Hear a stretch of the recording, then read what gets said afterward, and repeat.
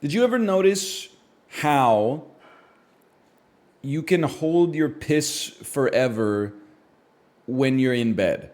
But as soon as you're like, I'm getting up, your bladder is like, fucking get this out of me immediately or you're gonna pee your pants. There's only one explanation. Scientists in the 1700s be like, there's only one explanation. The bed is eating your piss.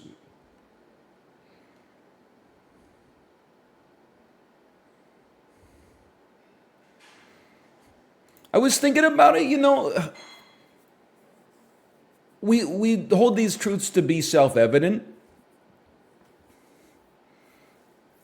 We are alive in the contemporary era. That's a truism. 30 years ago when you were alive, it was the contemporary era. 30 years from now when you're alive, it's the contemporary era.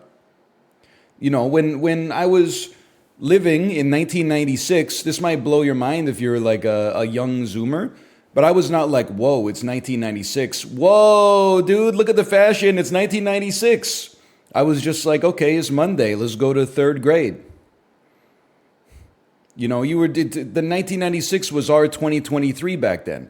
But what I was thinking about is like, imagine you're like a scientist that had a competing theory of evolution with Charles Darwin, but then you like died before Charles Darwin got his flowers. You know what I mean?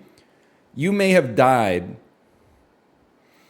thinking that you and Charles Darwin were like on the same level, and then you don't even know that like 200 years later, your name is like a euphemism for being stupid. Isn't that funny? It's like the inverted version of the guy who invented lead paint. People were like, thank you, he died a hero. Thank you for making it way less likely for our houses to burn down. Thank you so much. Meanwhile, we got like the opposite is like Jean-Sébastien Lamarck is like, I die as one of the two eminent scientists in my domain. Dude's looking down on us from heaven right now like, no, no.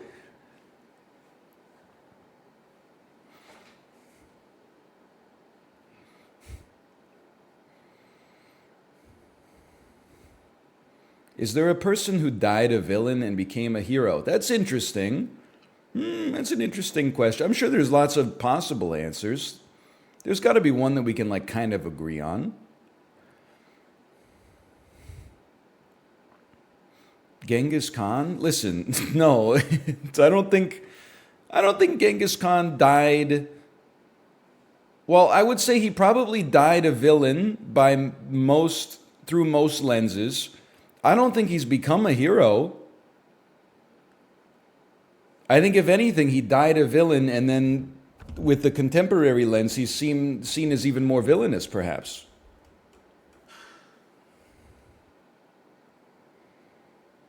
Was that true, by the way? I saw a post on X, and I don't know if this is, whether it's true or not. It's not like I was like, hey, let me Snopes this. I laughed at it, and thus I was like, I don't care if it's real, okay? It was like top 10 most tragic celebrity pet deaths.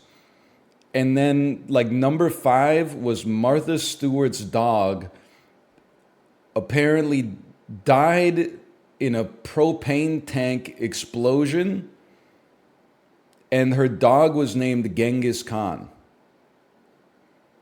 Is this real?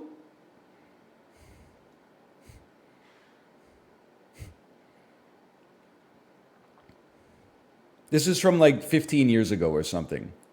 What's funny about it? Why the hell did she have a dog named Genghis Khan? This kind of messed up.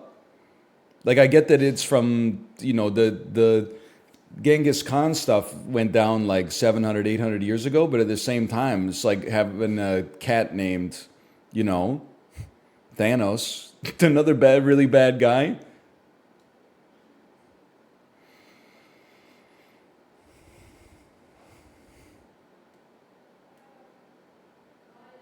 Oh, 1 second, I'm being called.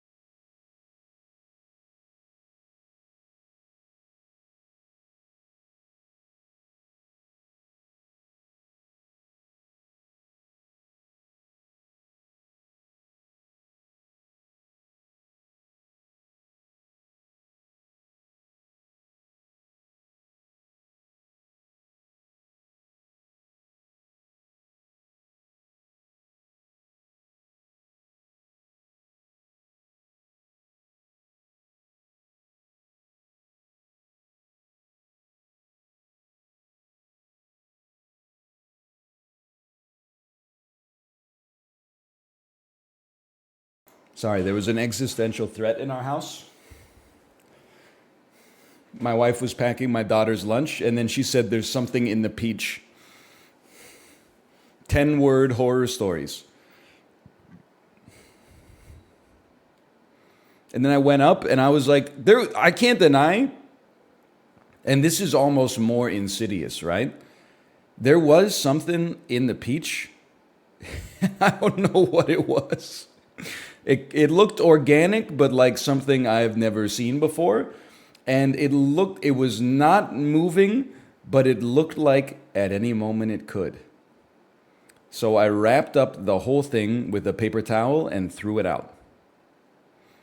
So I don't know what's going on with that.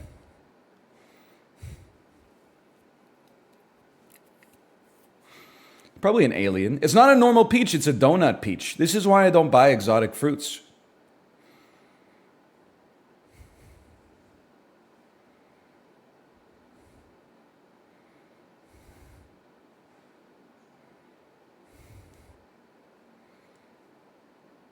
Listen, I'm still telling it. Are we just glossing over the fact that Martha Stewart named her dog Genghis Khan?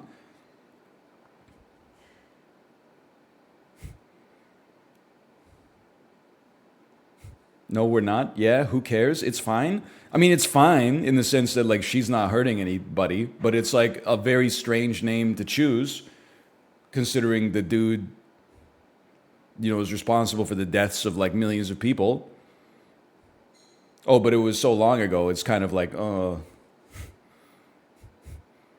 still mad about that? You're still. I'm not mad about it. It's just it. I guess of all the names she could have chosen, why would she choose Genghis Khan? She could have just called him like Fido or something. She said, "No, man, Genghis Khan." I guess I can't really talk. I had a pet hamster as a kid named Ashurbanipal. Named what? Ashurbanipal, one of the most militant leaders of the Assyrians. Listen to a podcast sometime.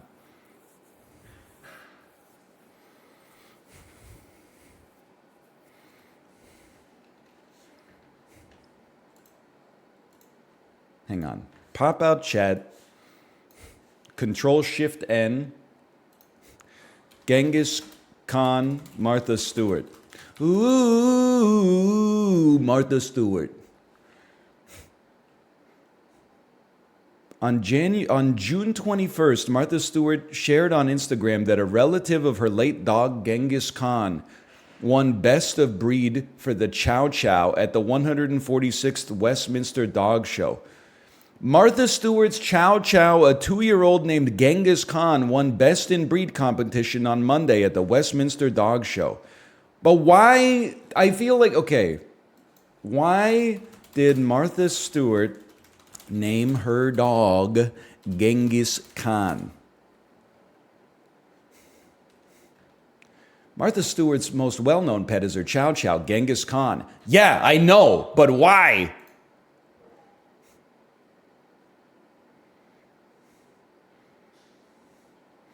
She has 2 Chow Chows named Emperor Han and Empress Chin. Come on, lady, what are you doing? What is she? You're gonna. I know she's 80. She's gonna get canceled. She's an ex-convict. Come on.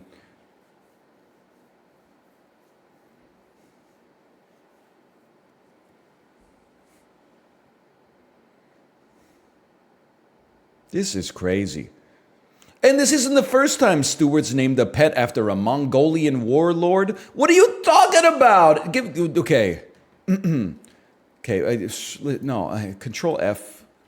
End this. No, Daily Mail. You don't get to show me notifications. Warlord. Okay, I'm scrolling. They're not letting me scroll. Okay.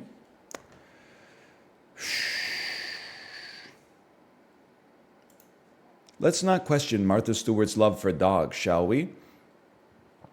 As you may have heard, Martha Stewart's new chow puppy Genghis Khan, whom she adopted after the tragic death of her previous chow, Kubla Khan, Paw Paw Chow Chow Chow.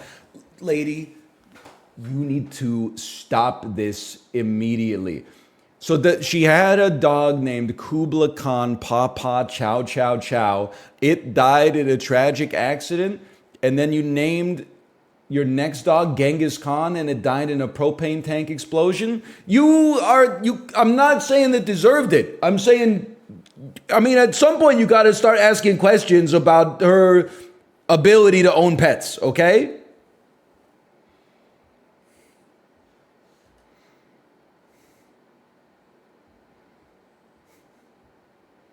This is crazy.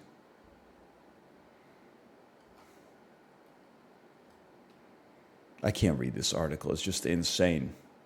Our favorite comment from Martha Stewart's blog comes from a cat. Writes Precious, I am a kitty, but because you are both so adorable, I will read your dog blog. Please tell your mommy she's looking especially beautiful these days. Is it a new hairstyle? See if you can find her secret. My mommy would really like to know. Can you imagine being the person with the brain who compelled him to write this stuff? This is crazy to me. But let's not let it distract from the fact Martha Stewart had a dog named Kubla Khan, Paw Paw Chow Chow Chow. It died, and hang on, I'm now looking into its death. I will not be. Continue reading. Martha Stewart's dog died. Try unlimited access to the Intelligencer for up to 60% off, starting at just $1.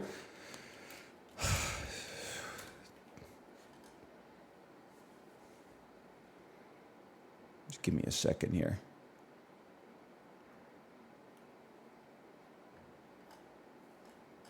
What is happening to the internet, man? Actually, this is from 2008. So never mind.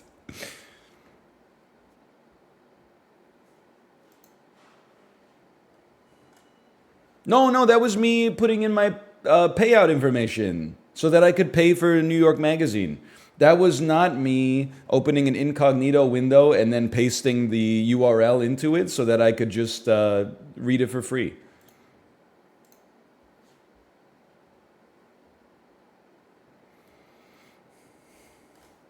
The writers, bro, this is from 2008, okay? They've been fired for like 10 years. They've already transitioned into another industry ages ago.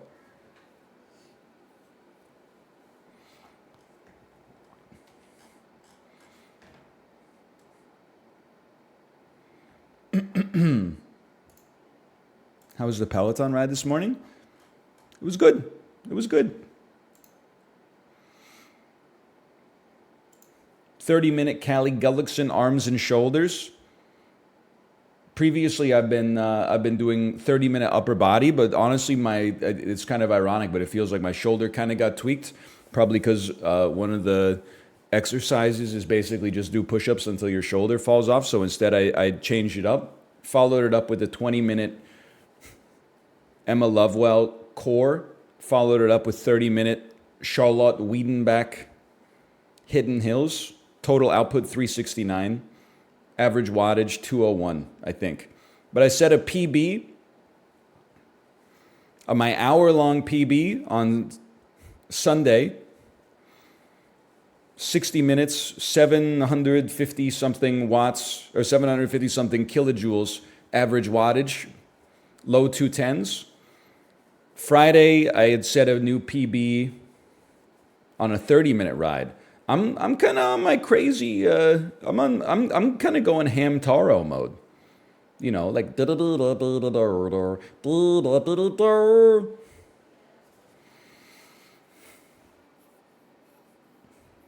I need to do. I think I could probably PB a 45-minute ride tomorrow, or on Thursday maybe. I got it all lined up. 45-minute Sam Yo Hidden Hills from 2 weeks ago. 27-minute long interval section in the middle. Oh baby. They don't really do that very often. Usually it's like 1 minute on, 1 minute off. Sam Yo said today we're going to work. And I respect that.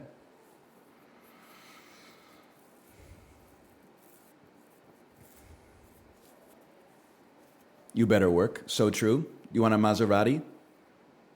You want a Bugatti? You better work, bitch. I know what you're saying.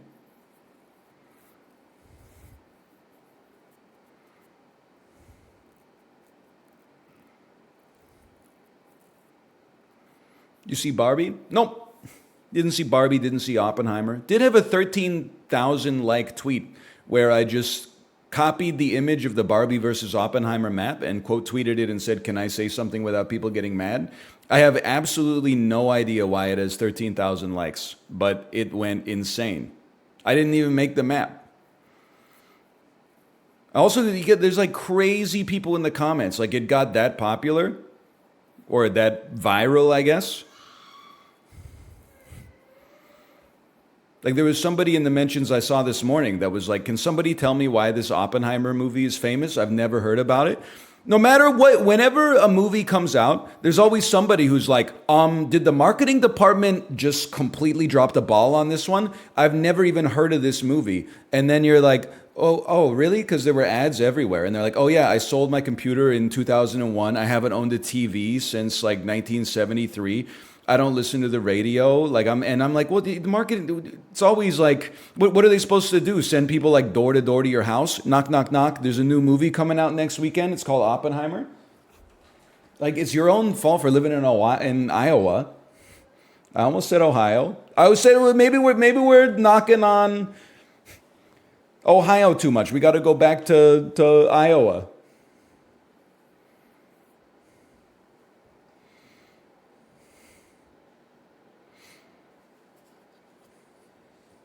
I think it's like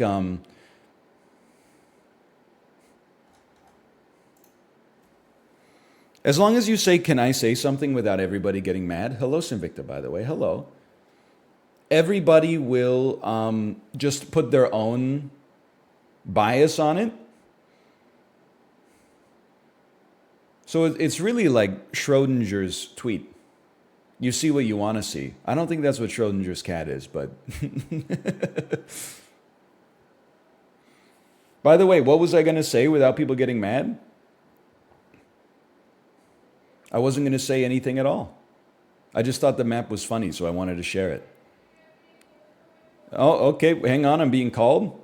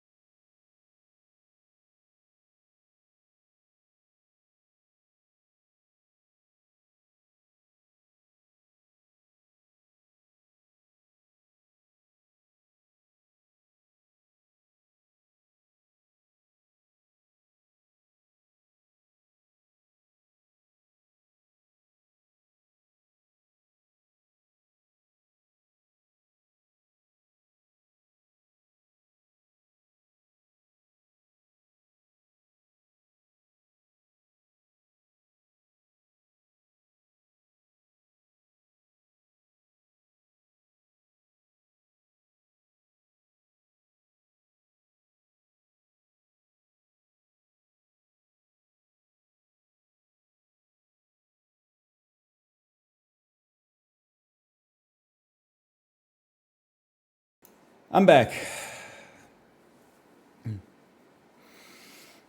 They were about to leave. My daughter realized she didn't have her Toy Story doll. Ran upstairs, got the Toy Story doll, brought it back down. She's wearing a parka because it's raining. She couldn't get her arms out of the parka in order to hold the doll. So then my wife had to get her arms out of the parka. Then I gave her the doll and I said, "Have a good day." And I locked the door. And then I got 10 steps away and then my wife knocked on the door and I opened it and she said, "Why did you lock the door?" And I said, "So people don't break into our house." And then she said, "Don't lock the door. We're still outside." And I said, "Okay." And then I said, "Have a good day."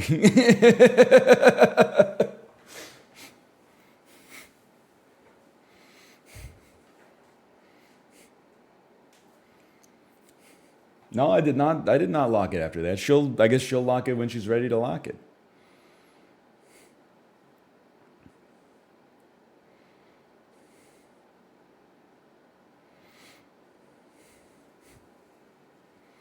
Would you love her if she was a worm? I would probably love her if she was a worm.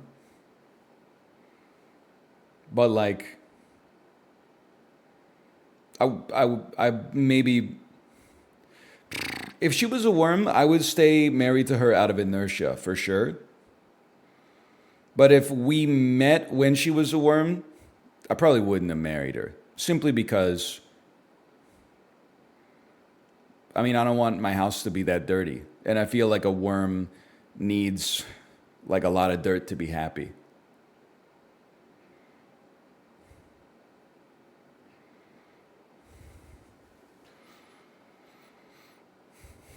It's not wormist. It's just me saying that I think I would be incompatible with a worm.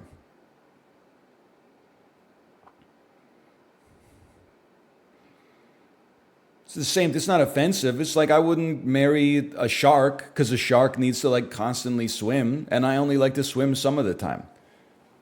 So I'm sure my ass would be like treading water, and then my shark wife would be like, "I gotta swim to breathe," and I'd be like, "Fine, go find yourself or whatever. I'll just be here like enjoying life."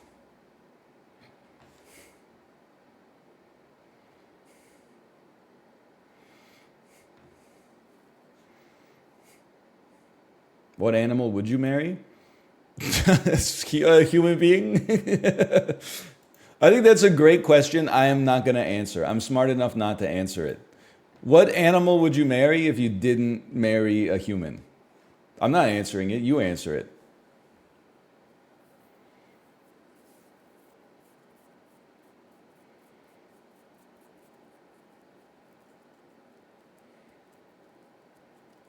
A cat? All right. Martha Stewart's dog? I would not get anywhere near Martha Stewart's dog. I'm not making light of this situation, okay? I'm just saying those dogs have a track record of dying in mysterious circumstances after being given problematic names.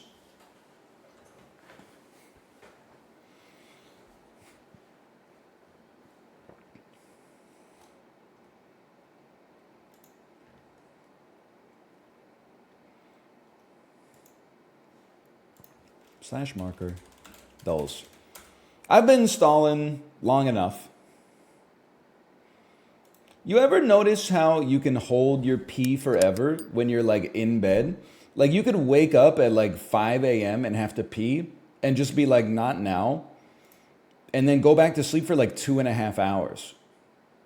Then when you wake up, if you don't go to the bathroom within 15 seconds upon waking up, your bladder is like, "I'm going to piss in your underwear." Like I wake up roughly at 6 a.m. every morning, okay? I'm not to brag. Sometimes I'll wake up at 6, have to pee a little bit, not much, and then go, "Nah, I'm going to snooze it." I get up at 6:20 and I'm like, leisurely roll out of bed, stretch a little bit. Then I go to the kitchen. I go to pour myself a cup of cold brew, and my bladder is like, if you pour that before you drain the lizard in the toilet, I'm going to pee all over the kitchen floor. It's like something switches in your brain as soon as, maybe it's gravity. Is it gravity? Is it easier to hold your pee if you're laying down versus standing up?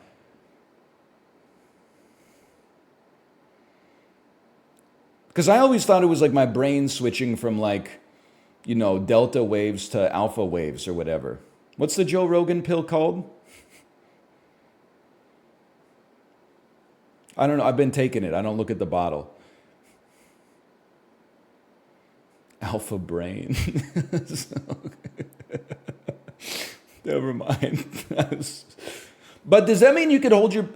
if I had to hold my wee for a wee, I would simply do a handstand.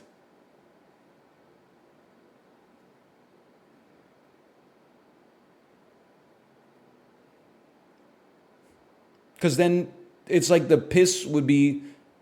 There'd be so much more room for piss, I guess is what I'm trying to say. How does that help?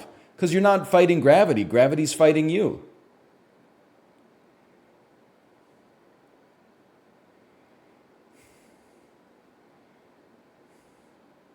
That's not how it works? What are you, like a fucking gymnast urologist?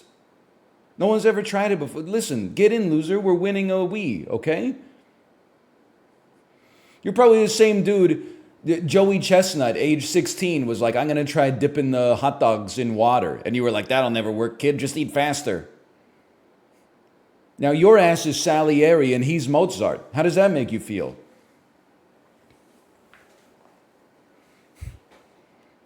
Whatever happened to Kobayashi, man?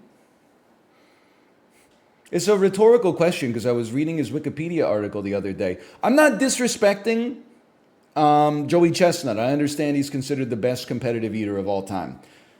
There was like a 4-year period where the only competitive eater anyone knew was Kobayashi.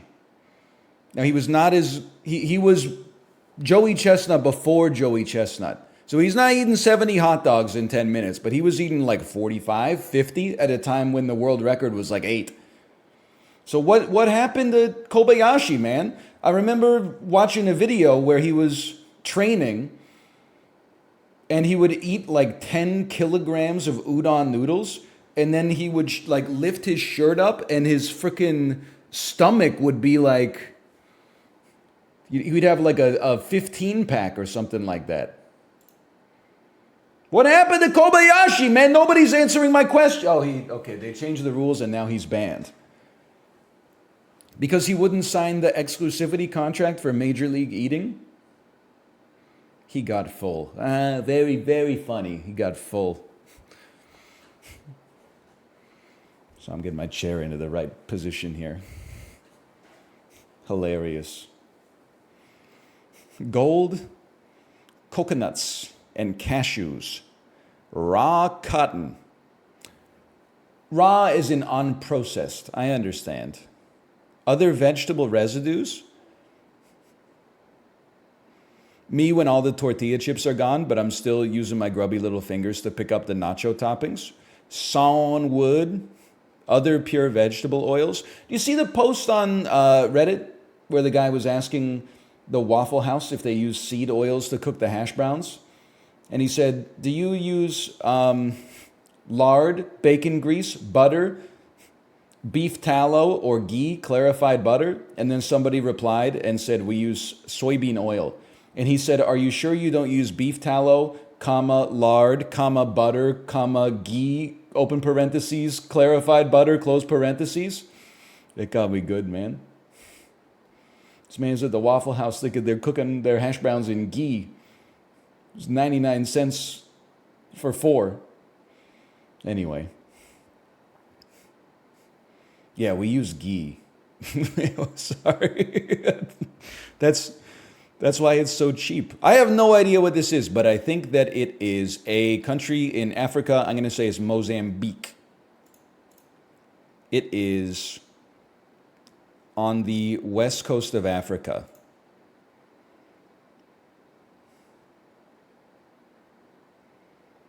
The northwest coast of Africa. I'm going to go out on a limb. I'm going to say this is Benin. Oh!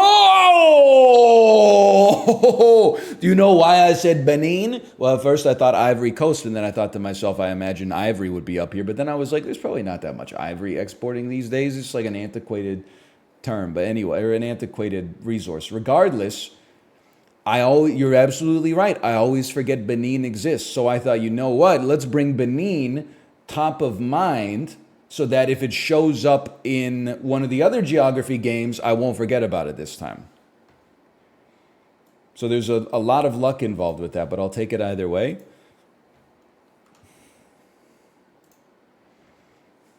People are like, how does Benin export $2 billion?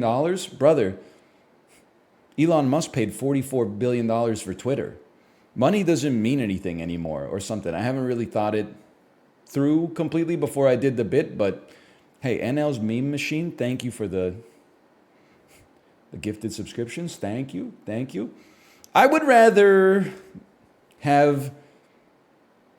capture 22 years of Benin's total exports than buy Twitter. That's just my 2 cents. Maybe they're not for sale. Maybe yes, maybe no.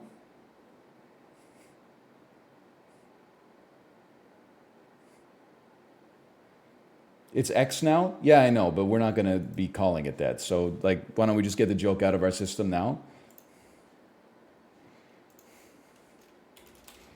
Benin. It is not Benin. You ever notice Benin kind of looks like a thing, like a Pez dispenser. Kind of looks like a Donald Duck Pez dispenser. I'm never going to forget it ever again.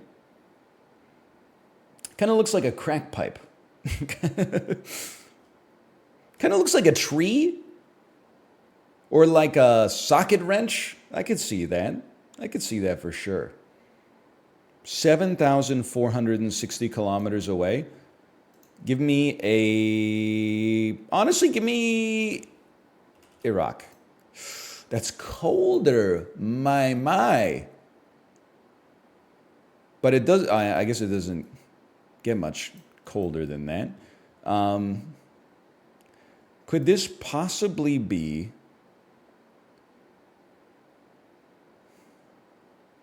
France? Oh, either that or it's across the ocean. 6,000 kilometers from France. Okay, this shit is Canada. Oh, 2,000 kilometers from Canada. I'm going to say that it's Mexico. 1,500 kilometers from Mexico, you piece of crap. What the heck is going on? What is this? Oh, Martinique, of course, the French island of Martinique. But then it was still 4,000 kilometers away from France. Maybe they're counting the mainland. Now, you are Haiti and the Dominican Republic. I'm going to try, give me a little Haiti here. It's adjacent to the answer. Well, then it's the Dominican Republic, brother. Look at that. He's crazy. What did we get? That was 7. Average guess is 7.6.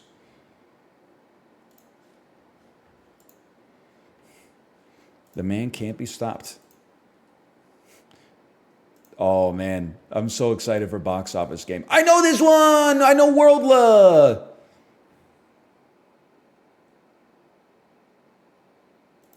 This is a Southeast Asian country. I know it. I don't know. I think you're Thailand, but we'll find out. He's crazy. Okay. I knew it was a Southeast Asian country. That's too easy. What do you want him to do, motherfucker? Like redraw the borders so it looks weirder? Like shuffle it up every year?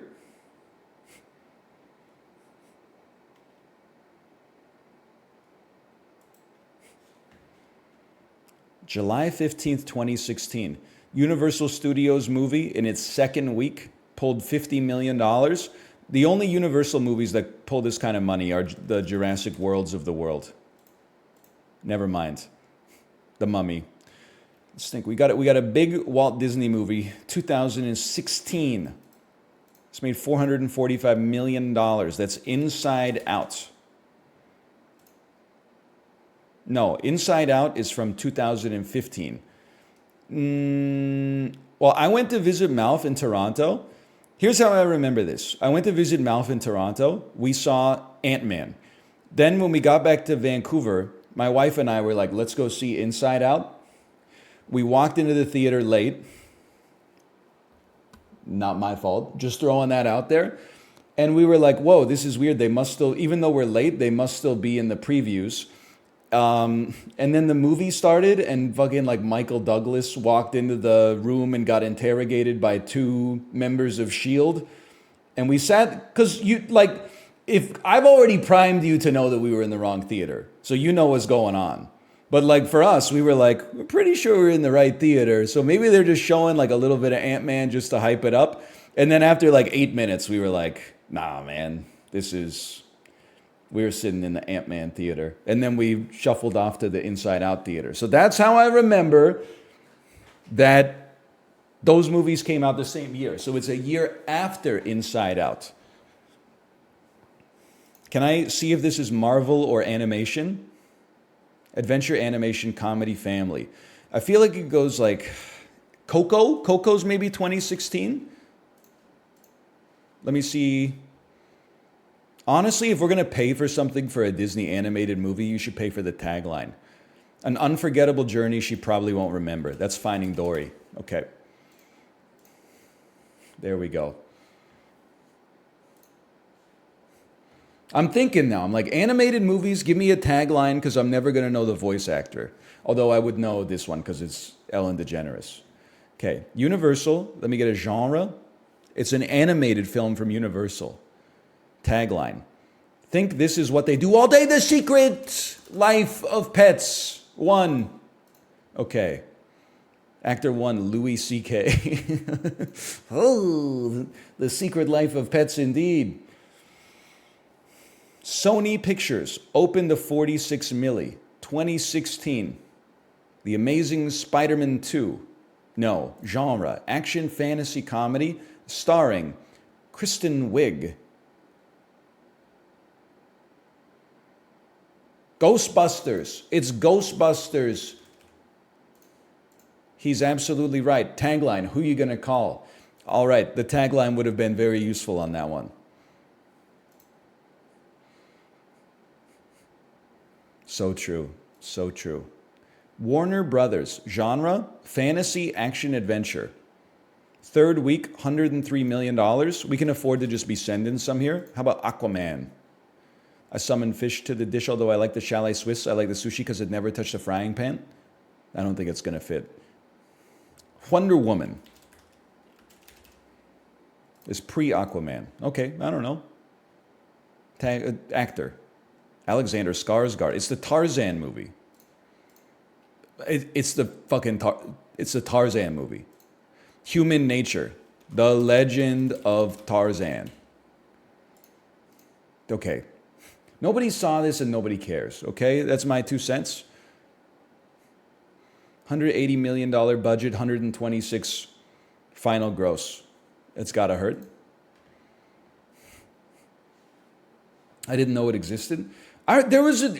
Listen, the theaters are like always fucked forever. And I get it. I'm not trying to say that like it's there. I think that there's a bias to think that things are always worse than they've ever been. And definitely like post 2016 for a while, it was like the only thing that went hard at the box office was fucking like sequels, franchises, Marvel movies, etc., etc. But there was a period in like the early to mid 2010s where every week it was a fucking, hey, we remade like a 10 out of 10 movie from 1940 in 2014. We took a 10 out of 10 that broke new ground. We invented a new kind of camera to shoot it in 1930s Los Angeles. And we just remade it with like Alexander Skarsgård, and it's a 2 out of 10. It's got 11% on Rotten Tomatoes. They made a remake of Ben-Hur. They remade The Thing, even though it was a prequel, it was exactly the same. Don't even get me started on the American version of Old Boy, Conan the Barbarian, Total Recall, RoboCop. There was no reason for it.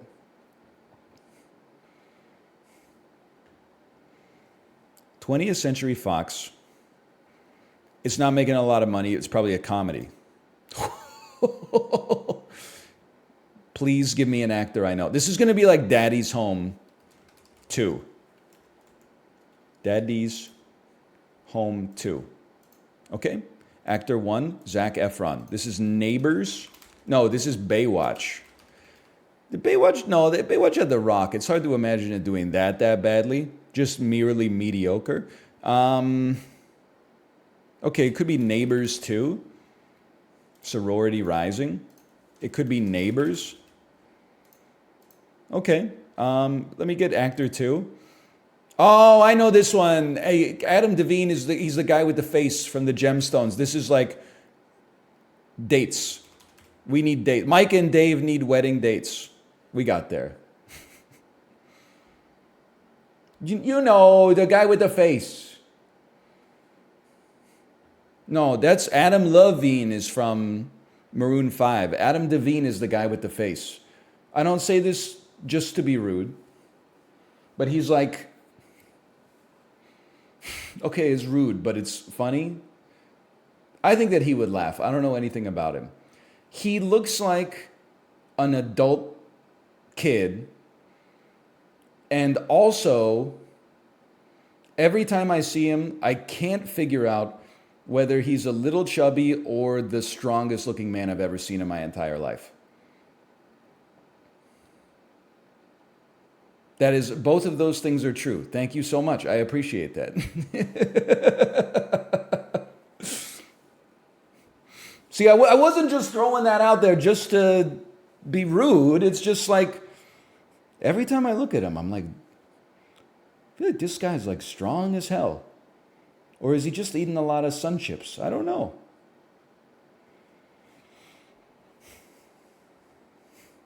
He's kind of funny. I feel like I always, whenever I see him in something, I'm always like, he's funny, and the thing that he's in fucking sucks, dude. Fucking sucks ass. Note to the editors, I have not seen Workaholics. And Righteous Gemstones is pretty good. I'll give you that one. But like, I mean, this guy was in Modern Family. Season 8. Ooh. Ooh. I'm not talking about season 2. When we were all stupider and the show was still like kind of okay. Anyway, what was our percentile today? Did somebody see the stats on that one? 61? I'll take that. Cine to Nerdle.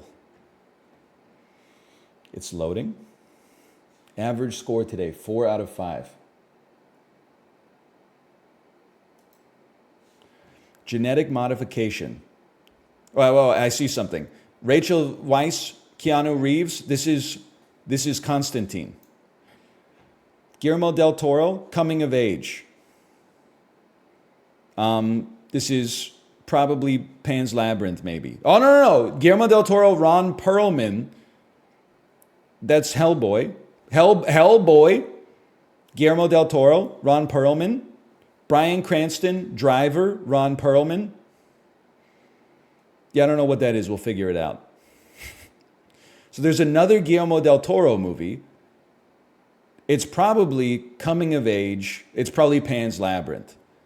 And then we've got, I'm assuming, Boyhood right there, which is not about genetic modification, if I had to guess. Keanu Reeves, Cockroaches is not Constantine. Exorcist, that's Constantine. Boyhood, I'm going to assume that that's a coming of age film. There we go. Guillermo del Disease, genetic what have I done? I solved it without even knowing what I'm doing. Okay, so this is Drive. I got you on that one. Cockroaches, Disease, genetic modification, Guillermo del Toro. It's The Shape of Water. This is Boyhood. This is Constantine. This is Hellboy. It is not The Shape of Water. It is Mimic. I was going to say, because I have not, I mean, I saw The Shape of Water, and it pulled on my heartstrings. I definitely cried a little bit. I was like, I'm pretty sure there's no cockroaches in that movie.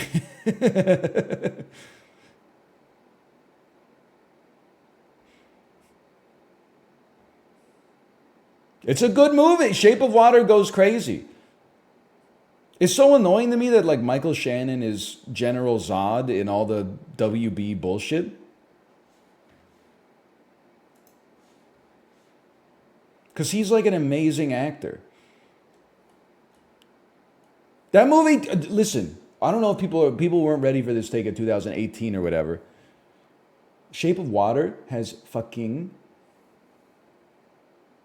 Michael Shannon. I'm counting on my fingers. Michael Shannon, Michael Stuhlbarg, and Richard Jenkins. It's got three of the greatest character actors of our time. People watch it and said, the fish fucks. You don't understand. The fish is an allegory for being ugly, okay? And still fucking. Which is something that you should all aspire to, if not relate to.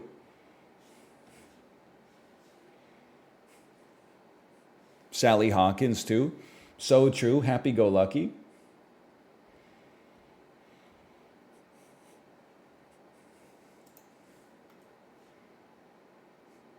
Who directed Happy-Go-Lucky? Is that Mike Lee? Is that Mike Lee? Hang on, I'm going... Not Spike Lee. Is it Mike Lay?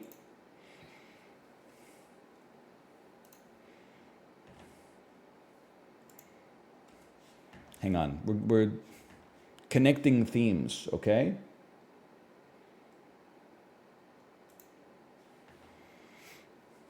Movies with water. Waterworld. The Little Mermaid. Whatever.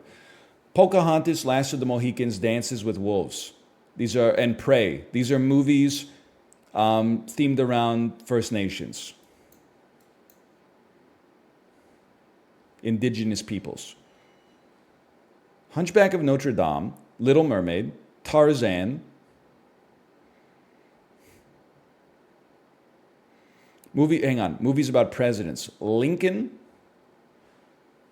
Tarzan, Lincoln, JFK, Oliver Stone, Dances with Wolves, movies with Kevin Costner, Waterworld, Dances with Wolves, Field of Dreams, JFK.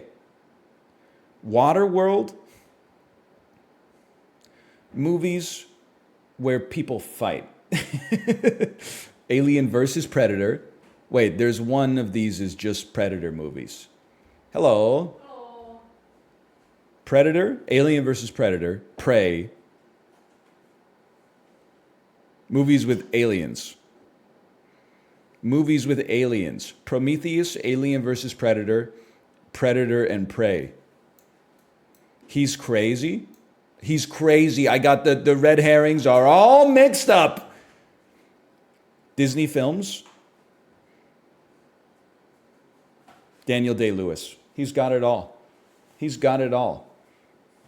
Ever tell you, so on the Disney cruises, they do like musicals and they sing Disney songs, many of which I'm unfamiliar with because I didn't see that many Disney movies like post Aladdin until the rise of Pixar, which is like, for me, is like WALL-E's release in 2008. Every time I always laugh that there's some poor dude that has to be Quasimodo. I don't know if like I feel bad. They got this Tarzan. He goes out and he swings on a vine. He's got no shirt on. He's got a 10-pack. Every lady in the audience goes, woo! And then Quasimodo comes out and is holding on to like a pillar. And he's like, out there. And everyone in the audience is like, this poor ugly motherfucker. He's too ugly to live in France in the medieval era. I always want to see the dude who's playing Quasimodo. Because I'm sure he's not even ugly. He's probably like more handsome than the average person that's on the cruise. But still.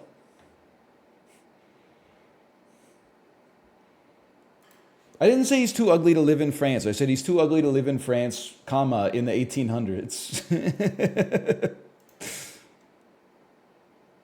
There's a difference, okay? I also did not say cruise folks are ugly, but that is one of the greatest ways to find out who has won the last 10 Fiesta Bowls in college football. The assassination of Jesse James by the coward Robert Ford to Magic Mike's last dance.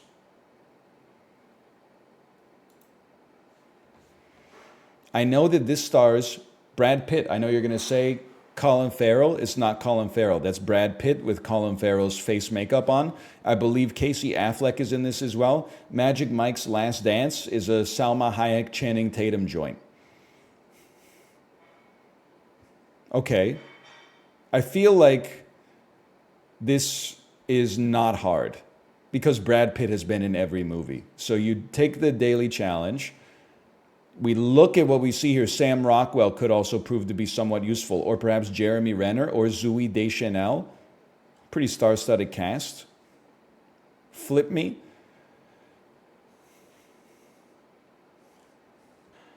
What happened? This is just listen. I want to glance at chat to see the reaction to this. What happened to Magic Mike? I haven't seen them, but Magic Mike 1 was like an ensemble cast. It was a surprise hit. Magic Mike 2 did pretty well at the box office. Magic Mike 3, Channing Tatum, Salma Hayek, and then, I mean, no disrespect to any of these people, but who are you? Who are you? I mean, I know Joe Manganiello because he just got divorced from Sofia Vergara. I know Kevin Nash because he's in the WCW. Now we're trying to connect to Brad Pitt. Here, this would be the funniest way to do it, in my opinion. You go Kevin Nash, then take Kevin Nash to the Waterboy. Kevin Nash was not in the Waterboy. Okay, this is going to be an issue. I've made a mistake. Why don't you scroll me? He's in like Ready to Rumble or something. Apparently he's in Magic Mike 1. Who would have thought? He's been in a lot of stuff. I love that for him. He's been in a lot of movies. I didn't know he was that prodigious. The Longest Yard. Okay, yeah. That's what I'm looking for. An ensemble film. I didn't know James Cromwell was in this. Let me guess. He plays the prison warden. And then where are we going on this one? We're trying to get to Brad Pitt or Zooey Deschanel or Casey Affleck or I don't remember. Brad Pitt. It's insane for me to think that Brad Pitt has not been in a movie with Adam Sandler. Brad Pitt, you've been in a movie with Adam Sandler, right? Right? What's Brad Pitt been in? He's been in the Ocean's movies. He's been in some stuff. He's in Once Upon a Time in Hollywood. Rob Schneider and Brad Pitt ever been in a movie together? Excuse me, this is not Big Boy. I don't know who this is, but this is not Big Boy. Next, you're going to tell me that this is Andre 3000.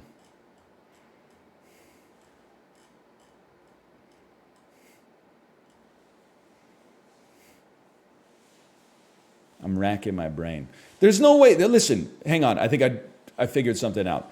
William Fichtner has been in every crime movie ever made. So take me like, it's not going to be the most efficient way, and that's okay. Mr. and Mrs. Smith, Brad Pitt, the assassination of Jesse James. Total distance 3, shortest possible 2. It's that simple. Brad Pitt, Bullet Train, Channing Tatum. That's actually a very gettable 2. I saw Bullet Train is like, I'm not messing with you, except for stuff that my daughter watches on Disney Plus.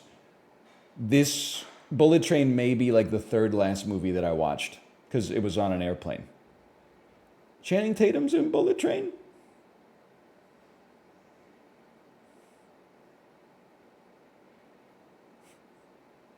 He just shows up. He's just a side guy. He's just a guy. Oh, all right. It's great. I thought Bullet Train was fun. It's like the kind of 7 out of 10 that you're not like disappointed you saw. Like if I watched The Post and I would like leave the theater and be like, yeah, it was like a 7 out of 10, but I would have rather just like eaten lunch and taken a walk or something like that. This is a 7 out of 10 that at least you leave the movie theater with like a smile on your face or something. It does have Michael Shannon in it. That's, dude, today's theme is Michael Shannon. I don't like Brad Pitt. Okay, whatever.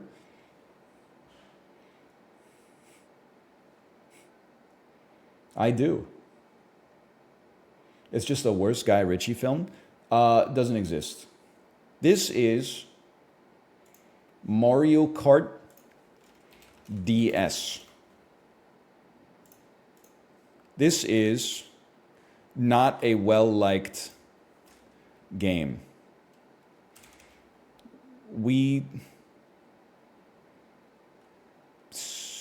My opinion of it's Big Brain Academy, we degree.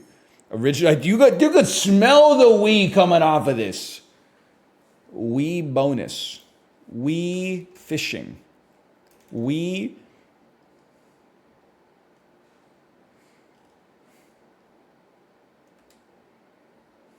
You know it's going to be Wii something. Wii chess. It's not Wii fit.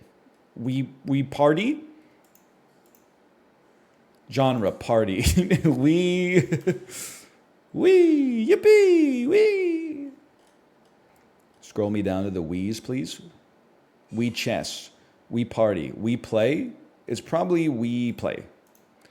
You nailed it. It's Wii play.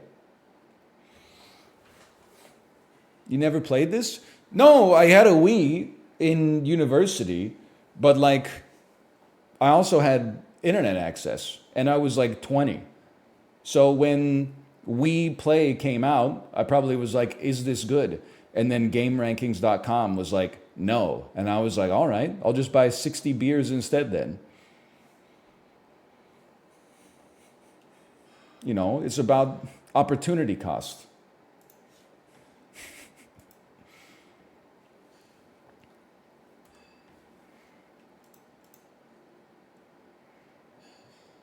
Gaindle.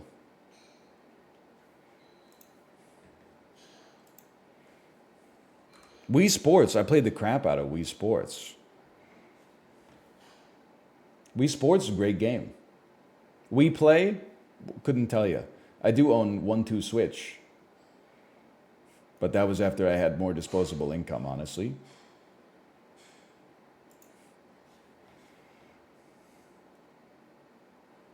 I don't know this.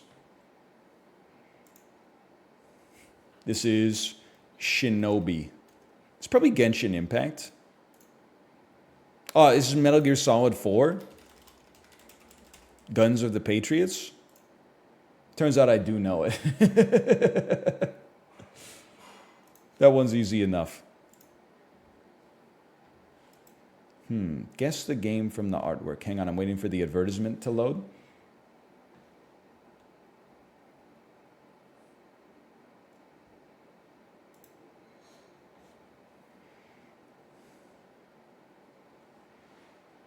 This is Dead by Daylight.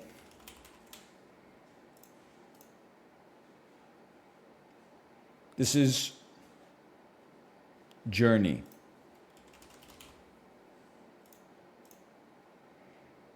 This is Blasphemous. Or Bloodstained. Blasphemous? Bloodstained? Bloodstained. Ritual of the Night.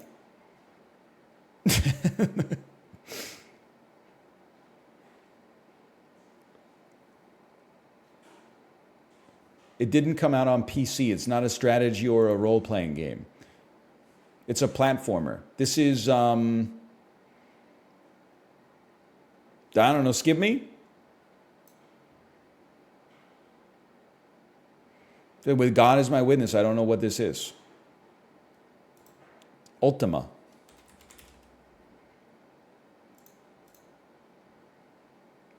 Heroes of Might and Magic 5? What? I had no idea. It's a POG game. No disrespect to anybody who loves this game. I knew one person my entire life who even knew what Heroes of Might and Magic was.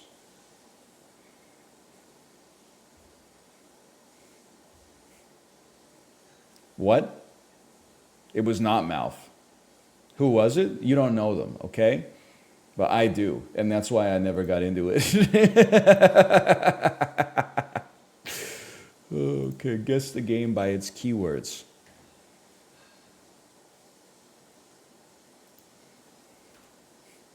You're missing out?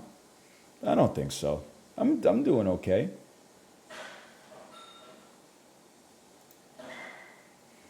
Bird, law, war, crime, death.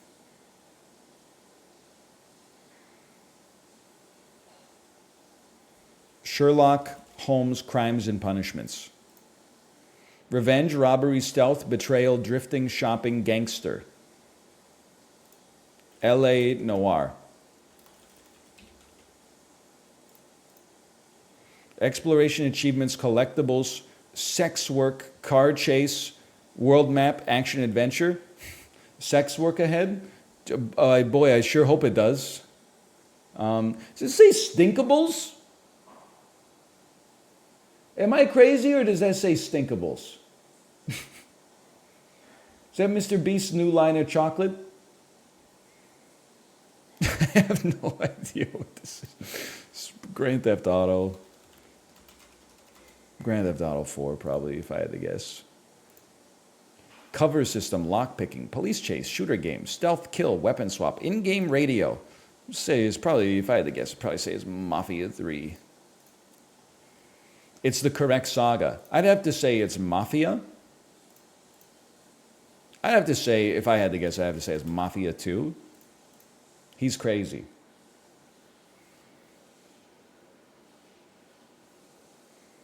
From 2010, Mafia 2. You know who loves Mafia?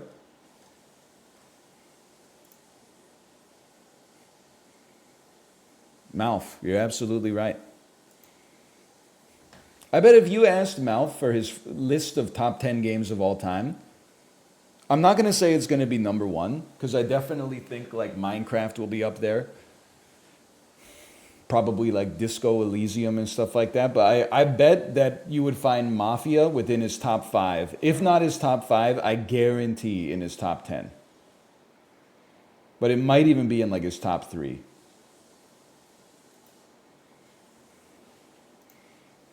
Mafia 2. More recent than 2010. It's probably not going to be Mafia 3 though, I'll give you that much. It's not even a third-person game. It's probably Halo, the Master Chief Collection. It's a first-person game.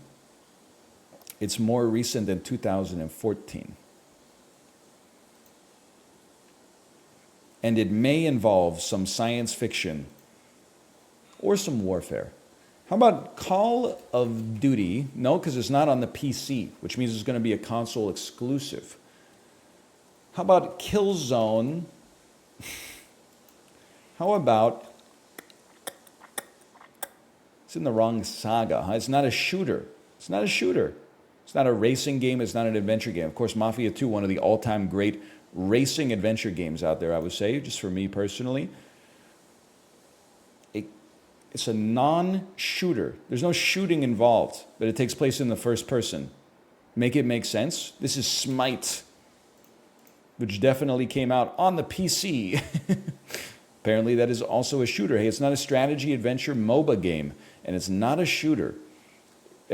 Could it be a science fiction fantasy? Could it be Escape from Tarkov? It's not a shooter, but it is made in the Unity engine. Okay, good to know. Hang on, a recent-ish game that takes place first person and isometric, maybe?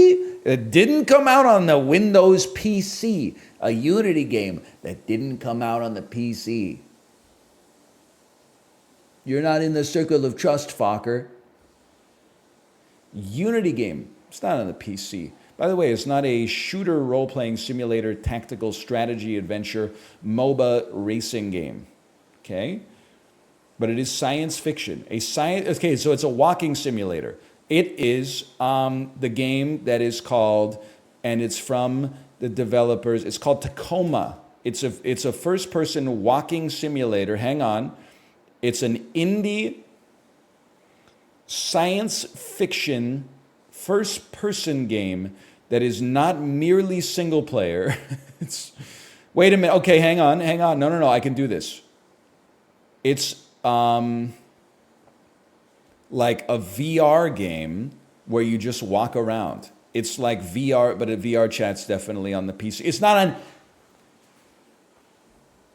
on Linux, Windows, Mac, PS4, Xbox One, Nintendo Switch, PS3, Xbox 360. It's not on anything. It's not out yet, okay? It's a Unity game that came out for... It's Returnal, but that's a shooter. It's that, you know what? Clue me. Single player, multiplayer. Indie, single player, multiplayer. Post 2017, didn't come out on any platform. Or maybe it came out on a handheld. Maybe it came out on the three-dimensional S. On Unity, a Unity game for the 3DS. Yeah, that makes perfect sense. PS5 could be an Xbox Series X exclusive, in which case I will not know it. I'm going to say this is Rick and Morty's 18 plus fuckfest. This is green Pokemon Leaf.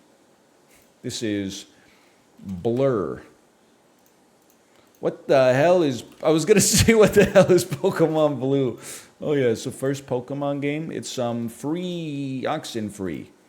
It's Beat Saber. That's tough, man. What are these platforms? Windows Mixed Reality. That's on PC. Steve VR, aka PC. PlayStation VR, aka PlayStation 4 PlayStation 4. Oculus Quest. I don't know. PlayStation VR is on a console though. This is a damn scam, man. It's a cash grab.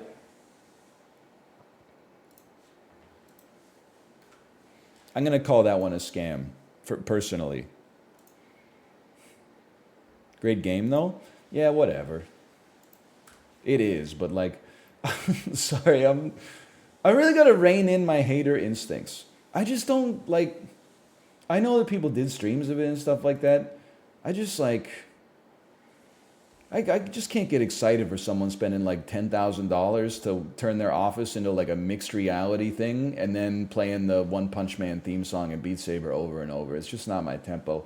Rather have just like four dudes sitting in armchairs talking, I guess. But maybe that's just because I'm old or whatever. The future of streaming is watching me use fake lightsabers to get a cardio workout in. P.S. Don't be parasocial. Enjoy this stream of just looking at my back for 120 minutes straight. Don't be parasocial.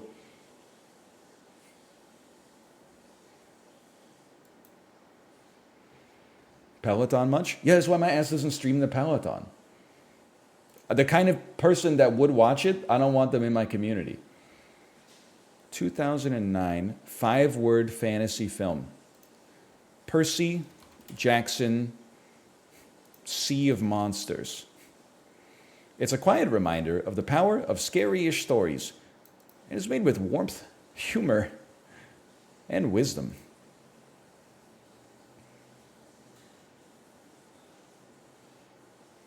That thing you do.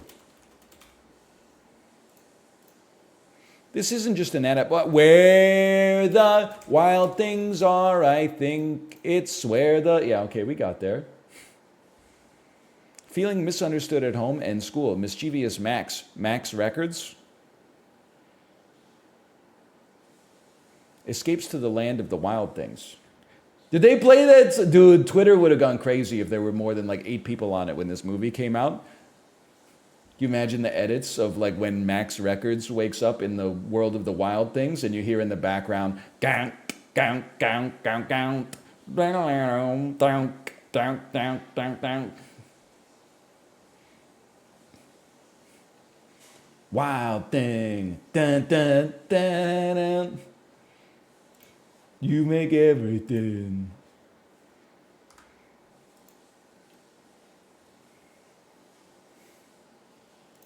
Grandpa, what was Twitter? It's called X now. Do you ever realize that you guys are the architects of your own misery? We've done all the X jokes already. The problem is that now tomorrow, someone's going to say a joke and be like, oh, you mean X? And then you're going to be like, oh, played out meme. Yeah, because you played it out. Just because somebody puts out a tray of like hors d'oeuvres, you don't have to go shoveling them all into your mouth. Like eat one, savor it, walk around the party, mingle a little bit. And if you're still hungry and the opportunity arises, take a bacon wrapped scallop, pop it in your mouth, and keep going on.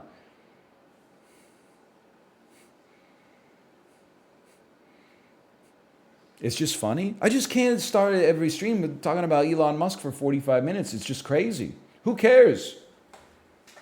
It happened. People already tweeted it to death yesterday. We don't need to cover it for like the next work week. You laugh at it, you say this guy's stupid, and you get over it. We talk about more interesting things. It always happens every Monday. You watch 12 hours of streamers on Saturday and Sunday that do TikTok reacts. Here's my 2-hour analysis of why throwing away $500 million in brand equity is a bad decision. Thank you for the subscription. Then you come here and you're like, let's beat a dead horse. No, we're resurrecting dead horses. We're reanimating corpses here. We're talking about how scientists in the 1700s would have derived the conclusion that because you can hold your piss ad infinitum in bed, but as soon as you stand up, you have to pee or your bladder will explode, they would have said that the only conclusion one could draw is that the bed eats your piss. Isn't that fun? There's something to think about there.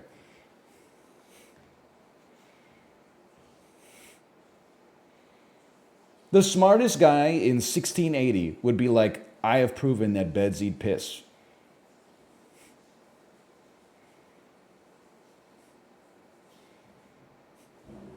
Subway is good if you just get a turkey sub with mustard and tomatoes. You have too much money. Give me your money.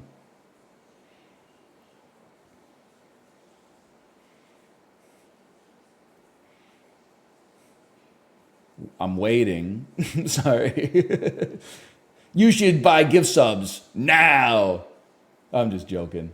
You do you if you want. It's it's just for me. I'm not saying the sandwich ain't tasty. I'm simply saying I'm not going to Subway for like a $14 turkey sandwich. Hey, thank you, librarian. Thank you. Much appreciated. Thank you. You do you. If you're okay with paying $14 Canadian for a turkey sandwich with tomato and mustard on it, then by all means, don't let me stop you. This is 2020. I'm joking. This is 1917. 1918, okay. The hell is this? Yeah, dogs. Yeah, dogs. Get your hot dogs here. Get your hot dogs. Did you see that Wrigley Field video about the dudes selling the different ways that the hot dog yackers yak? Yeah, dogs. Yeah, dogs. Cool. Ice. Cold. This one's for VIP Daniel. Beer. No? Anyway. This is a Steely Dan album.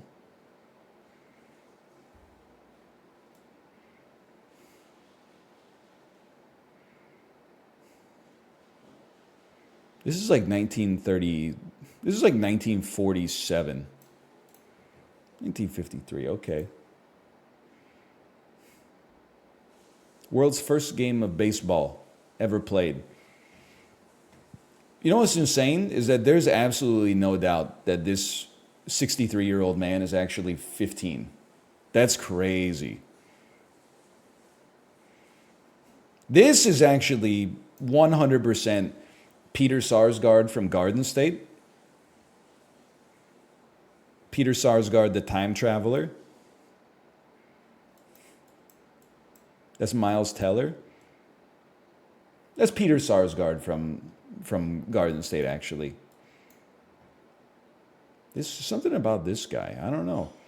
Also something about this guy. I'll tell you what, just seeing this face means this is pre-1939. Because nobody's rocking that mustache. Well, not many people are rocking that mustache afterwards. So,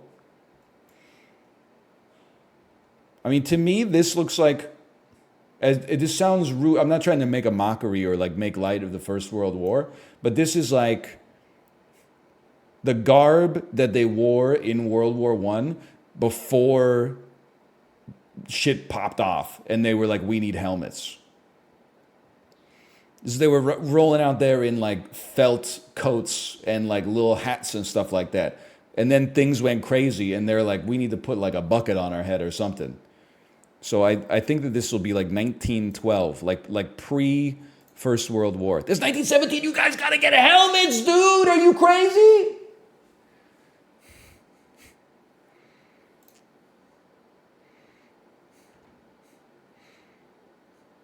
This looks like a photo that shows up at like the end of a movie where like previously there were no dudes in the photo, but coincidentally my house was haunted. But then by solving the mystery of these two ghosts, their spirits can rest and then their images return to the photo. And then it's like, that's part of the resolution of it. Like by solving their side quest, they're allowed to rest easy now. You know what I mean? I don't think I want all man's pure milk, personally. But I guess some people, give me like it's like a 1907, 1900 even. No.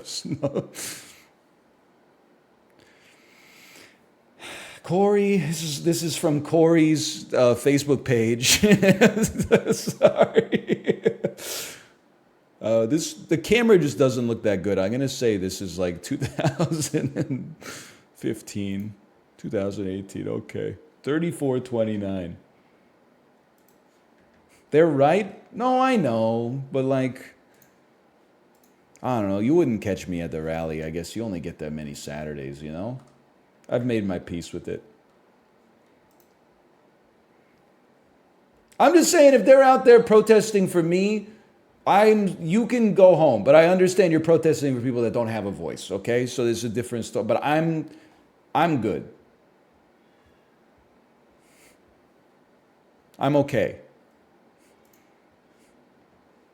Holy cow, what is this? How you know you can't afford the house. Clue number 1, presented by Derek Brandenburg, the 7th Earl of Duketon.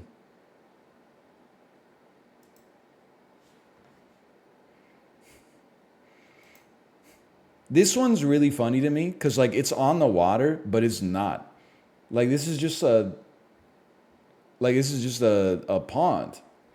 You can't take your boat out on that. There's no fish in there. Like what are you doing with that? You know what have you ever heard of chat, what is the term for the median length of time that water stays in, like a particular water molecule stays in a body of water? It's called like renewal time or something like that. Someone out here is going to be a lake scientist.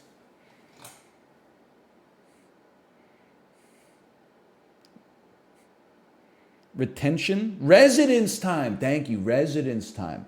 I was thinking about it. This is crazy, man. There's some bodies of water where like the outflow rate of the lake is so fast that basically any water molecule you touch, if you were to dip your toe in the lake, got there yesterday on average.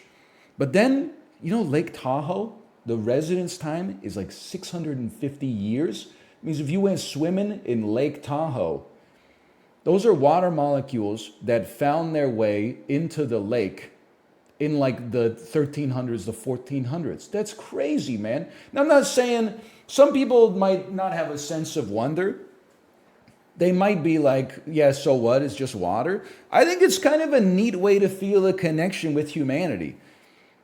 Immerse yourself in Lake Tahoe and then think of all the stuff that was going on 650 years ago when that water first found its way into the lake. I know it's not like that's when the lake filled up, but due to the cycling. It's kind of interesting to think about.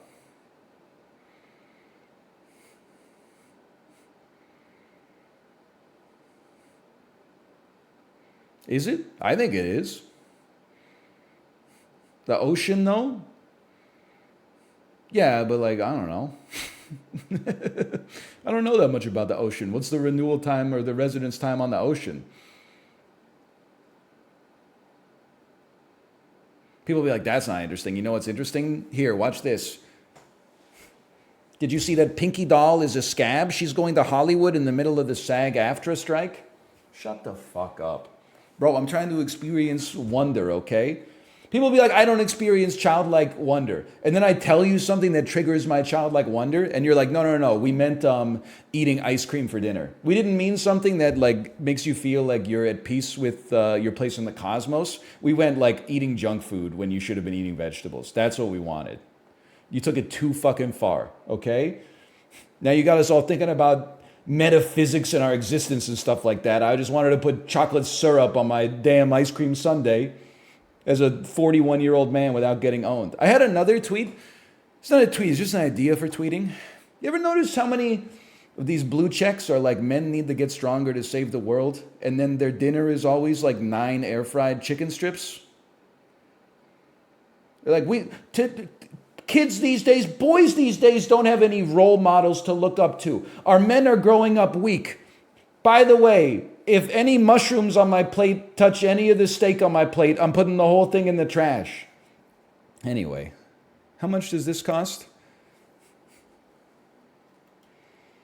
I'd re-X that. See, that's a good joke. Do not X-tweet me on X, okay? Especially if you're a private account. That's so annoying. See one quote tweet, click on it. Nothing to see here. Damn hater.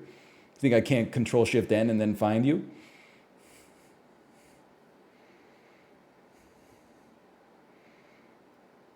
This house doesn't look right. Why is this so tall? Why does it look like a bookshelf? Let's say this is probably a $1.8 million house, unless it's in Georgia. West Fargo, North Dakota? Is this near Lansden? What's it called? It's nice, don't get me wrong. Lansford. West Fargo. I didn't know Fargo had a West. That was too high, right? Give me the $950,000. Too low. 5,400 square feet.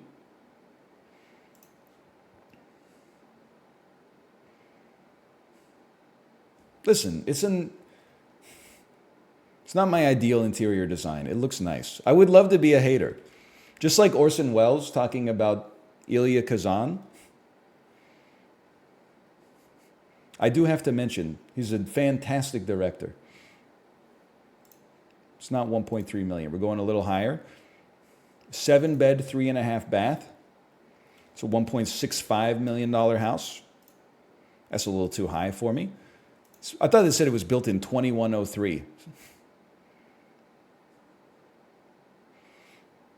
I'm sorry to say this, because again, I'm not beating my inner child is dead allegations.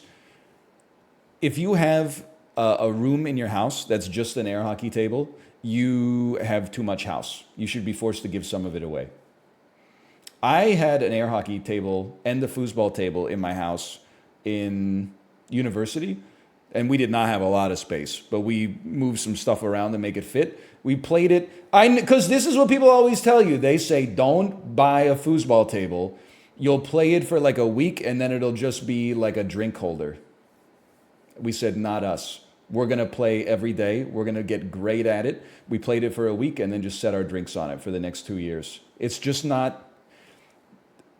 I don't want to blow up like the leisure bubble here, but the part of the main value of air hockey and foosball tables are the fact that you don't see them everywhere. They have a limited supply, so when you see them, you're like, oh, I could really go for a game of this right now.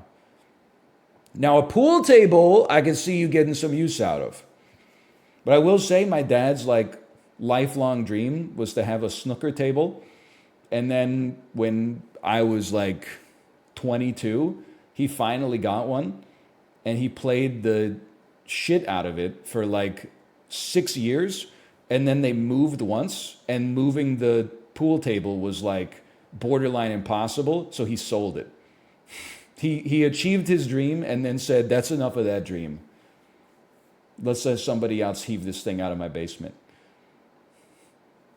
That's not a no situation. He had had enough. It wasn't like under duress. He was like, you know what?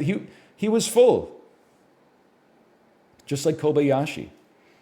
Anyway, was this, I don't know, 1 point, what was my last guess? Who cares? We're just looking at this. $1.6 million. That's too high as well. Custom level fucking... This is where we watch Yellowstone. Okay, whatever, idiot.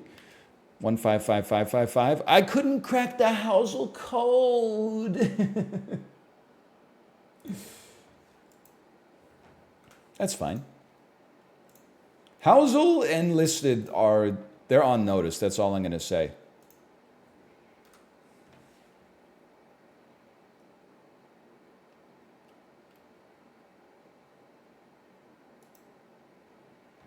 I went to a fight and a freaking soccer game broke out. Birmingham versus Leeds United. England, I'm just sorry. I'm never going to take any flack about the Vancouver Stanley Cup riots from anyone from England. Obviously, I'm not going to take it from anyone from America. But after seeing this picture, I'm not taking any flack from any British people about the Vancouver riots, okay? +2, that was funny. It's not funny to me. I'm telling, this is the truth. All right, well, I'm going to say that this is either, the home team is Birmingham, so I'm going to put us in Birmingham. Probably at the Hyatt Regency, if I had to guess. And then, and this looks like the 60s to me. People are wearing 60s fashion.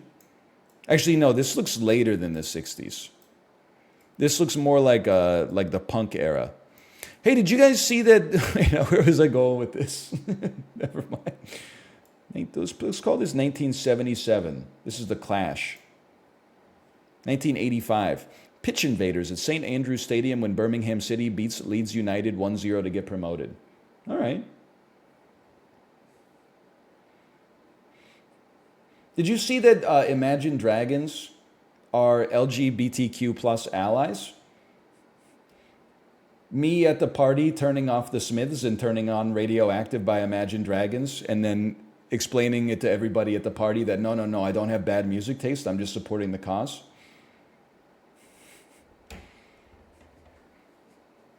Listen, I would love it if it was flipped. Because the Smiths music, and I guess I'm mostly talking about Morrissey in terms of the problematic nature, but the Smiths music is really good, and the Imagine Dragons music is not to my liking.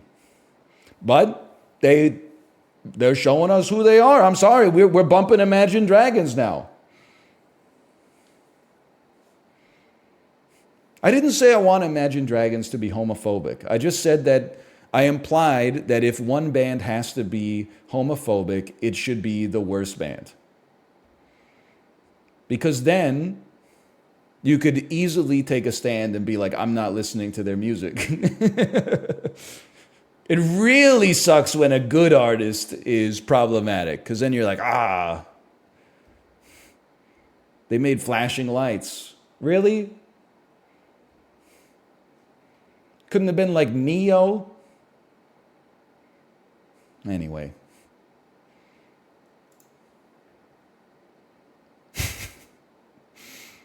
He's wearing a Rick and Morty shirt, man. What the hell is this?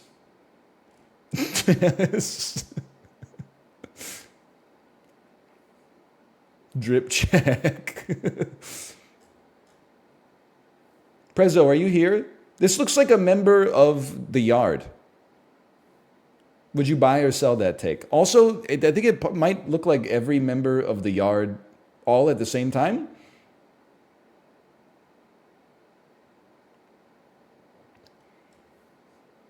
Like, I feel like I can definitely see a little Lud in here. I can definitely see a little slime in here.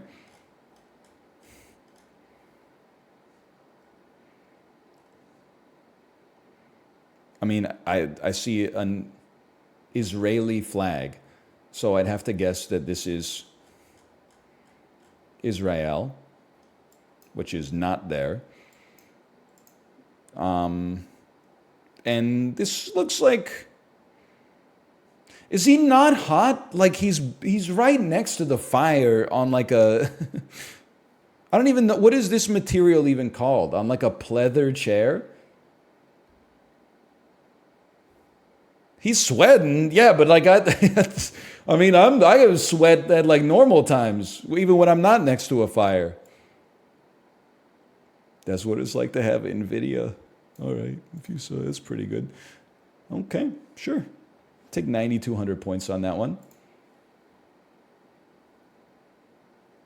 This is the filming of Indiana Jones. This, to me, this is the Rock of Gibraltar. And these airplanes are from roughly the Second World War. So I'm going to say that this is probably... Well, listen... this is just like an abridged history lesson. Circa like 1942, I don't know if England was projecting too much power out here to Gibraltar. They weren't in a good place. So this could be post D-Day Allied invasion of Western Europe, or it could be post-war. Because, like, I don't know, do they look like they're chilling? I would say they don't really look like they're chilling. All the men are in uniform. Maybe like when you're at war, you're just like, I don't know, you're kind of like permanently unchilled, but you're not always like running and shouting constantly. I guess you got to have some downtime. I'm going to say this is post-war. This is like 1946. It's 1942. All right. Maybe this is, can I get some history lessons on this one? This must be like pre-Dunkirk, right? Is my assumption that after Dunkirk, England was like, we're staying here for a minute in England. This is post-Dunkirk? But how did they get to Gibraltar?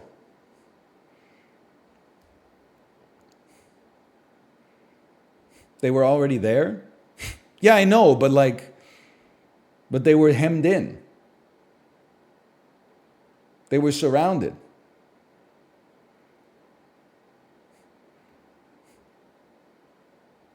But the Navy? Yeah, but it's a plane. I'm confused. Gibraltar is British. No, I know, but like, you know, Dunkirk happens. They push, you know, the English soldiers make their way back to England. And then it was like just a year and a half or 2 years of like the Blitz, right?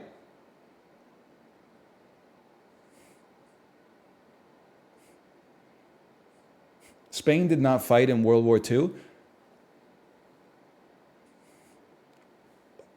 So what? I'm just saying, weren't they? Listen, if my house was surrounded by tanks right now, you would probably be like, how'd you get that shit from the grocery store? And I'd be like, the grocery store is not at war. I'd be like, yeah, motherfucker, but to get there, you gotta sneak past a Panzer. Bro, just stop. Stop what? Asking questions and then you don't know the answer, so you just type like you're stupid? Why don't you type the answer? Because you don't know it either.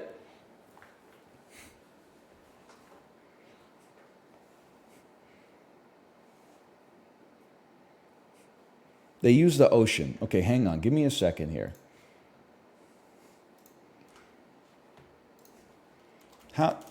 History of Gibraltar, World War II.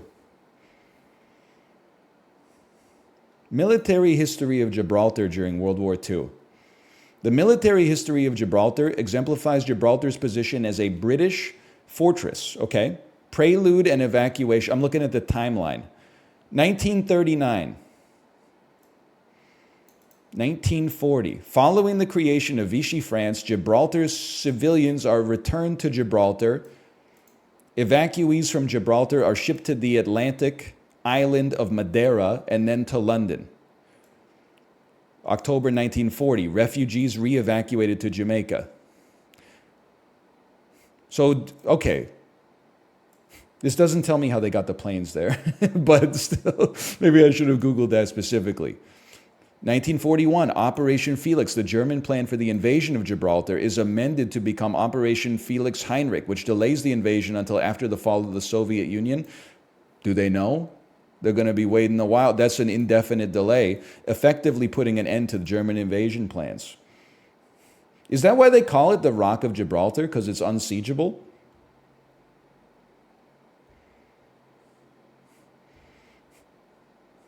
Airplanes fly? Yeah, but they lost air superiority. No, it's because of the rock. All right, whatever.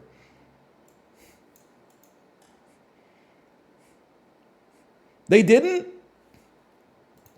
Who had air superiority in World War II, 1940? Hang on.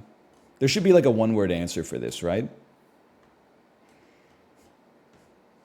Who had air superiority in World War II? The Allies. Yeah, but specifically at the Channel, but not over the Atlantic. Okay, thank you, thank you. That makes way more sense.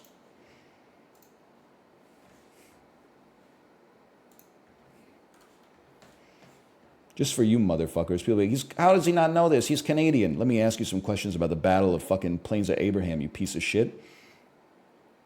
Who died during the Battle of the Plains of Abraham? Bill Hudson or Louis Riel?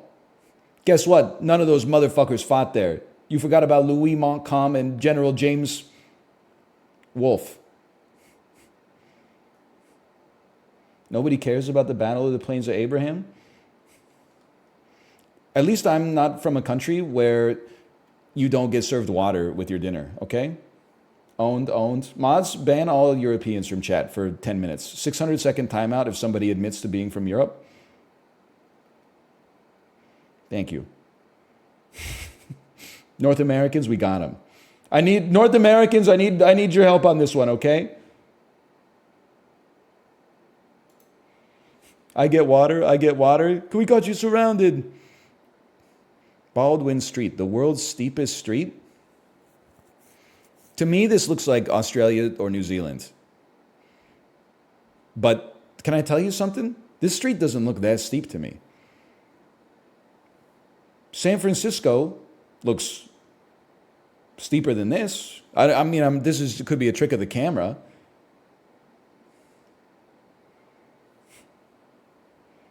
It's literally the world's steepest. Okay, you know what? F11, we're learning a lot today. World's steepest street. Baldwin Street. In 1987, okay, now I know where it is. It's in New Zealand. I shouldn't have done that. Okay, well, honestly, listen. When you look at this picture, now I get it. It's just an optical illusion. That is steep.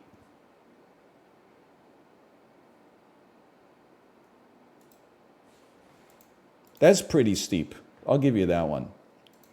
But then I'm like, is Baldwin Street really the steepest street in the world? Oh, hang on. Guinness World Records, April 8th, 2020.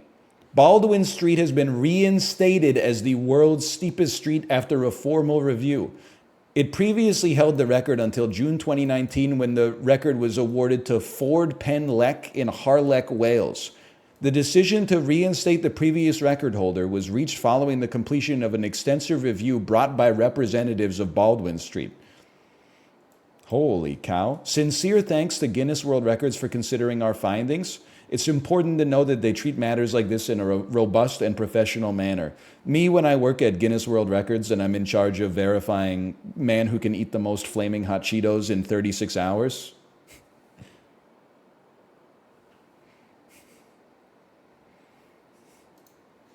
Anyway, I'm going to say this is...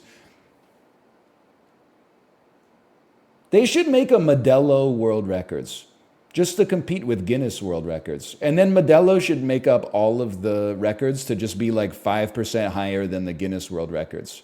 Then you'd be like, why am I buying the Guinness World Records book when I could buy the Modelo World Records book instead? I'm going to say this is Dunedin, New Zealand.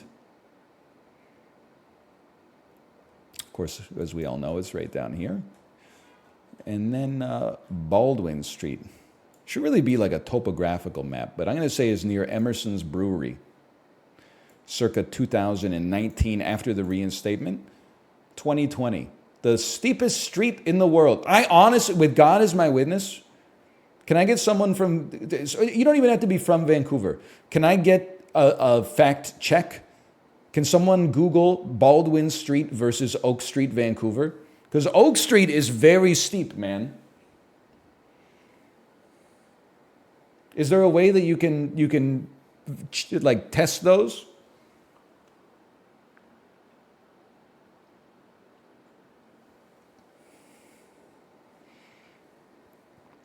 Even if it's not as steep, I just want to like, just for comparison. Is it 45 degrees? 22. Okay, there you go. It's 22 versus 35. You know, that actually puts it into perspective. It's basically 50% steeper than Oak Street. And I would say like 1 in 30 times I drive on Oak Street, there's a tow truck there because like a big truck tried to drive up it, but then like it couldn't make it, not because of how steep it is, like they don't have the power. It's just like the wheels don't work.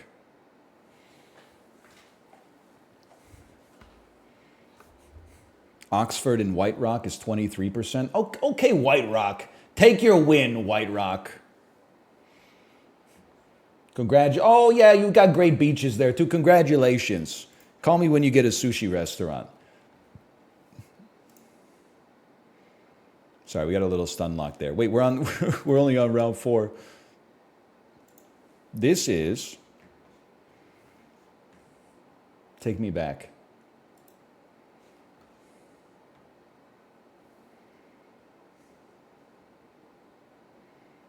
This is England. This man is pretending to be a member of the Old Bill, wearing a Sex Pistols shirt. Puts this in the mid-1970s. He stole their hat. What do you think he said when he stole his hat?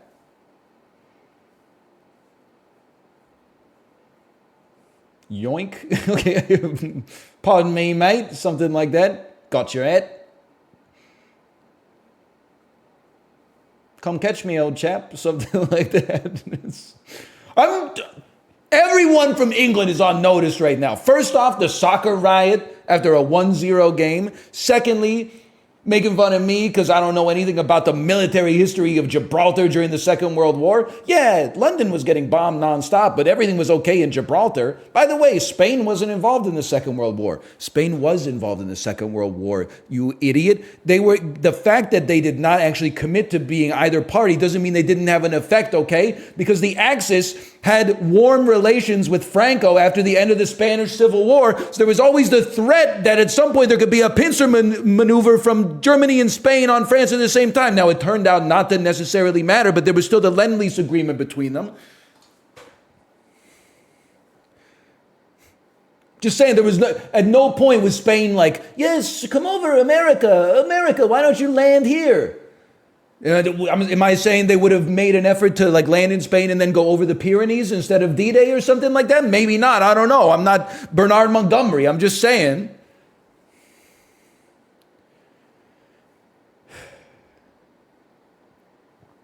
This is London, circa 1974. It's crazy because she's wearing a Sex Pistols shirt. But Johnny Rodden in 2023 would be like, oi, give him his hat back. That's so Australian. I'm sorry. It's so true, though, right? Punks from the Sid Vicious Memorial march on Oxford Street. 8,200. 48, we did really well. I guess we did, like, basically look up one of the answers, so can't really take too much credit for that one. It's like a 2-hour dull today. That's all right. I've got nothing else to play except Super Auto Pets. Can I tell you, I tried to get Malf and Sips together to play Remnant 2, and they were like, let's do it. And then it doesn't come out till tomorrow? How is every streamer on the platform already beaten the game? The game doesn't even come out till tomorrow? I got incepted. Deluxe edition. Cash grab.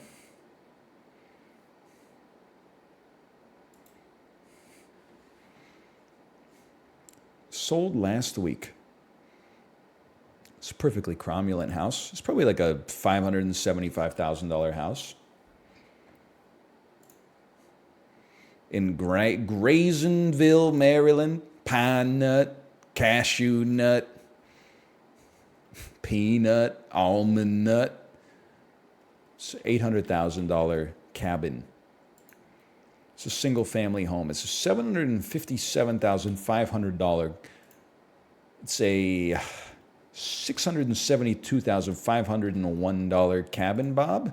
Built in 1986. That's my mistake. 1986. I thought it was built in 1987. Okay, if it was built in 1986, I'm gonna have to say it's a $661,257. 3,000. Oh, I thought it was 3,500 square feet. Now that I know it's 3,300 square feet, I'm gonna have to say that it's probably 653,472.5. Oops, they don't do decimals. 650,000. Hey, okay. I mean, there's a lot to go on here. First off, in 40 years it did 20x. That's pretty good, but sold for like 20% under listed price. Holy cow.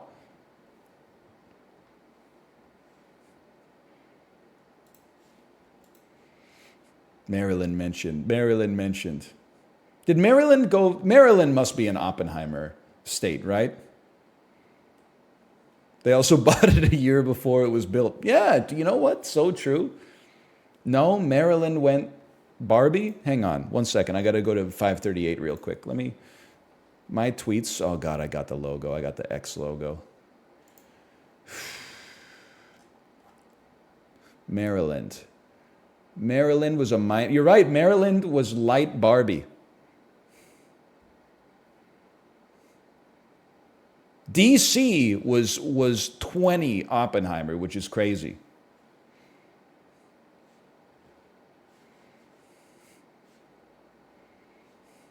It's leaning Barbie.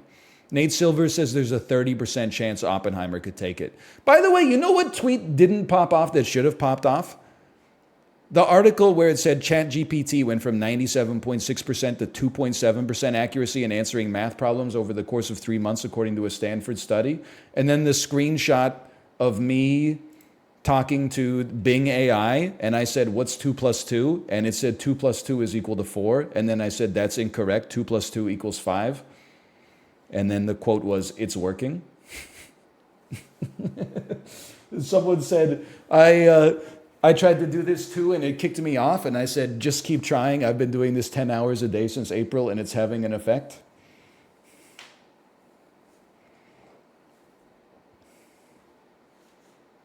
Hi, Tomo.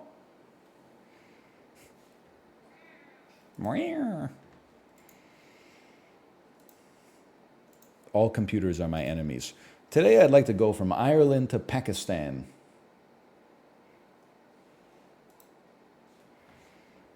You're going to start by going to England, which is also known as the United Kingdom.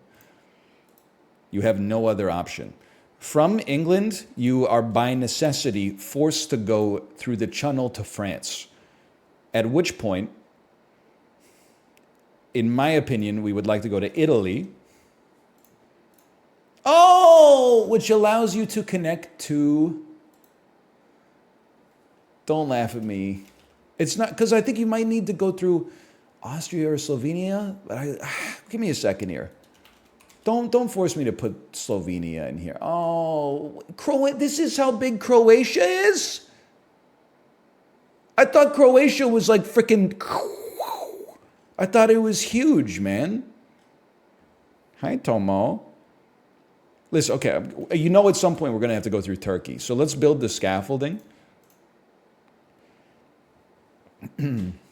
Tomo, please don't bump into the cords. From Turkey, we're going to go to Iran. Okay, so that's the gimme there. And then Turkey moving north, you're going to go like Bulgaria? He's cracked, okay. And then what's going on here? Oi, Romania. Okay. And then you are like, hang on, we got lots of guesses left. Give me Slovenia, which connects us there. And then obviously there's something that I think Serbia might finish the job for you here. I'm actually pretty cracked. That's pretty good. It wasn't perfect. UK, France, Germany, Poland, Belarus, Russia, China, Pakistan. I mean, that makes sense. But honestly, I think I took a cooler path. Also, this is a scam. Croatia does border Italy. Hey. Wait a minute. Is this true? Not by land. Hi, Tomo. Tomo, you can't just bump into the cords, okay? Oh, God, it's Pukdoku. Slovenia's in the way. Slovenia in the way. Ooh.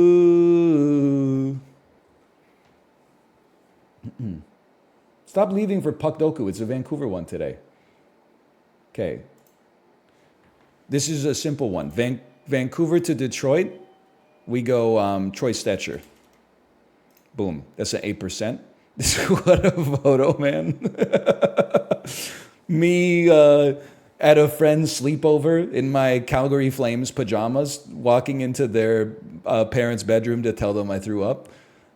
This is, let's just go with a Ryan Kesler on this one. 1,000+ games played in their career. I mean, there's a lot of answers you could go to here. Don't give me Luongo, because we should use Luongo for Florida instead, in my opinion. I mean, listen, you got to imagine.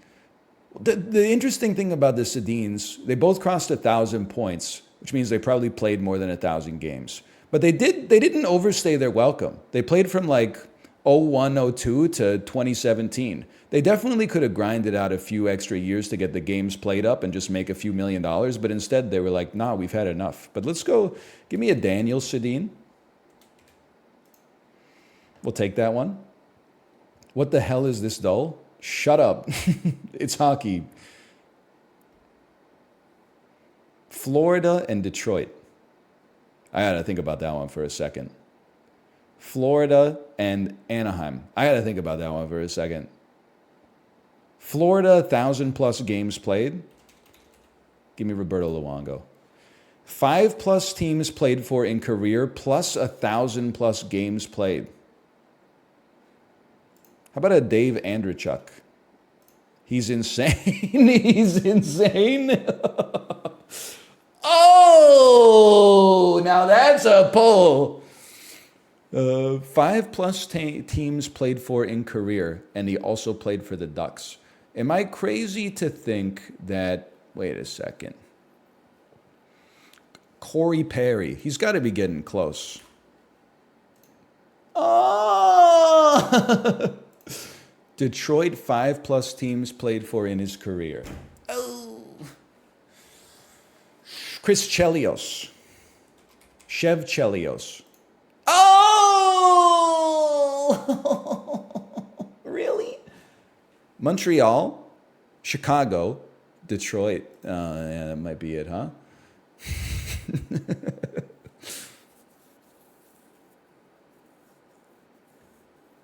He's cooked. He's officially cooked. Hi again, Tomo. Hello. We only get 2 more shots, huh? Hey, well, look at this. He's on my lap. Oh.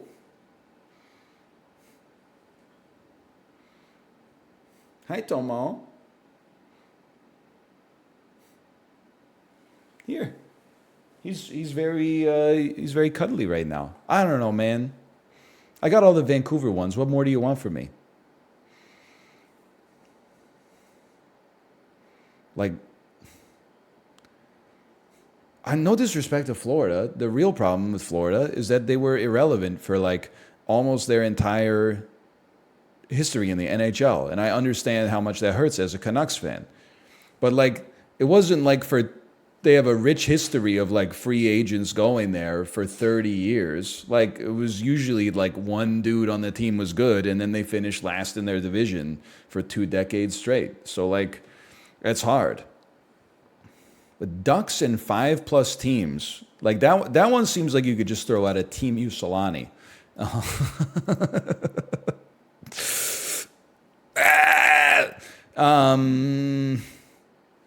This is an easy one. Florida and Anaheim. I got to go with Wayne Gretzky, personally.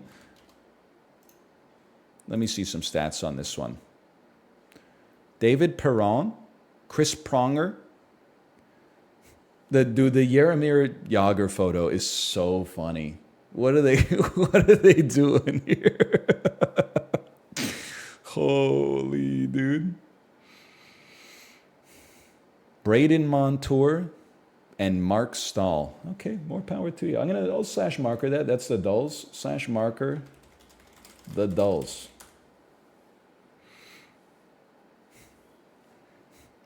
Sedin looks like a serial killer. He kind of was a serial killer. The serial killer of scoring goals. Tomo, please stop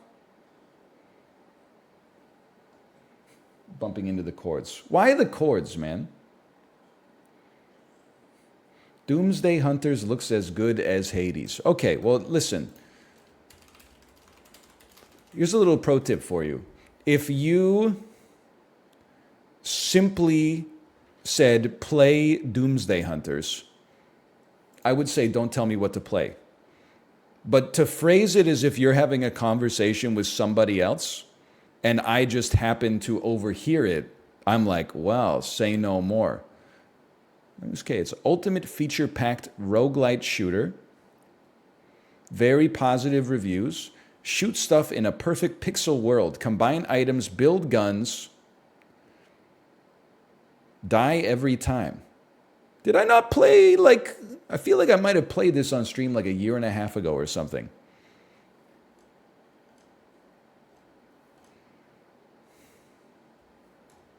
You didn't? Kind of, yeah, maybe. It's been in development for 9 years. It broke new ground. It's like Boyhood.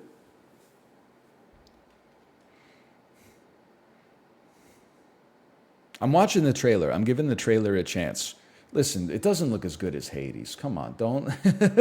No disrespect to Doomsday Hunters, but that's like, you know, saying your nephew's short film that he made for Spanish class, like, looks as good as Citizen Kane. Like, just relax, okay? Tomo! Here. Tomo, go sit on the bench over there. You love to sit on the bench.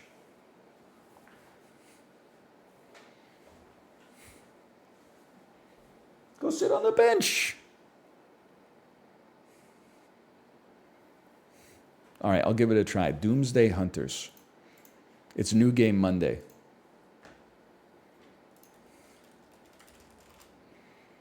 Doomsday Hunters.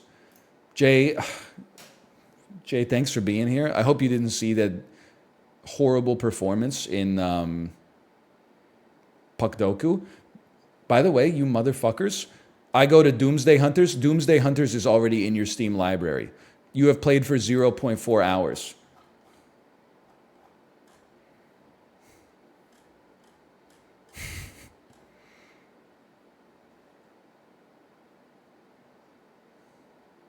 I thought I'd already played this. When last played?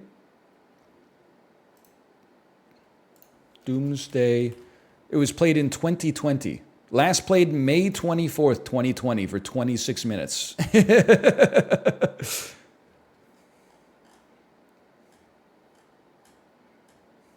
Install. 236 megabytes.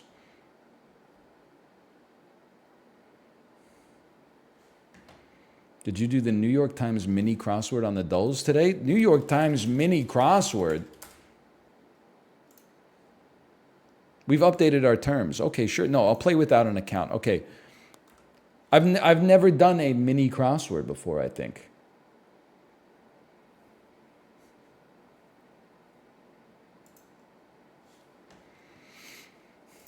Blank Yacarino, Twitter CEO who succeeded Elon Musk. This is Linda. Pointer finger, index. Grouping of socks, earrings, or gloves. What is a pair?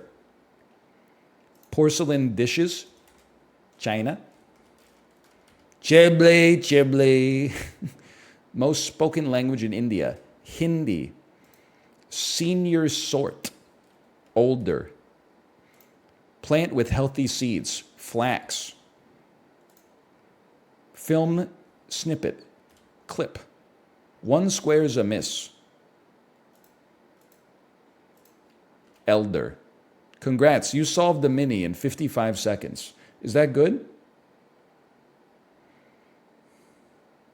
Certainly made me feel smarter than Puckdoku.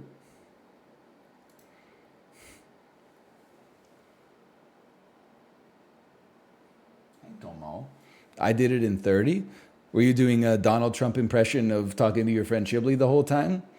We love our Chiblis, don't we, folks? Yes, we don't understand our Chiblis. Chibli, very mercurial Chibli. But we love them, yes we do.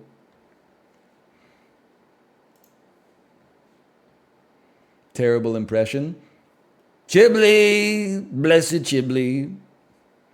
Blessed are we for knowing Chibli. Is Kelsey Grammer as Beast from X3 now? We few. We happy few. We band of brothers. For all men who spilled blood with me this day are my brother. May they ne'er be so vile, but battle gentle their condition. And all men shall find themselves weak that were not here this Crispin's day.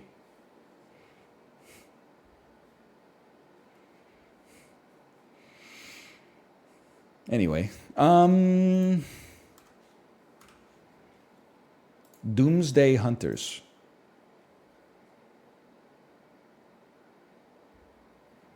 Now bacon, egg, and cheese on a roll? Tell me you're from New York without telling me you're from New York. Yes, sir. Can I have a bacon, egg, and cheese, salt and pepper, ketchup, mayo on a roll? Yes, sir. You already know the vibe. Can't forget the bev. You know I gotta cop that airy. Yes, sir.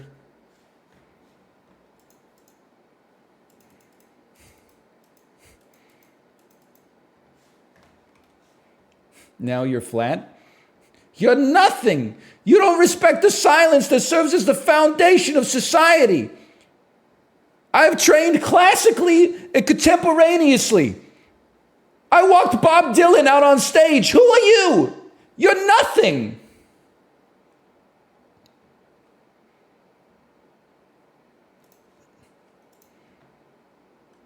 Okay, that one is really good. All right, if you say so. Maybe I'll just stick to that one then.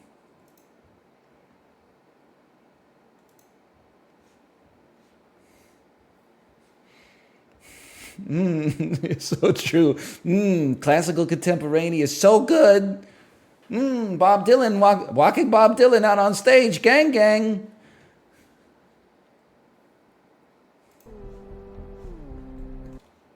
I guess I should change like my game name, huh? Or like start streaming, considering it's like 2.5 hours into the stream.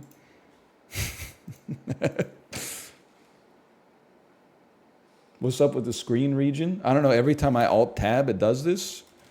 Doomsday Hunters. You know what it is? They started developing it 10 years ago, so this is probably made in like Fraps or something.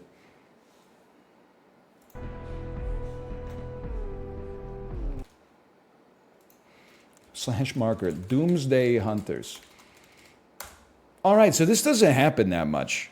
But Chad told me a new roguelite came out that is well liked, and it's called Doomsday Hunters. And I said, wait a minute, this seems familiar. Did I play this? And Chad said, no, you never played this. You never played this.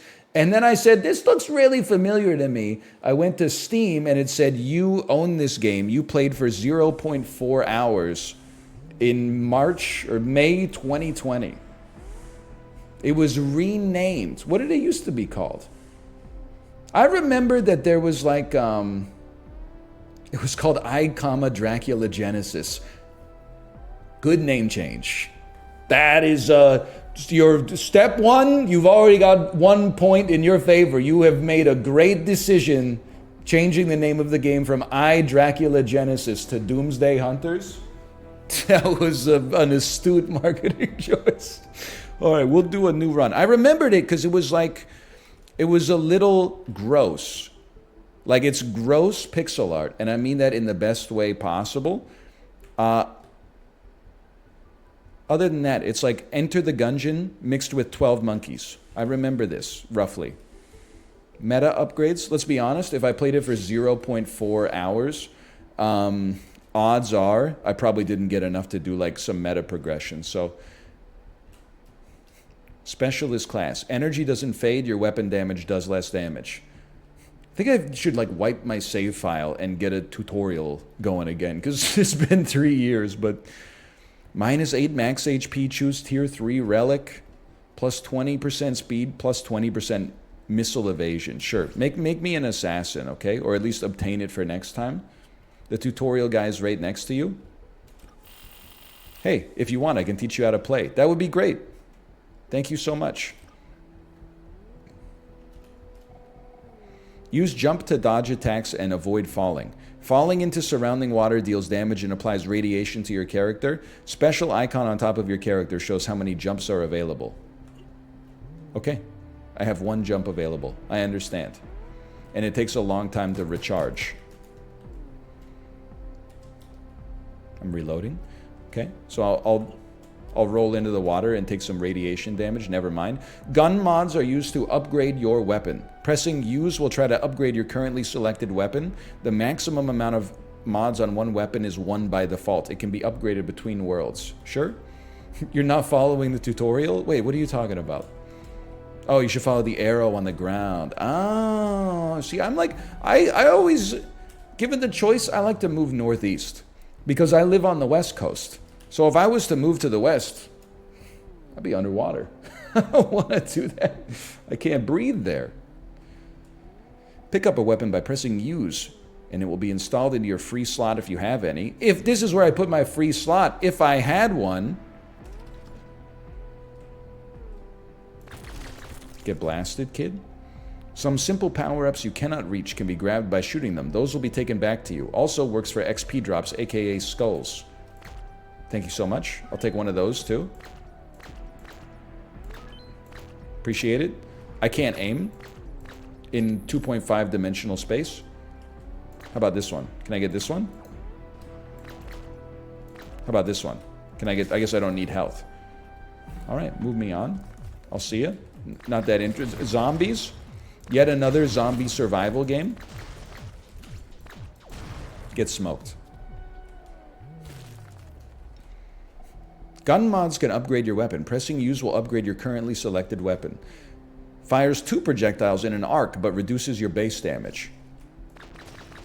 Alright, spread shot. I don't know what I do to sometimes deserve the super shot, but I'm happy to have it, don't get me wrong. Consumable items are one-time use items. Pick them up with use. Green chests contain relics. Relics provide passive effects. Okay, come on. I needed the tutorial. But I don't need you to tutorialize this. You know, next you're going to be telling me to consciously contract my diaphragm in order to bring oxygen into my lungs, and then you're going to restrict your diaphragm in order to push the deoxygenated oxygen out of your lungs. It's just, we're taking a step too far. Next, you're going to be telling me utilize the muscles in your eyelids to close and open your eyes in order to re-moisturize them so that they don't start to tear up. Plus 10% damage, randomized sidearm on every island. Don't mind if I do. You can also find items to add to your inventory for future use. Okay. Unlock consumable, 0 left. Activate portable mortar. I'm crazy. I'm getting bounced around. What is happening? What's going on, man? Heal me. I'm going to die.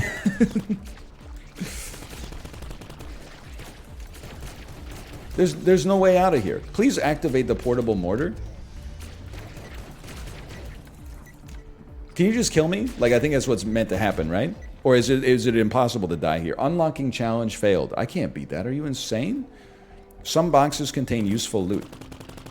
What the hell was this mod that I got that makes my bullets go like this? Like, this is like once a year, you go to the bathroom and this is how your pee comes out. And then you got to explain to your wife. She's like, how'd you get pee on the wall? And you're like, you're not going to believe this one. I don't know. But once every 1,000 pees, it just sort of does that, okay? Common sidearm. Increases projectile velocity. I need to swap my sidearm, man, in the hopes that this will actually aim straight. Metal boxes can only be opened with keys. Randomize equipped weapon. Don't mind if I do. Healing flask. Sure, don't mind if I do. Randomize equipped weapon. Sure, don't mind if I do. Healing flask. Sure, don't mind if I do. Chad, am I missing something? I had Justin's chat making fun of my blank size for an entire stream because I suggested this happen. What? I'm going to bat for Chris on this one. It does happen from time to time.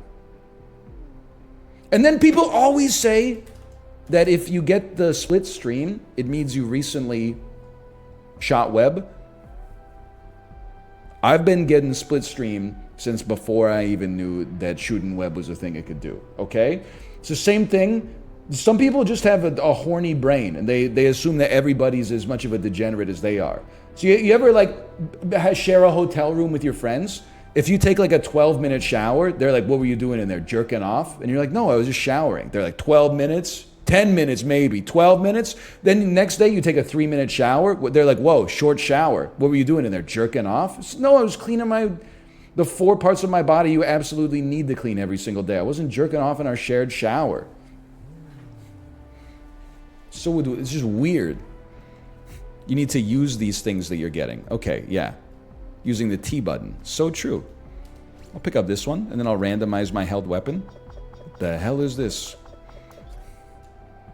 Thank you, I felt like I was going crazy. We ungaslight here, okay? We solid darkness. Maybe not. Okay, hang on. Give me some energy. Special chests are broken when hit with your special weapon. Special energy is required to use these weapons. All right. Now, here's the next question. How does one use your special weapon? Maybe with E? Maybe not with E. How does one use a special weapon? It's certainly not that one right there. It's your right click. Oh, thank you so much. Holy cow. Special energy constantly fades. But once you have enough energy to shoot, it will not fade anymore. Common special weapon. Restorator. Gain hearts when using this weapon. That sounds pretty good. Let me also tell you about skills. These come in scrolls and usually use mana. Mana is replenished on every island. Scrolls can be installed in one of 2 slots. They usually use mana, which is replenished on each island. I'm sorry. Listen, I am sort of getting to the point where, you know, like when your friend is like, you got to play this board game. And then you ask, like, is it one of those board games that takes 35 minutes to learn the rules? And they're like, no. It's actually like really easy. Just let me read this pamphlet here. And then you're on like page 7 of the pamphlet, and they're like building off of concepts that you weren't really paying attention to the first time that they went through it. Anyway. You learned a little, but there's so much more. Learn by playing. Okay, I've beaten the tutorial. Achievement unlocked. Choose universe. I'll probably stay on universe C132 alpha personally. I think that's reasonable. And then let's see what we got here. Minus 50% max HP and mana, but finishing a level starts to build it back up. All prices are cheaper, and you heal when you scrap. Receive a curse. You know what? Let's go simple mode. Let's be charismatic. It seems hard to screw up. And then just start me up.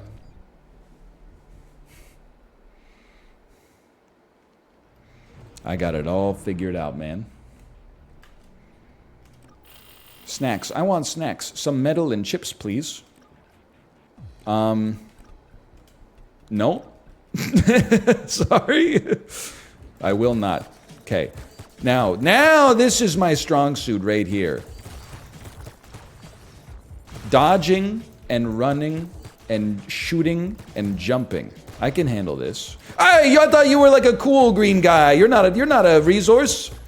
You're a dang headcrab zombie. John Freeman. So far, so good. What do you got for me? You got more enemies is what you got for me. John? Yeah, John Freeman. Is Gordon Freeman's brother from Half-Life Full Life Consequences?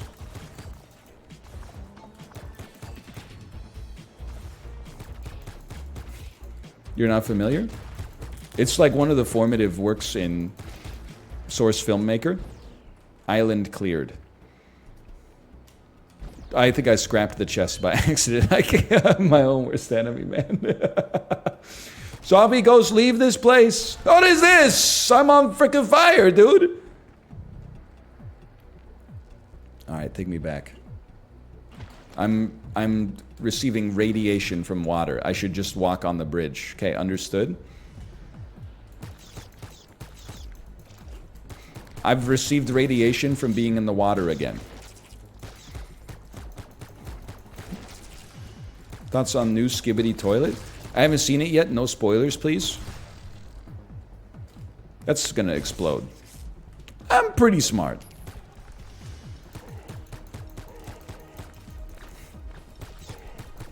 I was thinking, though, I'm pretty stoked that, like, you know, the same way that Running Up That Hill by Kate Bush went to #1 because of Stranger Things, like 35 years after it came out? Do you think we could do the same with Everybody Wants to Rule the World thanks to Skibbity Toilet?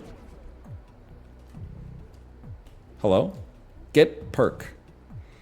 Jump weapon super stick. Am I insane? What does this mean? Jump weapon super stick. Jump upgrade, higher jumps. Increase ammo capacity, refill on ammo on all guns. Okay. I think we'll do jump weapon super stick, because I want to know what it does. Perk obtained, stick. Oh, okay. So when I jump, my gun is like, take one of those. All right. And then do not scrap. You're supposed to shoot the chest. You're not supposed to... You're supposed to shoot the chest is the thing. Give it to me. Am I at full health? I guess I am. Your jump is now a weapon. See, why didn't they just say that? Ad guy. You know, Chib messaged me on the back channel and said, hey, did you really hate those games? You know, cash grab, color lab, pull the pin, math fight. I said, yes, it's some of the worst games I've ever played. He said, you're just jealous. Apparently he was like #1 cash grab player that wasn't a confirmed cheater. 9 gold? Sure, I'll pray to Gamblog. Choose one.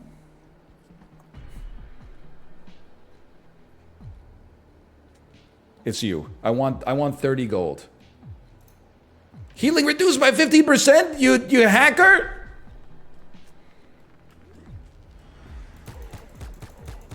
Okay, check this out. Get mollied. I don't know if it was worth using when just fighting 2 random normies here, but what's done is done.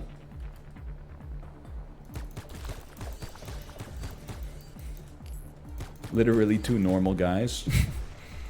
It's either that or use it never. So, you know, smoke him if you got him. It's literally 2 guys? Yeah, well, I'm literally 1 guy. I was overwhelmed.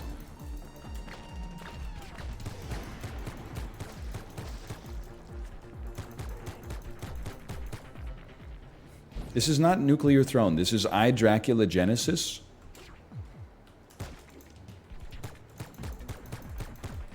Okay, give it to me straight, chat. How do you replenish your molly? Because maybe you can use the molly once per island. Island cleared. I'm crazy. I usually buy it at Coachella. I'm not a drug user, so I resent everything you just said. Hey, open this thing. Open this. Is she going to be mad at me? Create 2 tier 2 relics. Sure, I will. Plus 10% damage, gain 3 weapons. Plus 5 max HP, gain 400 XP. Extra enemies will occasionally drop XP. Why wouldn't I take it? Gain 3 weapons. What the hell is going on? Deadly Cloud, common weapon. Dual Phasatron, common weapon. They're all common weapons. Overpowered, decreased range, better damage. Give me, how much? 35 of these? Give me this one. And scrap these 2 bad boys right here, because let's be honest, I don't know what I'm doing. Might as well just play the game. Get rid of our Pulse Blaster. What's your deal? I'd like send you to safety or whatever. Walker's suit. Obtain Walker for 15 seconds? Okay. Is this the boss? What's going on here? Necronami Wizard? Okay, okay. How about this? How about I press T and I summon the Walker and then I'm just going to go crazy on you is what I'm going to do. I gotta admit, it's kind of hard to like, it's kind of hard to walk with this thing, but I'm doing what I can. How about some of this? How about you take some of this and call me in the morning?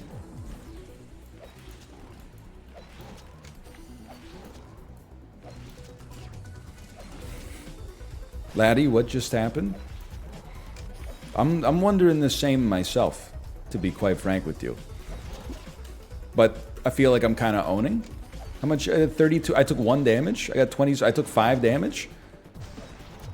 I feel like I made the wrong decision when it came to what weapon I should take.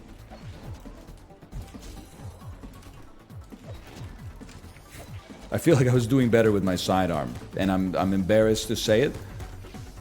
I think it's the honest to goodness truth. Okay, I'm not gonna die. I'm not gonna die on this first fight here. It's beneath me.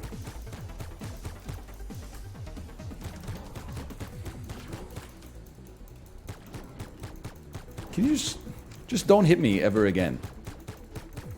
Because you're basically cooked. If you could just let me finish the job, please.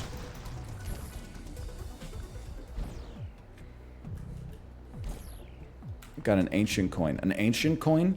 6th finger. Fire rate up, sidearm damage up. All I do is use the sidearm. Plus 40 gold. You know what? Give me this. This is a gimme. We definitely want to increase the value of our sidearm. Chat, I was here.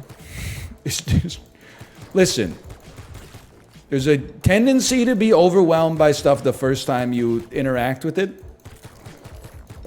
There's just a lot of mechanics going on right here. Just give me some time to figure it out, okay? There's 2 weapons, specials. You could scrap your chest. You could do, I don't know what you do with your scrap. I don't even know what the heck this thing is. What is this thing, man? There's a skull in a jar following me. I don't know.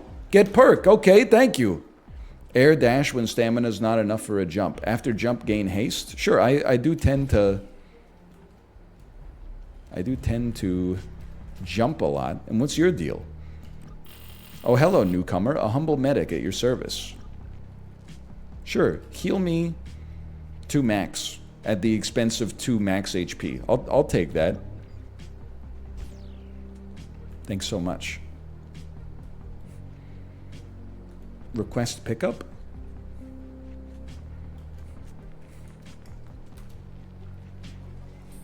Does that mean I just gave up on my run? Because I thought I was doing okay.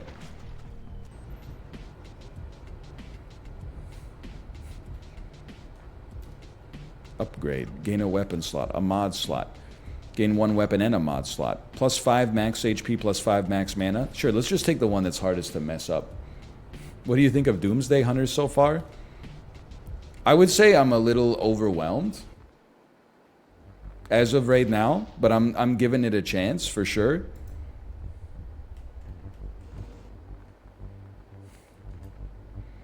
Playing as Dan Clancy though. I know what you're talking about in many ways. Dan Clancy. Okay, it's a radioactive coin. That's my mistake on that one. You'll find this very funny though, Dan. People were like, you gotta play Doomsday Hunters. Someone said it looks even better than Hades. I'm just gonna present it without judgment. They must have come from your chat. Maybe at your behest.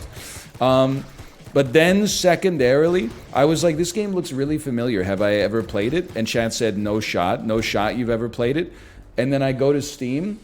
0.4 hours played, circa May 2020, when it was called I, Dracula, Genesis.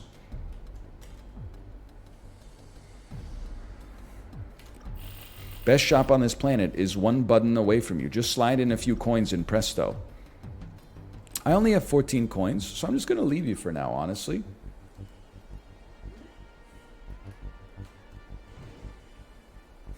Limited to 1 active armor. For every 3rd time you get hurt, cast Death Circle. Killing will refresh your skills and jump. Okay, that's where we're going. So you're saying there's no chance, huh? Well, I can call a ship for you, but Karma's a witch. I don't know what you're talking about. Call a ship, your luck comes down. I've been... I have escaped from the level and I'm upgrading myself. I'll take plus 3 max HP per character level. And I've unlocked Tesla Prof. Warp Pipe? I'm kind of like just wondering what I'm doing, I guess. It seems to be going pretty well. Am I only confused because, like, I'm so good?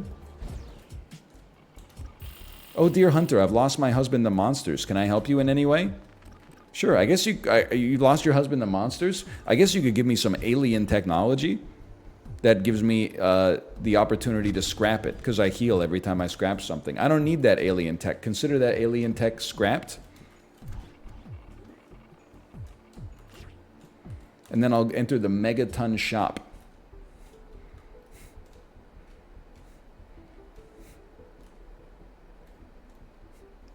Rare weapon. Better damage, decreased range. Laser katana. Invincibility on shoot. Laser wire blades. Uncommon special weapon. Kills restore mana. Gain blue when using this item. Okay. I think I would take a laser katana for sure. And then get rid of this Molotov cocktail. And then I'll exit through the Final Fantasy VII door.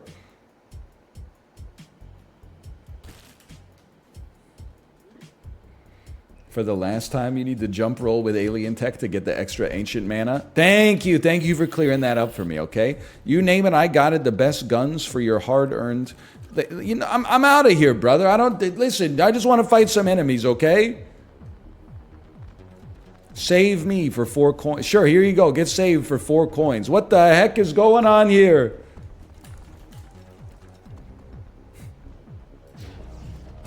All I wanted to do was hit you with the katana, okay? That's it. Then when I kill enemies, I get to use my jump. When I use my jump, I get buffed. When I get buffed, I do better. So eat your beans with every meal.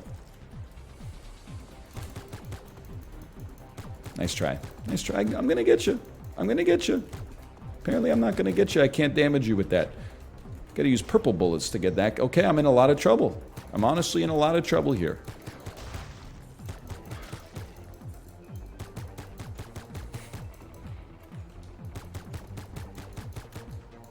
I don't know if you can see this guy, but we're bodying him pretty good. Okay.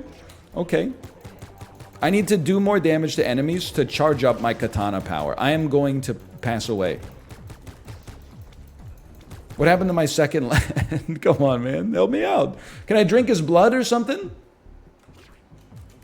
Hey! Let me out of the radiation. I'm dead! I'm dead. I'm not dead. Heal me. Heal me. Heal me. What's going on, man?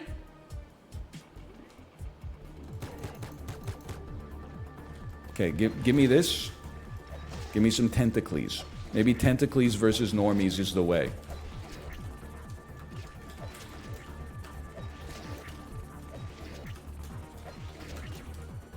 I'm in the water again. I'm alive on 0 HP. Island cleared. You've received +1 wing. Control your projectiles after shooting. You know what? Why not? Save me for 4 coins? Sure, I guess. And then maybe when I die, I could come back as this guy? I don't know. I don't know, man.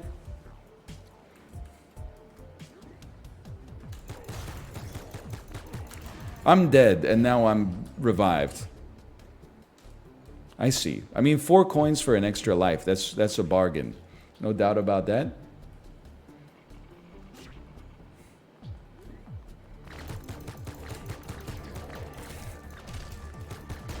You got me there. I can't dispute, you know, it cost me a lot of money, but the value was definitely there. This or Dave the Diver?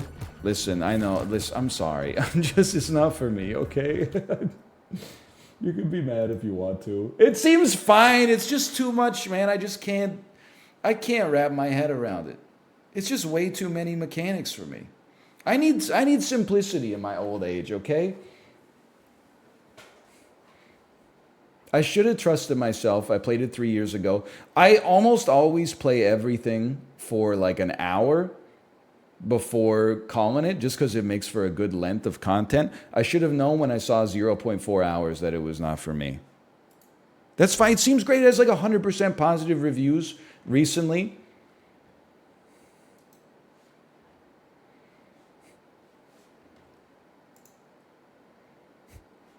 Just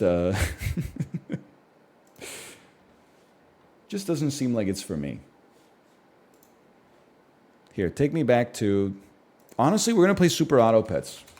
That's, I to my own self be true.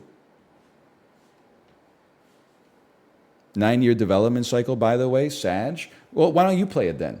You could buy it for yourself and play it if you like it so much. They got my money. I played 0.8 hours. I supported the developers.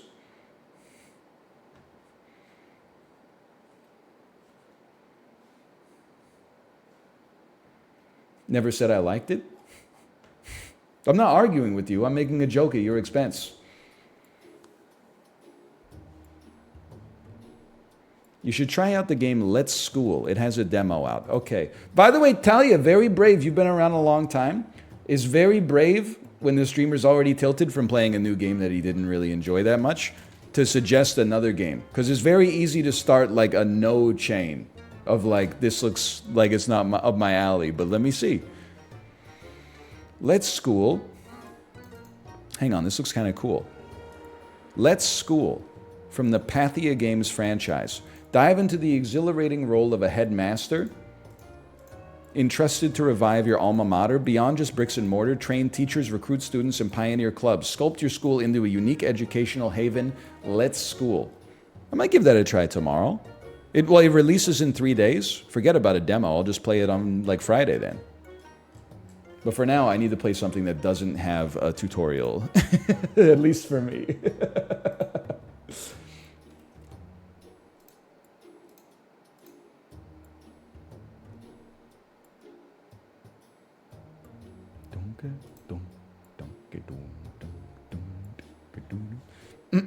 Slash marker. SAP. How's the weekly? Honestly, I don't know.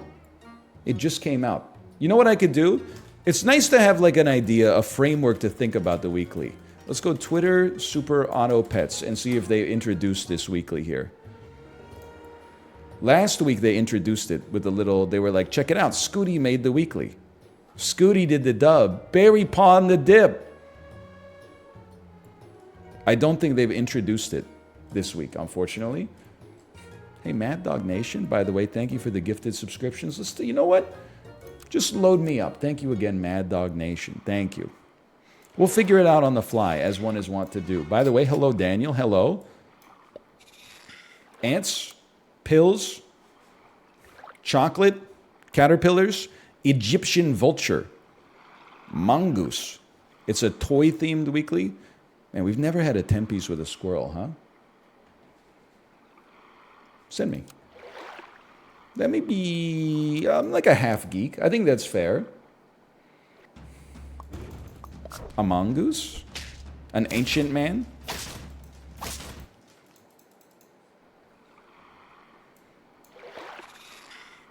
How about this? How about this? And then we just chill. Isn't Mongoose a BMX bike? Who are you, Darren Brown? Is all that Darren Brown stuff real? For those not in the know, Darren Brown is a British... What would you even call him? He's like a magician slash mentalist, but isn't a mentalist somebody who solves crime? Because they had that show on TV called The Mentalist. And then don't even get me started, because right after The Mentalist came out, there was a show called The Alienist. And I was like, I like X-Files, I should watch this. And then it's literally just it's like a psychiatrist or something like that. There's no aliens in sight. There's nobody going gleep, gloop, gleep, gloop. Anyway, a mentalist. Okay. So he does all these tricks. I remember one of the tricks that he did was he did a simultaneous exhibition in chess. So he played like 12 grandmasters and 1 international master or something like that, and he had a winning record. How did he do it? Well, after it happened, he revealed that he just remembered, because you're playing like half as white, half as black, and then there's just 1 extra table. He remembered the move that the grandmaster played as white, and then when he got around to the other side of the table, he played that move against the table that was on the opposite side. So basically, he was just having them play each other, and then he just beat the last guy, which is enough of a flex on its own. But then some of the Darren Brown stuff is crazy. Like the one where he goes to the horse racing track, and he loses on his bets, but then he goes to the windows and just convinces them to give him the money anyway. They're like, your horse didn't win the race. And he's like, yeah, me granddad was always a winner. That's why I came to this window. Like he's like smacking the crap out of the table and stuff like that. And then the lady's just like, okay, here's your money. I'm like, I don't know if that's real, man. Or if that's like some Chris Angel stuff. I believe in the chess one. Then he had that show that was like, he convinced someone to be like a bank robber, like a bunch of people did the bank robbery together. I don't know, man. I'm just saying he couldn't trick me. He couldn't trick me into robbing a bank. That's scary. We don't have any toys yet, so don't worry about that. Hey, bat is pretty good. Is there bison this week? None bison left beef? Please get rid of the splish splash background. You know what? You're a 3-4. Go ahead. You're not so bad. Bat is always pretty good. Go rob a bank right now. No, you have to say it in a British accent. Go rob a bank right now. Darren Brown's like, do you like lunch? Do you like lunch? Do you like robbing banks? Do you like lunch? You want some lunch? You want some lunch? You want some lunch? You want to rob a bank? You want some lunch? What's your favorite lunch? I want you to imagine your favorite lunch. Now rob this bank. And everybody's like, okay, give me your money. Wait, what am I doing? Like there's the one with Simon Pegg where he's like, Simon, what do you want for your birthday? And he's like, a cashmere sweater. And then he talks to him for like 15 seconds. And then he's like, Simon, what do you want for your birthday now? And he's like, I want a red BMX bike. And Darren he's like, see, I told you wanted a BMX bike. And he's like, I don't even know I want a BMX bike. It's scary. I'm just saying, I don't know if it's real. It's a lot of work for the librarian to put together this compilation. Level up. You don't do anything yet, but level up. Okay. On the hurt, you do damage back. Sell this mosquito. Get one of you out here.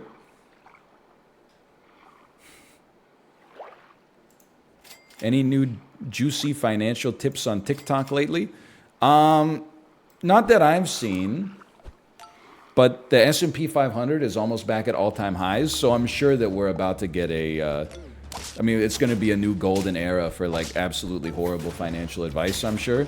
I mean, the only one that I could think of right now is like Elon Musk somehow thinking that people are going to give their banking information to his app when it doesn't even work half the time to begin with. Like, that's just surprising to me that he's like, this is going to be... I think he said that if everything goes right, the X app could do 50% of all global financial transaction volume, which was just like... seems surprising to me. It seems like a pretty ambitious number, but I don't work in the industry, so maybe he knows something I don't know. Tomo, you guys, listen, buddy, I know you want to get petted right now. And there's nothing wrong with that. You know what? Why don't you come up to the front here? We'll just go stork a pill. Sure. But you got to relax a little bit, man.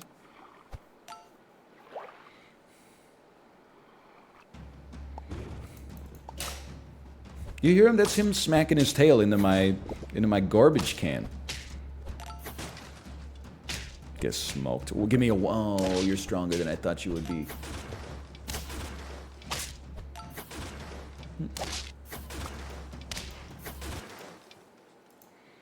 Thoughts on Taylor Swift's tour saving the U.S. from an economic depression? Good for her. Imagine what she could... Don't say it. I was going to say imagine what she could do if her music was good. But that's not what I mean. I was just trying to rile people up. It's the call of the void inside of myself. I was joking! I only know like 3 of her songs. We've been through this before. I probably actually know like 8 of her songs, but that's not that many considering how many she got. I know, it's me. I'm the problem, it's me. I know when she did that, this is the one that even Swifties are like, let's just forget about this one. The one that she did with Brandon Urie from Panic at the Disco. And that's me, hoo, hoo. I know that one.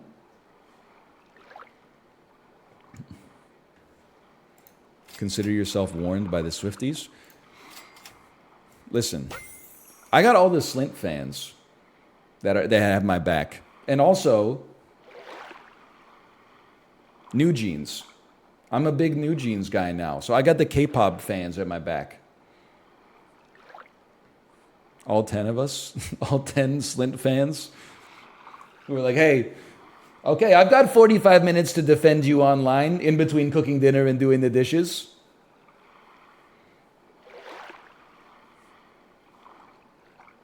There's dozens of us. Eats food. Why does this sound like green text? Eats food. Give 3 random friends +1 attack.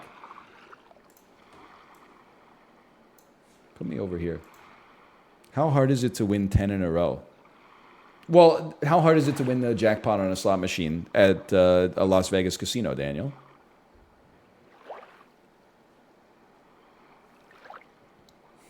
It's easy. You just pull the lever, right? Eats food, give 3 random friends, +1, +1, +1. I don't know, man. Like, I'm about to lose my mind up in here, up in here. I'm gonna go crazy. I'm gonna try to seal pill it. I just don't see Egyptian vulture working out for me here.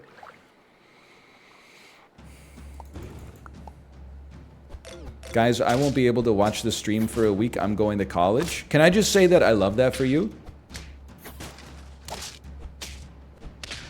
I'm definitely smoked on this one. Extra battery. Thank you for the gifted subscription. Thank you, thank you. Have fun in college. If I could give you some advice for college, maybe it's not going to be that popular, or maybe it is.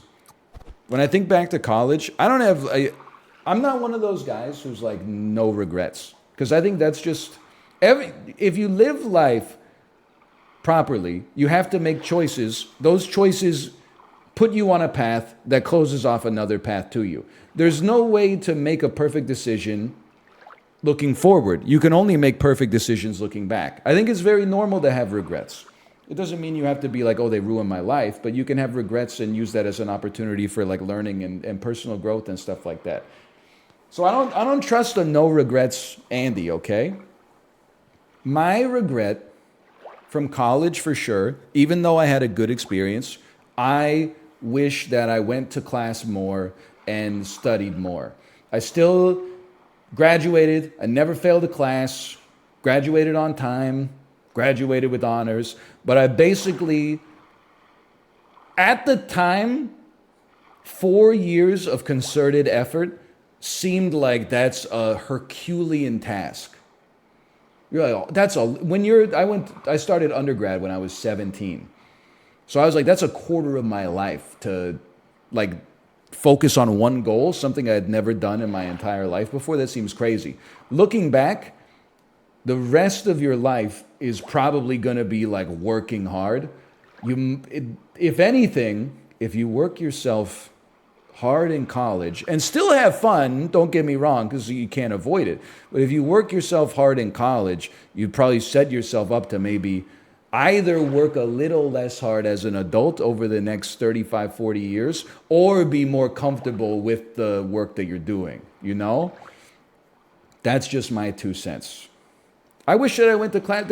There were some times where it was like, you know, we'd throw a rager on Wednesday, and then I wouldn't wake up for my Thursday morning classes. Mom, Dad, don't listen. I think that's totally fine. But then there were some times where I just played Civilization 4 until like 3 a.m. and then just like didn't even set an alarm for my lecture. Those ones, I could have gotten 5.5 hours of sleep, gone to the lecture, done better, and maybe not left myself in like an educational no man's land where I was like too book smart to have people offer me blue collar work, but not good enough grades to suckle at the teat of academia for the rest of my adult life. You know what I mean? I went to class, but there were definitely some classes I skipped for no reason. And then there were some classes I skipped for good reasons.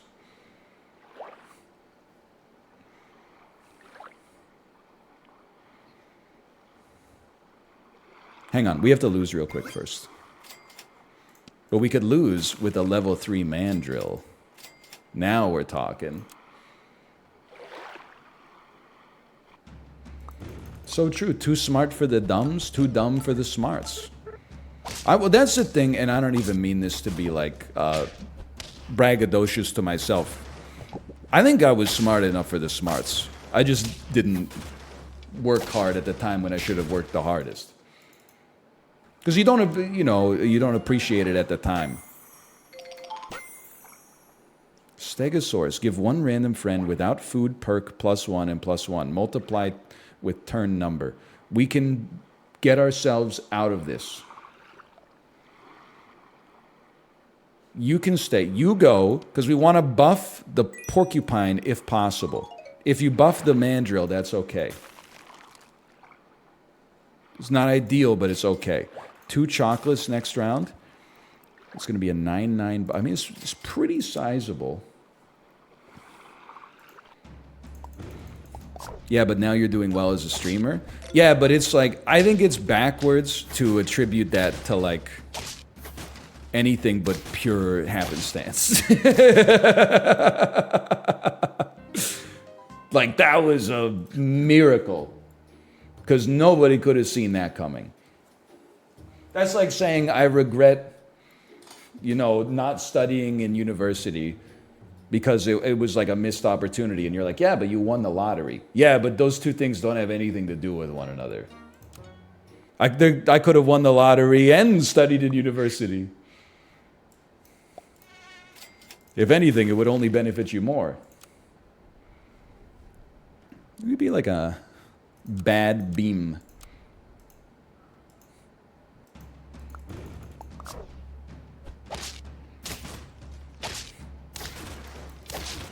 How's your locus of control? It's pretty good. I had a good weekend. I spent a lot of time at the playground.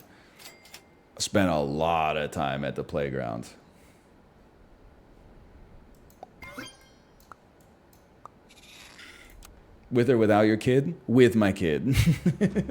Except for like an hour, she got lost, but then I found her. I'm joking. You being a degen in university paved the way for your banter? No, here's the thing. You guys are underestimating me. This is enabling a weak attitude. I could have degened in university, still gotten a lot of funny stories, built my own character, and then also gone to lectures like, more often. I have friends in university who were degenning right alongside me, got great marks, graduated, got their masters, graduated, got a PhD, now they work in private industry. Probably have too high security clearance, that's why they don't talk to me anymore.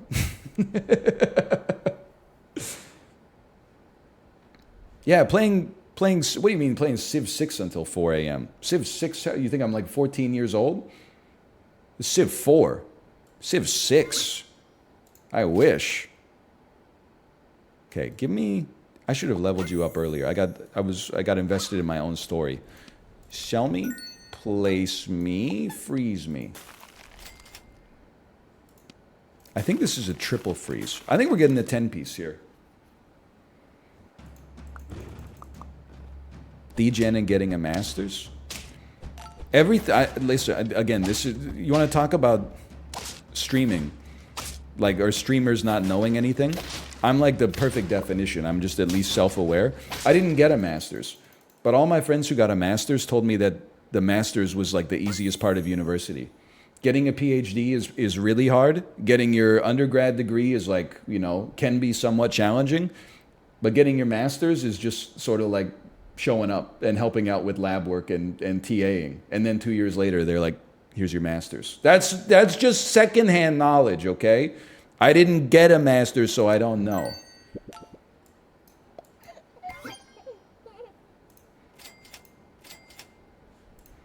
But I could, right? Like, for med school, it's like if you want to apply to med school when you're like 22 years old, you have to have like the highest marks in your class. You have to, ace the MCATs, all that stuff. But then, like, as a mature student, don't you just have to, like, be 30? I thought that was, anytime I saw, like, the requirements for getting into an advanced degree, it was always like, if you're 19 years old, you need to be, like, a aspiring astronaut. Or, alternatively, if you ran a bakery for 11 years, you're in.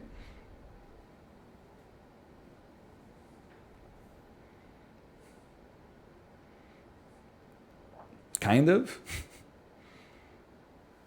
Well, I haven't run a bakery, so I guess the point is sort of moot, but... Okay, I'm going to pill you. I'm happy with my Storka. I'm not saying running a bakery isn't hard, okay? Knockout, activate, faint abilities. What if we tried this right here? Maybe it could be an Egyptian vulture week this week.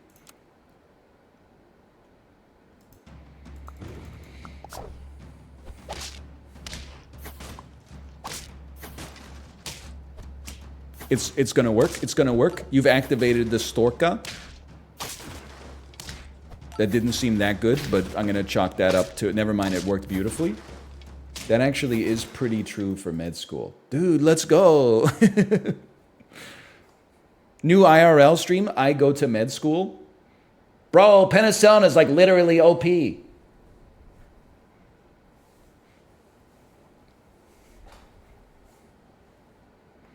Sorry, I'm trying to do my impression. What's funny is I do an impression of talking like a streamer, but I already talk like a streamer. But people keep plus twoing it for reasons unbeknownst.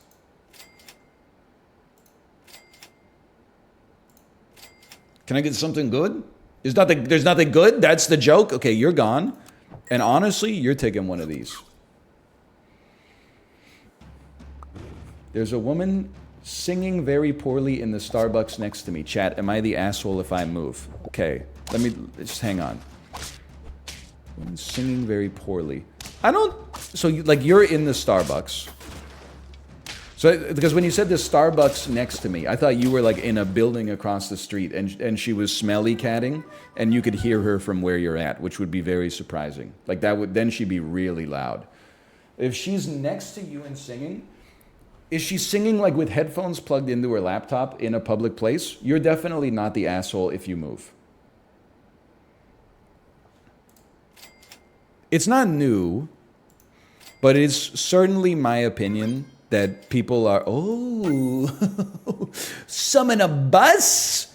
It's certainly my opinion that people are too free doing whatever they want to do in public. Like, we live in a society goes both ways. By which I mean to say, holy cow, you destroyed me. Like, part of living in a society is like, you don't get the death penalty for singing in public. But another part of living in a society is you, like, unless otherwise avoidable, you endeavor not to deliberately irritate people in public places. Singing in a Starbucks, unless you have like an acoustic guitar and they asked you to sing, is that's undermining the silence that serves as the foundation for creativity, in my opinion. But I'm also, and Chad is, they vary on this one, so I already know that this is maybe not going to be my most popular take. I'm an anti-whistler as well. Now, you're going to say something like whistling is fun, and that's true. But it's fun for you to whistle. It's not fun for other people to hear your off-key whistling. Like, I know that you, when you whistle, you're like, you're like the support in your MMO raid guild. You're like, I'm giving everybody around me a mood buff. But actually, like, everybody else has AirPods in. But the people that don't have AirPods in are like, I really wish this dude would stop whistling. It's a debuff, because you're like trying to remember the stuff you got to get at the grocery store, and all you hear is...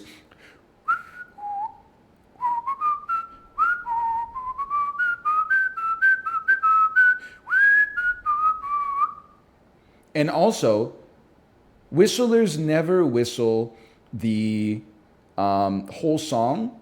They always just whistle like the hook or the chorus over and over.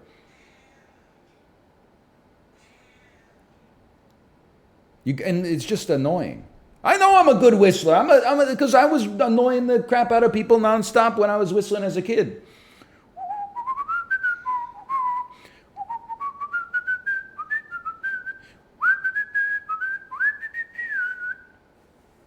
Tomo does not like it. Anyway.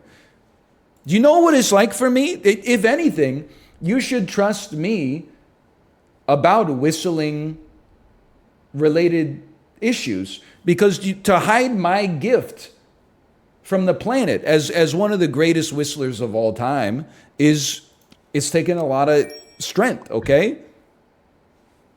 If I can do it, you can do it too. You're going to get pilled, but not yet. Not yet. We should probably go monkey, honestly. In that case, it should happen right now. Pill me, give me something good. Give me something good.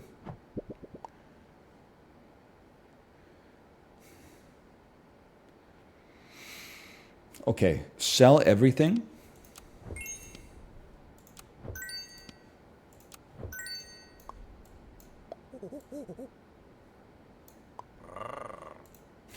Mouth?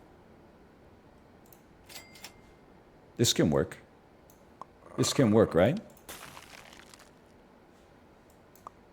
We should buff the Doberman. Monkey's a tier 5? Yeah. Gang gang. So true. I'm sorry. I can't cancel Pinky Doll for going to Hollywood. I support SAG-AFTRA, but it's very funny. I'm sorry. You're not gonna get me to do it. This is kings supporting queens as far as I'm concerned. I think that she should get an exemption from the union to be able to work. Why? Because it's funny, I think. Because it's humorous. Hang on, you come out here. How have you been handling the writer's strike? I told the same joke about piss like 100 times already in the stream so far. It's the writer's room. I thought that I was one of the good ones because when the strike started, I sent them an email that said I support you guys. And listen, I'm going to be a little incommunicado because there's no internet on the Disney cruise. But I just want you to know that I'm rooting for you. And here's a $50 gift certificate to Domino's Pizza. Should last you for the week. And then I came back and everything was a mess. Not a miss. I mean like physical mess. That's like one pizza. Excuse me, it's Domino's. It's like 5 pizzas. It's just that none of them are good. Yeah, I'm back on my hater arc. Why? Because I've told my Domino's experience in the past. When I was a kid, Domino's sucked. Then they changed the recipe, and it was good for a bit. And then I got it like 3 weeks ago, and it was pure ass again. It's like they've been riding the high of the new recipe for too long, and they've gotten back to the regression now. Just one man's opinion, okay? Hang on, I'm goated. For $20, they give you all the food in the store. It all sucks shit, and it's just different permutations of bread. That's what I'm saying. Always, like, seeing other people's Domino's orders always drives me crazy. Because they'll order, like, a large pizza, and then they'll be like, oh, yeah, for an appetizer, can I get exactly the same thing, but just with no sauce? Can I get, like, some cheesy breadsticks? You know what? You're not always in the mood to like eat a whole slice of pizza. Sometimes you like to eat a slice of pizza minus the sauce. And then for dessert, you're like, can you take off the cheese and the sauce and just put on like some cinnamon sugar instead?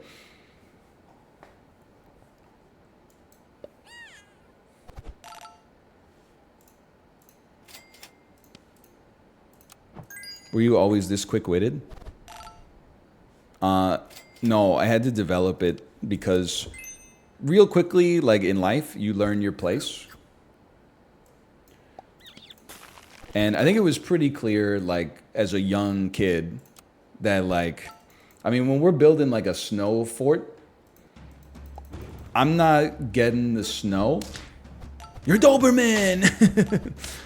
I'm not getting the bricks of snow, okay? And I'm not, I'm definitely not the person in charge of choosing how the snow fort gets built. I'm not in charge of delegating. I'm not in charge of placing the bricks or using my ambient body heat to cause the bricks to melt together, thus increasing the structural integrity of the fort. I'm the guy who is like, while we're scraping the snow, I'm telling jokes to keep everybody's morale up. So I think I developed, it's a skill like anything else, you know. I think I developed quick-wittedness as a defense mechanism for feeling useless in like other avenues of my life.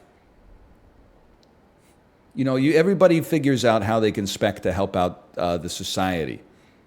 And that was my contribution. Not the most valuable guy on the squad, that much is obviously known. I'm betting on myself.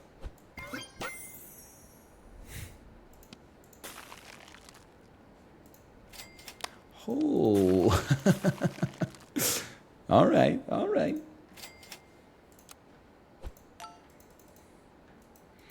But this was like a much more valuable skill, by the way, like before everybody had headphones. Because like I feel like I think we could have done better. Like if I was born in like the 1890s, I think I could have been one of the most popular guys at the construction site. Because when you're up there, you know, I don't know what they're doing, bending rebar, mashing girders together, or something like that. Even if a guy kind of sucks at mashing the girders, you would be like, hey, tell that joke again about Ryan, tell that joke again. It probably wouldn't be called Ryan. I'd probably be called like Joey or something. Hey, Joey, tell the joke again about how they keep putting the juice in the rectangular containers. And I'm like, how am I supposed to get it out of the corners, boss? They'd be like, hey, Joey, you fucking idiot. You fucking suck at construction, but I love you. I love you, Joey. But nowadays, I feel like if I worked at a construction site, I would be like, hey guys, you notice how juice comes in? Then like nobody would look at me because they'd all have AirPods and they'd all be listening to the Joe Rogan Experience. Like they've antiquated my role. They outsourced it to Spotify. Maybe like a silver gem. You would have tippy-toe walked off the iron. Yeah, like if I was involved in the construction of the Empire State Building, I would not be here right now. I would well, I mean, obviously I'd be dead due to old age at a minimum, but I definitely would have fallen off the skyscraper. My balance is not that good. So true. They would have loved my whistling too. Hey Joey, can you do Cape Town races? Sure, boss. A small gust of wind has blown me off a 60th floor girder that I was sitting on.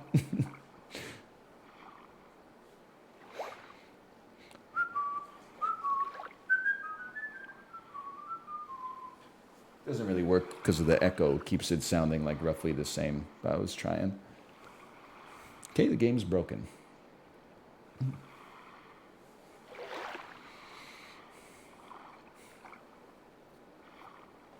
Servers died. Job's gone.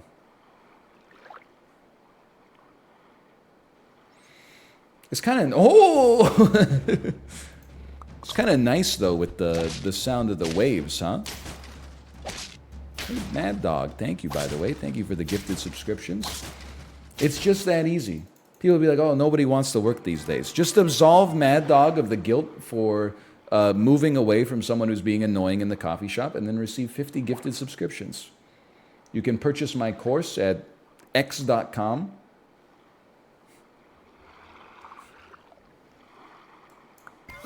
Did you actually, so people earlier said, did you see any crazy TikTok finance stuff recently? No, I did not, is what I said. But then I did see the post that was the dude selling courses on how to like become financially independent by buying a staggering amount of rental units. And then people were like, what does your business look like right now? And the dude was like, we're taking in, I don't know, I forget what he said, but it was something like $18,000 a month in gross revenue. And then people said, what's your net? And he was like, $2,200. So the dude is like leveraged up. He's got 12 mortgages to clear like a minimum wage salary every month with so much added risk, and he's selling courses on how to be like a realtor. It's crazy, man. That's not good. I feel like you could just, like, there's some work involved in being a landlord. It's not zero. You at least got to cash the checks, right? I feel like at some point, I think I'd rather just work a job than cash 11 checks. I don't know. I have to think about that one. But anyway. Something's not right with the way they're running their business. Let's put it that way. It's all online these days? Really? I think Canada, I don't know. Here's the thing. You might see it as being behind the times, but I see it as being charmingly traditional. We still use checks to pay some stuff here. When we rented, we used checks. When we signed on for a year of daycare, we used checks. I kind of like it. Because you know, like, when you pay for something, that it's going to annoy the person that charged you. Which is why I still send checks to the Canada Revenue Agency when I pay quarterly tax installments. Because I'm like, if it hurts me, it's going to hurt you too. I get that they're like, they don't care. They don't care. I bet they care. I bet they care a little bit.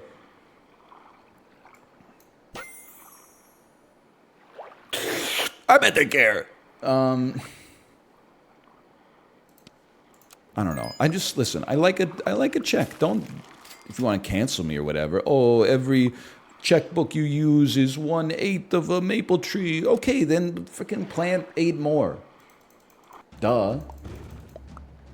Trees are like the only things that grow on trees. Mouth, don't listen. I win these. It takes forever to grow trees?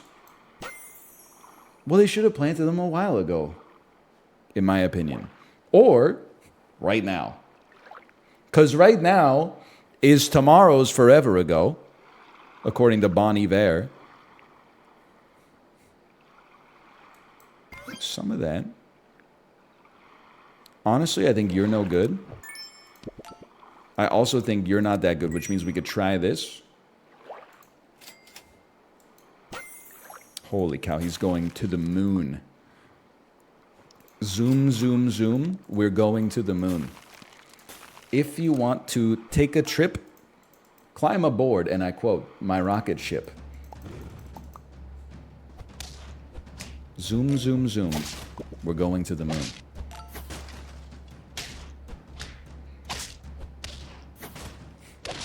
What are the question marks for? These are simple songs for toddlers. By the way, I think I'm on the verge. I don't think it's insane. I think it's very sane, but it sounds insane. I think I am on the verge of starting to become that guy who talks to people at the park. And I'll tell you why. Not everybody here is from Vancouver, and people that are from Vancouver might have a different view of things. I think we live in a pretty antisocial city, for the most part. You always see posts on r/Vancouver that are like, it's hard to make friends here. People flake out all the time. And I enjoyed that before I had kids. We had plans to go camping with another family who has kids that are the same age as our daughter. We had a double campsite booked. We had a Google sheet. Everybody was coordinating stuff. And then like 2 days before we left for the camping, they were like, we can't go, we're sick. I believe that they were sick, but I would also be lying if 11 years of living in Vancouver didn't have me thinking like, what, maybe before we go camping, we'll just swing by your place with like some bone broth and be like, knock, knock, knock, motherfuckers. Let's see if you are actually sick. Hey, we got you some bone broth because we heard you guys are sick. Wait a minute, you're all wearing swim trunks. Anyway, I assume that they were actually, so I have no reason to believe that they just flaked on us. But I'm saying it's a Vancouver classic. And I've done it myself because sometimes you'll be like, yeah, I'll be there. And then on Saturday, you're like, no shot. Sorry, I'm just a little under the weather. Oh, get well soon, get well soon. Yeah, I will. Yeah, I'm going to take her easy. Glug, glug, glug, glug, glug. Rick and Morty on the TV. Anyway. But for me, I don't care because I enjoy my own company. I'll listen to music, listen to podcasts, go for a walk, whatever. But I want my daughter to socialize with kids that are roughly her same age. You know, kids that are somewhere between 1 and like 5 right now. So at the park, that's like the main way that I am introduced to people who have kids that are roughly the same age as my daughters. But it's actually like more nerve-wracking than being like a teenager and trying to ask someone out on a date. It's to go up to like another parent at the park and be like I am going to try to become friends with you, but really to try to set it up so that like your kid and my kid can just play around and we can both sit on a bench and look at our phones.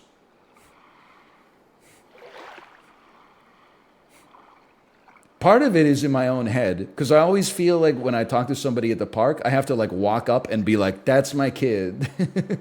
Just I'm like, I'm not here by myself. I'm not here by myself. That's my kid right there. The one who just fell down and scraped her knee.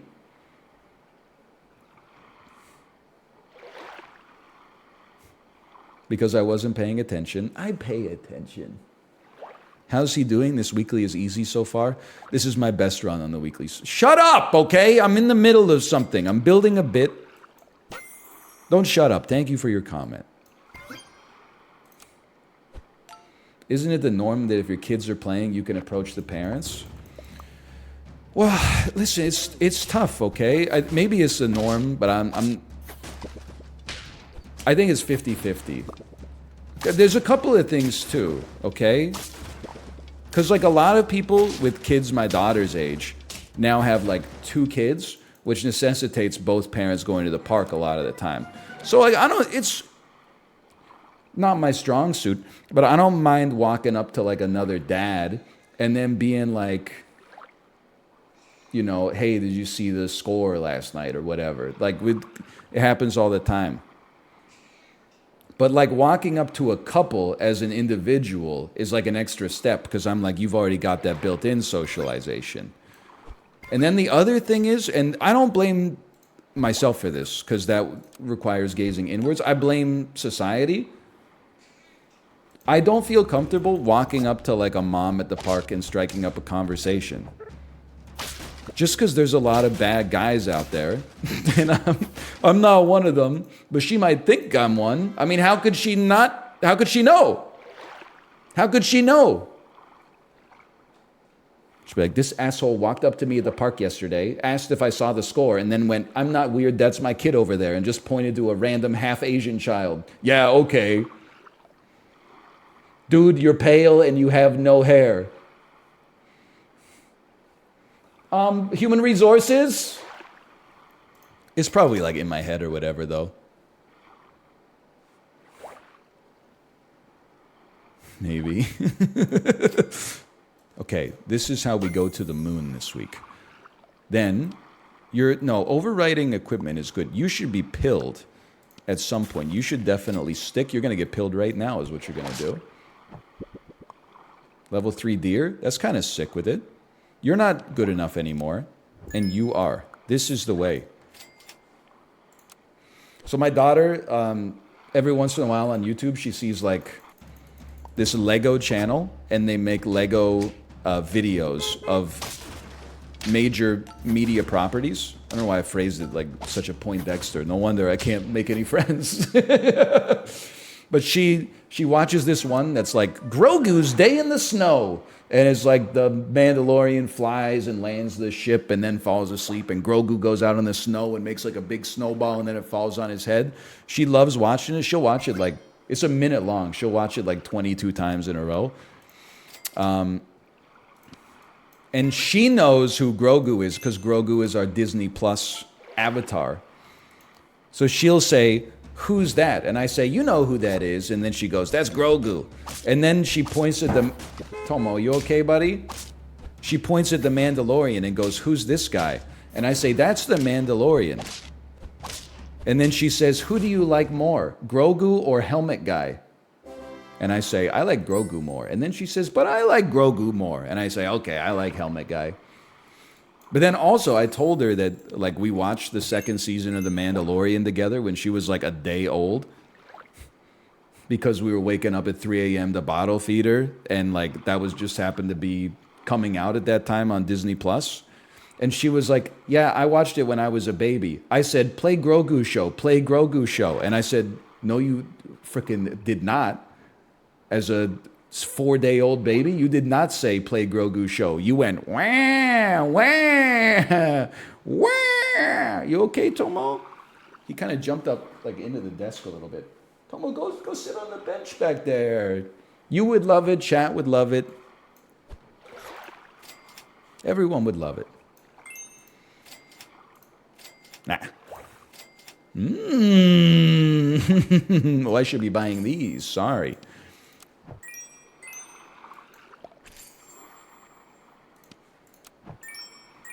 You mean I owned her? I didn't own her. She was just telling lies. Papa.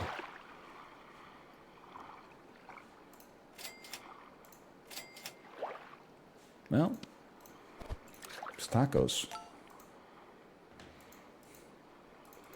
Did you end up watching the bear? Nope. How'd you get the coconut? How'd you get the coconut? Whatever, we win these. What the heck are you? Oh, Meerkat, that's how you got it. Did you watch Oppenheimer? Nope. Probably see it one day. Give me a tier 6 toy. We're so back. On break, give friends a buff. Rightmost friend gets the peanut. Rightmost friend gets the coconut. I think a 2640 death touch could go kind of crazy. We only need it to work for 2 more rounds. Why don't you take one of these? Did you watch a 60-minute compilation of Elmo songs? No? I didn't really watch anything, honestly. I didn't watch anything this weekend. I mean, I was it's legit at the playground. I know that it's like me thinks the lady doth protest too much. But I'll tell you, Saturday, library, playground, lunch, 2-hour walk while she took a nap, dinner, bedtime. Yesterday, playground, lunch, drive out to Coquitlam to go to the Korean grocery store, eat an amazing meal, drive back, dinner. Wait, I'm trying to figure out. Playgrounds. Listen, I was doing a lot. I was not looking at screens this weekend, although I did play some Pokemon Go at the playground on Sunday because I was like, I just need a little bit of some stimulus. Some serotonin, exactly. What I should have been doing is making conversation with the other parents at the park. But one of the parents came to the park with like 4 fucking kids. And I was like, I can't have a conversation with this person. This is like just a civilian going up to talk to Iron Man or something like that. They're going to know I don't have anything to offer them.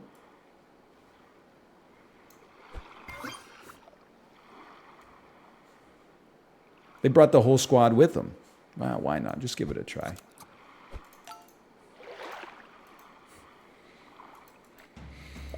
Tell me why the washer said 57 minutes. I came down 62 minutes later. This shit still says 10 minutes. Is actually one of the largest pet peeves that I have in my life is exactly what you're talking about right now. You know what it is, and chat's telling you right now in no uncertain terms. Holy cow, we never had the alpaca badge before. How embarrassing is that? Modern washing machines don't give you an honest time. They give you an approximation, and then they finish when the moisture sensor says it's done. Which is extremely annoying, because sometimes you're like, it's nighttime, and you're like, I'm gonna put my clothes in the washer, and then when the wash is done, I'm gonna put them in the dryer, then I'm gonna go to bed. So you put it in the washer, and it's like an hour and 12 minutes, and then you go like do some stuff, you clean up, you come back in an hour and 12 minutes, the shit says 15 minutes, and you're like, bro, I'm tired. You come back in 10 minutes, and it says 15 minutes, and you're like, oh, fuck it. You know, pause, open the door, take your dry ass or your wet ass clothes out of the washer, put them in the dryer. You're like, this shit's not gonna dry. Open up the dryer in the morning, it smells like a damn basement.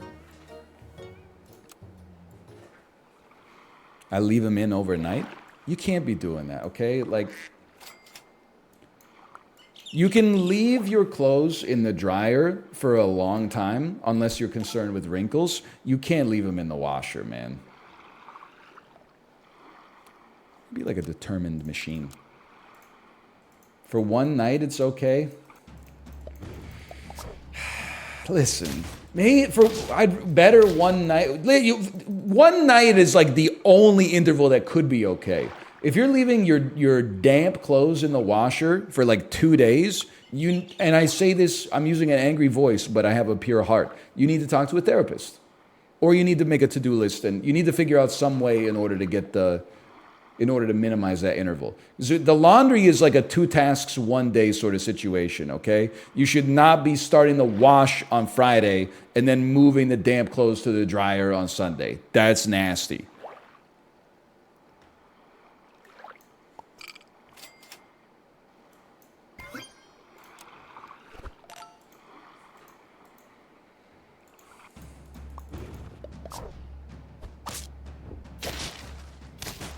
Bro, I just wear them?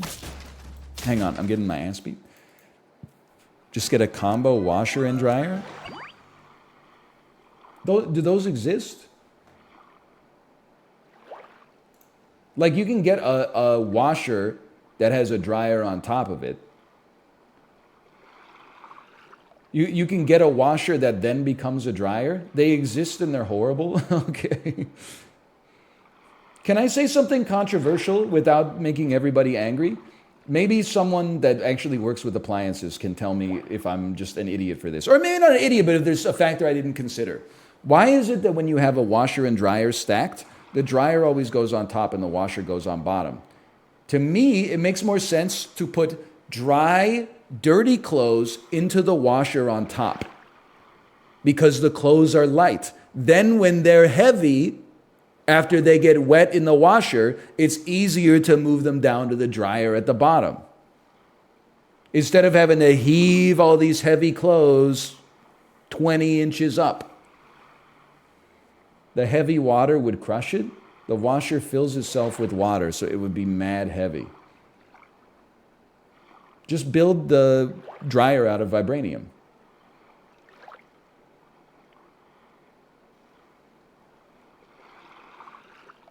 What's the problem? Okay, I guess that works. Just get lighter water. Just get lighter water. I don't know about you. I don't think water's that heavy. I got like a glass of it right here. Watch this.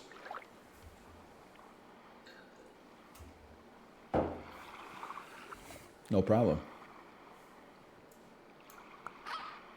Sell me. Place me. You know, I was watching Chibli yesterday, and he said, can you tell me if I'm crazy? He was talking to his chat. He wasn't talking to me specifically.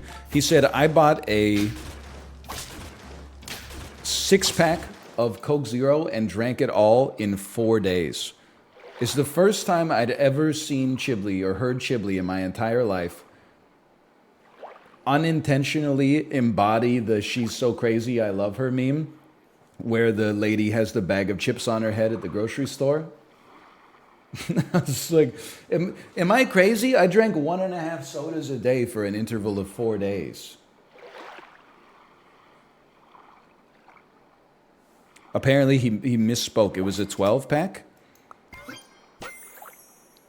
Chibli, if you're listening to this, you probably won't be yet. It's not quite that time of day yet. We're cut from the same cloth, okay? So don't take offense to this. But you've had streams where you've consumed like 10 Peronis on stream in like 5 hours. Consuming a 12-pack of soda once over the course of like, 4 days is nothing. It's certainly not that crazy at the very least.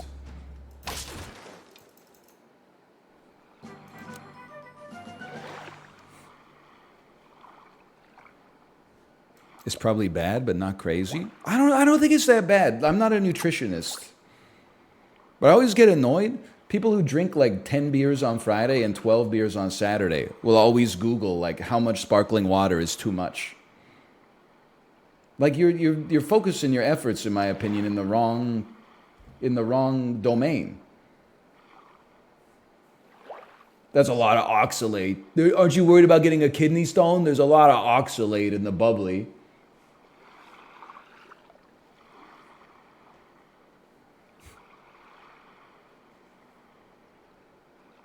Give me a good unit. That's not a... Wait, why am I building a flamingo? What's wrong with me?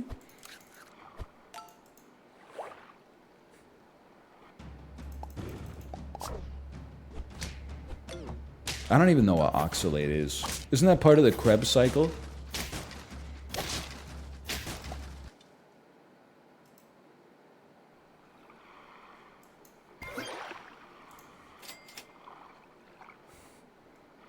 It isn't?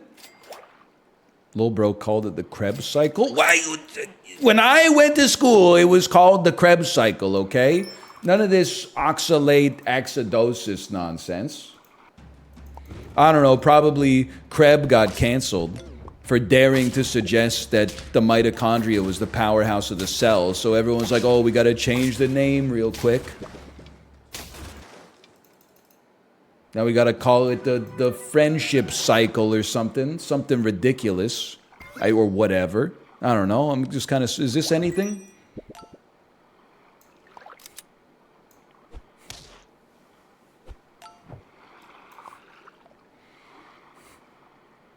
He was really into eugenics? Wasn't he born in like the 1300s? I'm not saying he should be pro-eugenics. I'm just saying he's like 900 years old. Get over it. So was Churchill? Yeah, and that dude was like alive in the 50s. Krebs, I don't know. He sounds like he was probably born in the 1100s. Krebs from Krebs cycle. Citric acid cycle. Either Wikipedia's gone woke. Also known as the Krebs cycle. Okay, 1 second. The Krebs cycle. Hans Krebs, biochemist. Nah, this dude died in 1981. He's been he was not born in 1100. I guess that makes sense. There's a lot of like very small chemical steps in the oxalate acidosis citric acid cycle. I'm pretty sure in the 1100s when they were like doing medicine, they probably didn't have a scanning electron microscope. I could be wrong. Let's see. Hans Krebs. Yeah. One of the most important molecular biologists of all time. Scroll down. Controversies. Personal life. How many times were you divorced, motherfucker? The University of Oxford has a building named Hans Krebs Tower. Okay. He won the Nobel Prize. Congratulations. The University of Sheffield has the Krebs Institute. There's no controversies, man. I think Krebs seems like a good dude. Krebs didn't do anything wrong.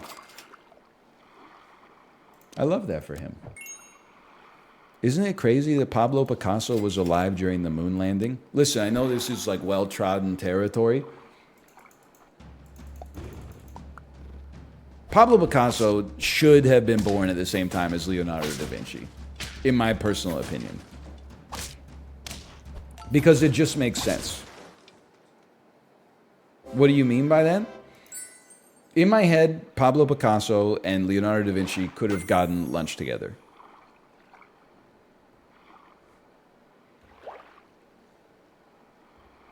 I think we should try the rhinoceros here. What would they get? Well, apparently Leonardo da Vinci would probably eat like some unleavened bread, and Pablo Picasso would order a foot-long cold-cut combo with tomatoes and mustard based on when they were alive. But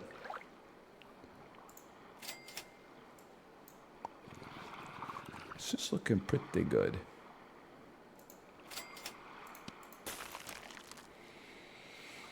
Just got back, stream muted. Based on chat, frankly, I'm not unmuting just yet. Chat, can we flood the chat with +2s, please? Make them think that like we're having an amazing time. Can everyone type lull or +2 or something of the ilk? +1,000, +2. Oh, man, that's probably the best joke I've ever made. And it was right off the cuff. And on top of that, it was incredibly controversial. It's incredibly controversial. Boy, I would have hated to have missed that. Anyway, I'm never going to repeat it. Oh. All right, fine, I'll repeat it.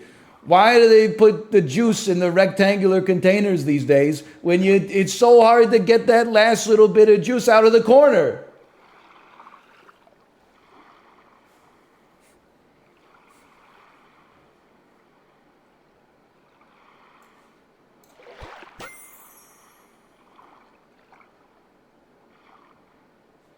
I'm just gonna do the same thing I always do. I'm gonna buy a dragon and buff my whole squad. My whole squad, not my whole squad. Hey, NL, did you hear that X is the future of unlimited interactivity centered in audio, video, messaging, payment/banking, creating a global marketplace for ideas, goods, and services and opportunities? Powered by AI, X will connect us all in ways we're just beginning to imagine. I'm sure, in the CEO's defense, I'm sure that she is just beginning to imagine the ways in which it will connect us all, because it probably was forced on her over like a Discord DM at like 2:15 a.m. the day before they launched it. That's my hunch, at least, but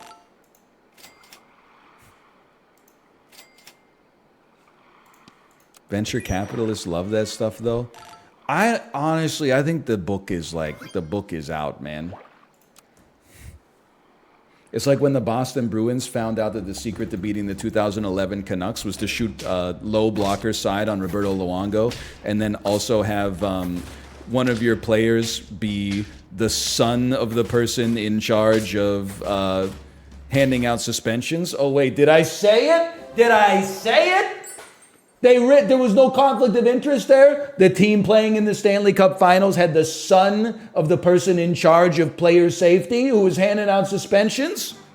Oh, my son injured somebody? I'm just looking at all the evidence. I'm going to say no suspension on that one.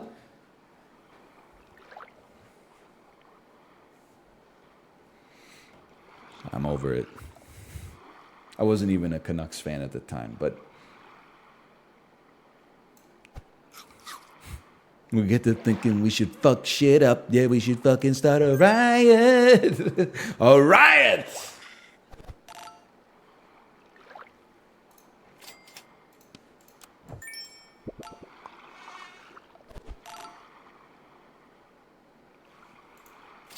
Classic. I'm of the opinion, that was my playlist when I was walking my daughter in her stroller this weekend. Track 1, Sophie B. Hawkins, Damn, I Wish I Was Your Lover. I'm not joking. Track 2, whatever it plays next, usually Linger by the Cranberries. Ooh, great song. Track 3, usually something horrible. X out of it. Get that out of there. City Hall by Tenacious D. Follow that up with Everybody Wants to Rule the World, Skibbity Toilet Edition.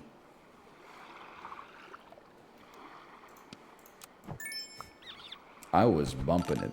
That's my summer playlist. Brother, what's wrong with you? What are you talking about? Damn, I Wish I Was Your Lover is an amazing song. It's such a unique song. I'll save my money.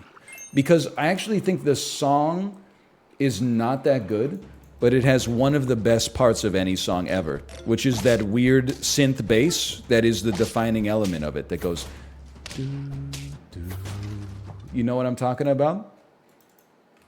Like, listen, I don't want to get the VOD DMCA'd, but not sure I know the song. You're going to know it in just a second here. Train whooshing. Just give it a second. Give us, it's not, there's a little preamble to the music. You don't know that?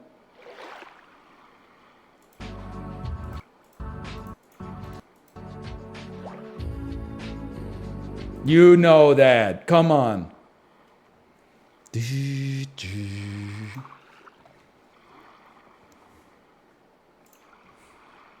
Give me the chorus? No, I'll get DMCA. I can sing it. Damn, I wish I was your lover. I'd rock you till the daylight comes. Make sure you were smiling and warm. I'll be anything. Her words, not mine. Tonight I'll be your mother. I'll give you minutes, ease your pain. Through this round and you'll be Dan again. It has some great lyrics. This monkey can't stand to see you black and blue. I'll give you everything each time you step inside my jungle book. Her words, not mine. She just called her Meow the Jungle Book. Holy moly. Don't say you'll stay, cause then you'll go away. Damn. You know, it's a good, there's a perfectly cromulent song.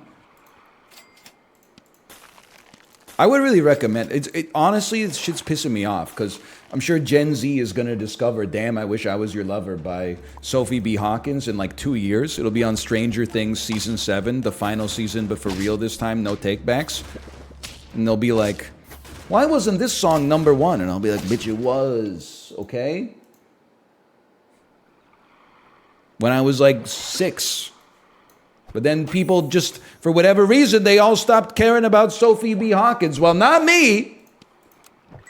So true. It does take place in Hawkins, Indiana, doesn't it? It makes sense. Well, we are going to lose this one. I haven't really been paying attention. I don't know if that's apparent. What's your favorite push-up variation? Nerd? You're a nerd. I would say the triangle push-up that focuses the effort more on the triceps, personally. Oh, right, I forgot about handstand push-up. Right, yeah, that's got to be my favorite. I'm doing those all the time. I'm doing one right now, actually. Man, it's crazy how much better Stegosaurus actually would have been there.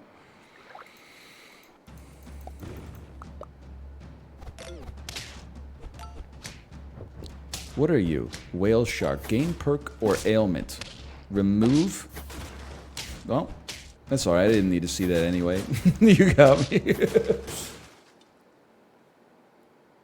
Stop saying you are rectangular, okay? We're talking about good music right now. That did not go well.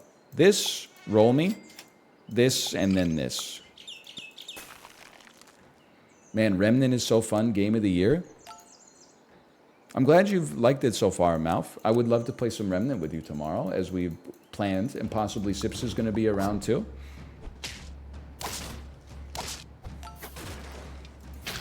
Have you played too much of it though? Are you gonna be like level 75, and I'm gonna be like level 1, and you're gonna be killing all the enemies and then taking all the loot as a result?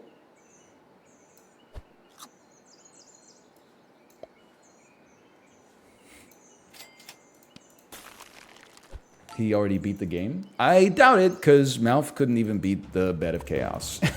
So, I would be surprised.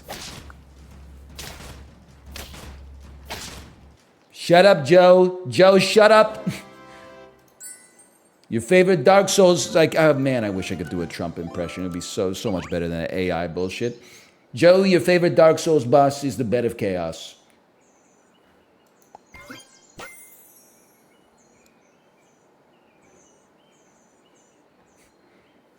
Listen, Donald, it's not the Bed of Chaos, guys. Guys, my favorite Dark Souls boss is not the Bed of Chaos, okay? Come on, Jack.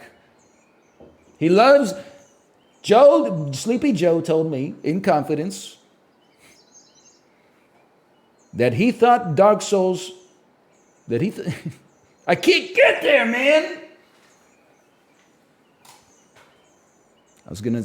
Donald Trump suggested that Joe Biden told him in confidence that Dark Souls got better after he got the Lord Vessel.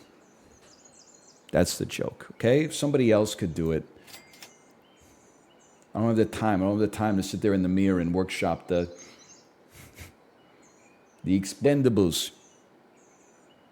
I love movies. My favorite movie, many people are saying The Expendables. Anchorman, did you see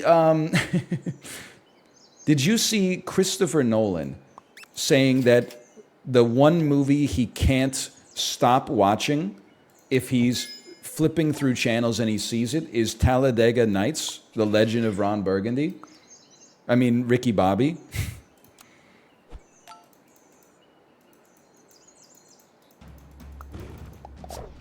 There's nothing wrong with it. It's just surprising. You would have thought that it would be, like, I'm just going to say it, like something kind of old and bad.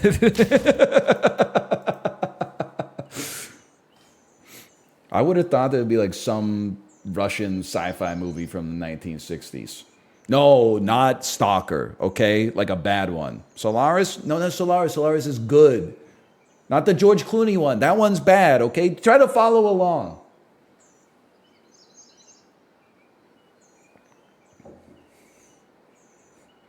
Probably some shit like High Life. If you're flipping through channels and you can't turn off High Life, you need to put new batteries in your remote.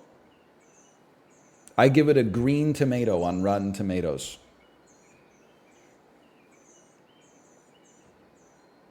Which is bad. Unlike fried green tomatoes, which definitely has a red tomato if I had to guess. Can somebody vet that for me? Can somebody go to Rotten Tomatoes and check and see if fried green tomatoes has a red tomato?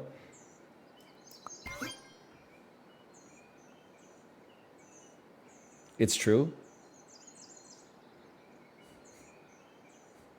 Yes, I'll BRB. 76%. That's a red tomato, but it's probably a red tomato that doesn't have the... Oh, it has the certification too. It's got the gold circle behind it. Holy. Congrats, Kathy Bates. That's not just fresh, it's certified fresh. You ever notice I'm just building the same team every time? Oh, never mind. You're out of here.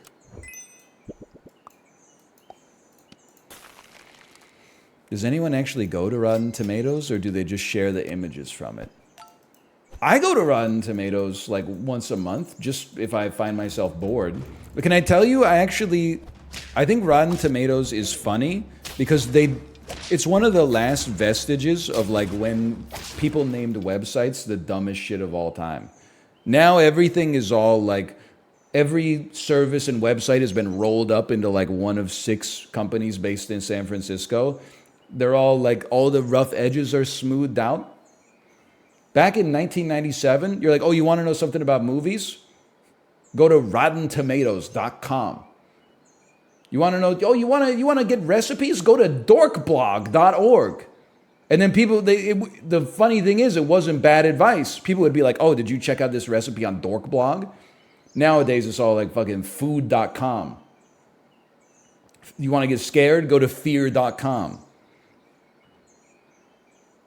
It's like our world is like is in trying to make it perfect. We've removed the perfection of imperfection. Cheat code central, yeah. Where you want to go if you want to get to the center of your cheat codes. Hang on, I shouldn't have taken you. Goodbye.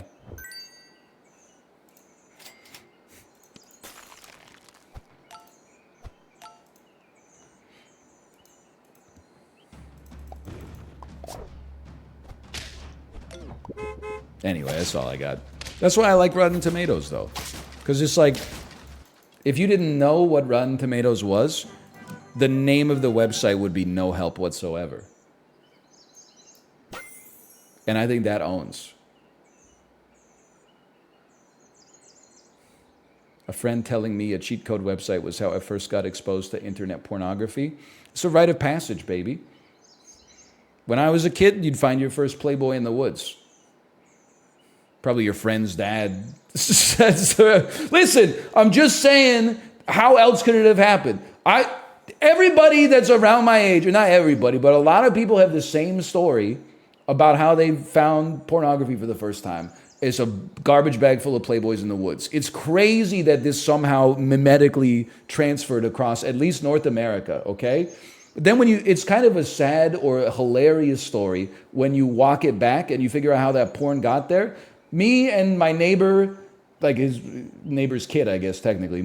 He was 10 years old like me. He didn't own a house. And like a couple of other kids in the neighborhood, we were hanging out in the woods behind my friend's house. We found a garbage bag full of pornography. It was like 20 Playboys in there. You're like, how did that get there? Oh, it's so mysterious. Then, now I'm 34 years old. I'm like, my friend's dad was jacking off in the woods. It's probably the only place he could get some damn privacy. So just imagine him in like a minus 17 degrees Celsius, third week of December, putting his winter coat and winter boots on and trudging his way like out into the woods and then jacking off and then putting it back in the garbage bag or something is so funny, dude. It's so funny. Oh, man.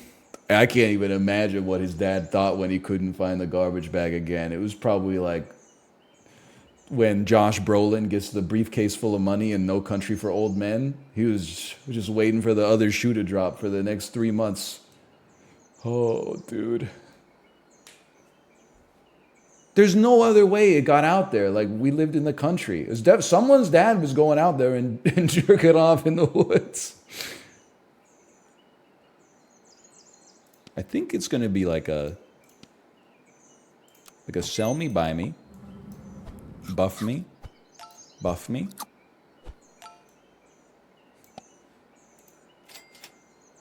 Let's keep you around. Sure, why not? I don't know. Whew.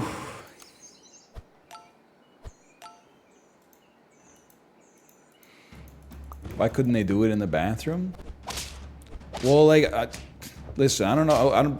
First off, I respect my elders. So I'm not going to assume that just because it doesn't make sense to me that, like, they didn't have their reasons. But, like, here's the thing. What's he going to do with the Playboy after he comes out of the bathroom? So what if he JOs to the Playboy in the bathroom, and then when he comes out, his kid is standing right there, or like his wife is standing right there or something. What's he going to do? He's going to do like he's going to abscond with it. He's going to put it, okay, I see what you're saying. He's going to shove the Playboy into his jeans and then pull his shirt over top of it. All right, but then what comes next? At some point, you got to put it in the woods, right? So he's going to put on his winter clothes and then he's going to go out and throw the Playboy in the woods. He might as well just cut out the rigmarole.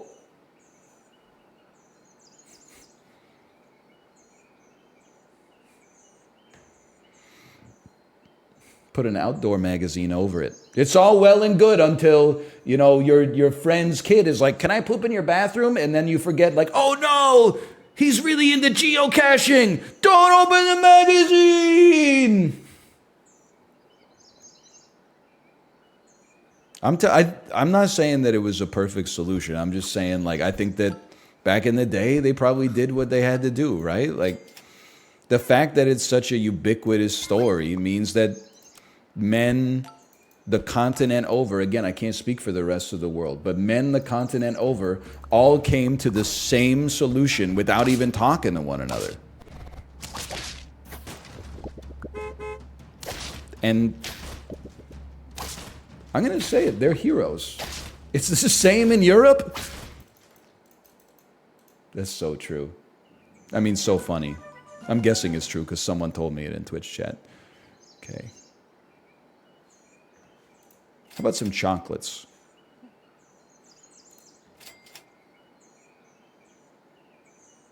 You could do something. Hear me out here. Sell me. Sell me.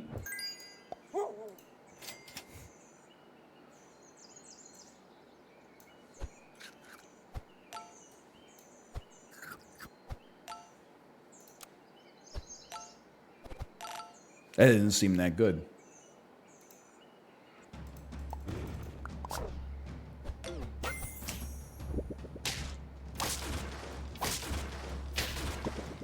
It is really funny to think that, like, if you were the clerk at a 7-Eleven in, like, 1996, you would know the fetishes of all the dads in your area code.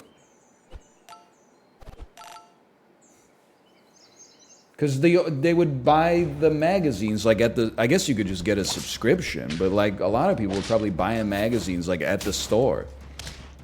Adult life is so funny. Like, as a kid, you're like, adults are just adults. As an adult, you're like, I don't know how to describe it, but I think you get what I'm talking about. Like as a kid, your parents would be like, if you're ever in trouble, just find an adult you can trust, okay? Just go up to an adult and say, can you help me find my parents? I imagine if the clerk at 7-Eleven in 1996 overheard that one, and he'd be like, yeah, but not Tim's dad. He's in the, you don't want to know. Once a month, Tim's dad comes in and I give him a black plastic bag instead of a clear one because that stuff is indecent.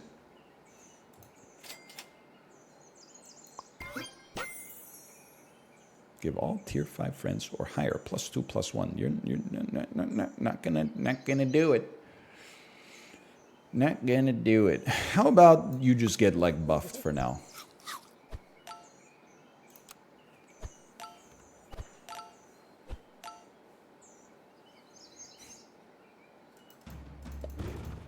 Here is your copy of Gigantic Asses. Listen. That's not that weird.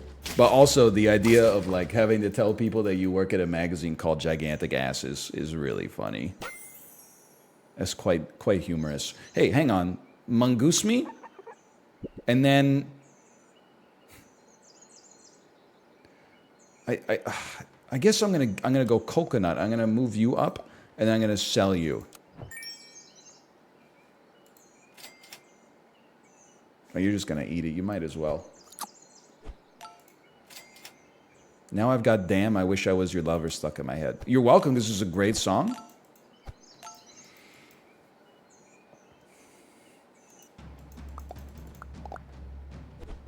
I was bumping it all weekend. Oh, you piece of junk! Oh, wait, are you a piece of junk? We're both pieces of junk.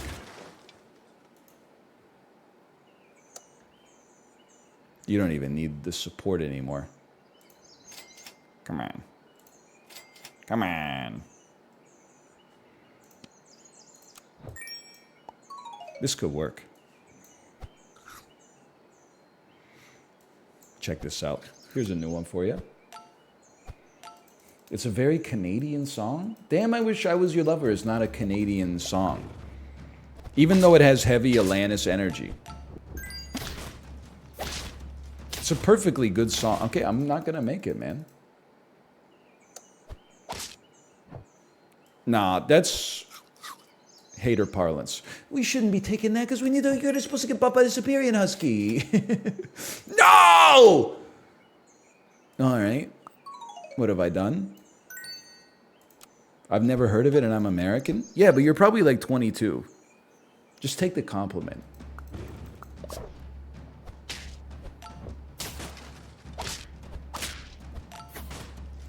It's over, man.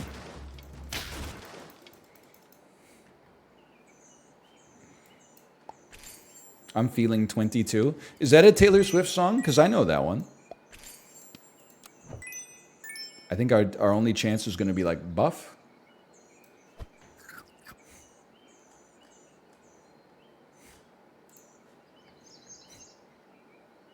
It is? I know that one. Maybe I know more Taylor Swift songs than I thought.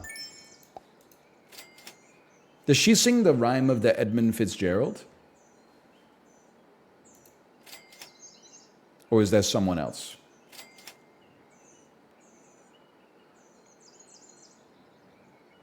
She does? OMG, she does. Okay, we need a turtle, in my personnel opinion. And then run it. Oh, but you're just going to eat the melon. Yeah, okay, that's fine.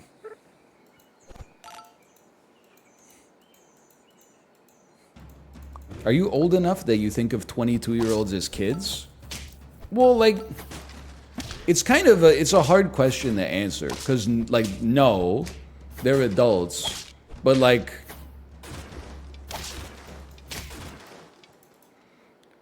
I mean, I don't know what you want me to say. I don't know how to answer the question. I do look at people in their early 20s, and I don't look to them as peers. They're peers in some ways, but they're like, you know, I mean, this is like, now it gets into like a spicier conversation. That's why, like, I always find it funny when you see like a 50-year-old stand-up comedian that maybe was like really popular in the mid 2000s and like his fiance is like a 19-year-old. I do understand that there's some people are young at heart and some people are old souls, etc., etc. But I'm 34. The idea of like having dinner with a 19-year-old is crazy. I don't even want to have dinner with my 19-year-old self, much less a 19-year-old like stranger. We don't have any common ground. Like, it's not to say we couldn't have a conversation or whatever, but like I think we would both be irritated. They would be like, this dude's old ass just ordered a Caesar salad, and I'd be like, what the hell? This 19-year-old kid just ordered like mozzarella sticks. We just don't. Even the menu overlap doesn't exist.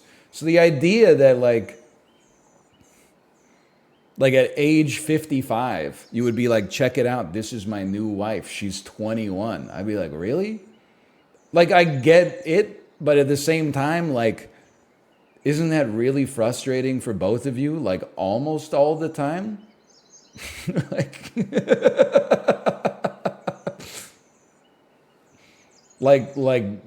and for her, probably all the time, but like, for you, like, almost all the time?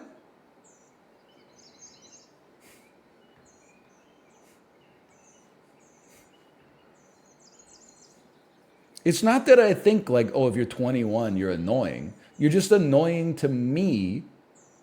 You're probably doing great in your own demographic, and I'm doing great in my own demographic. Why ruin a good thing?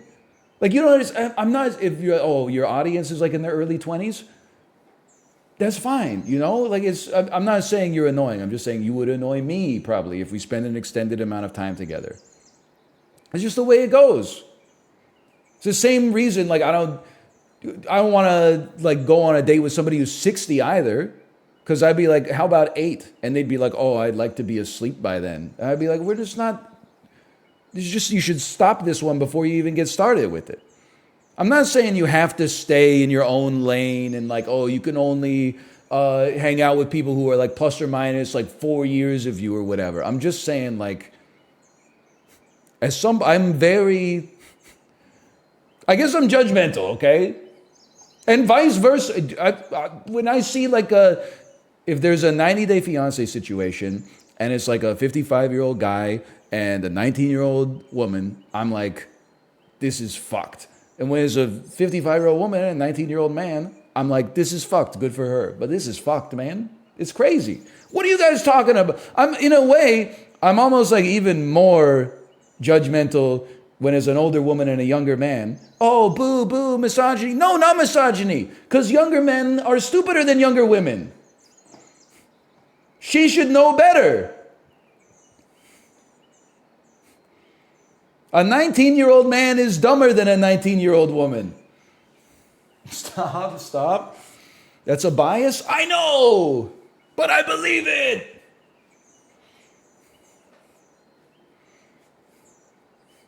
So Miss Andre's okay? Wait, is Miss Andre the one where you have a bias against men?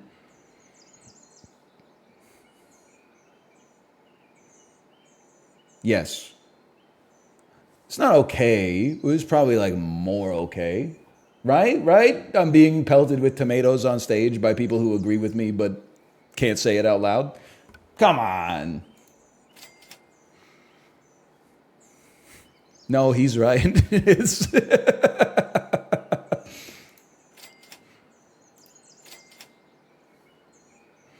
It's like when I see a bald dude with someone that has a full head of hair, shake my head. Oh, so bald people should only date each other, mouth? Is that what you're trying to say? I mean, I'm not even putting words in your mouth. It seems like that's literally like what you're saying, like verbatim. That's a little messed up in my personal opinion as a bald myself.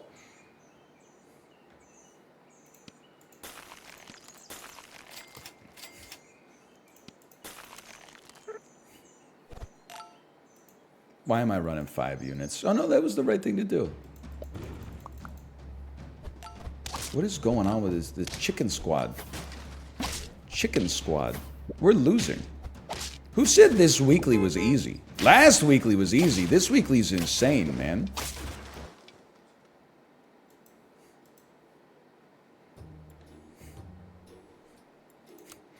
Chicken is goated? We're in desperate need of new games that are good. Sorry, I had to make that caveat. Yeah, Jerry Seinfeld dated a 17-year-old when he was 40. I know it gets brought up every time you talk about Jerry Seinfeld. It's more like he's a smart guy. That must have been miserable for everybody involved, right? Like, he shouldn't have done it for a number of reasons. I'm more just like, why did he even want to do it in the first place? Like, he's writing observational humor that has survived 30 years from the time the pen was put to paper. And then after that, he was like, I'm going to ask my girlfriend how like 11th grade chemistry class went. Bro, you live in like Manhattan or California or like Los Angeles. Go like have an experience or something like that. What's going on?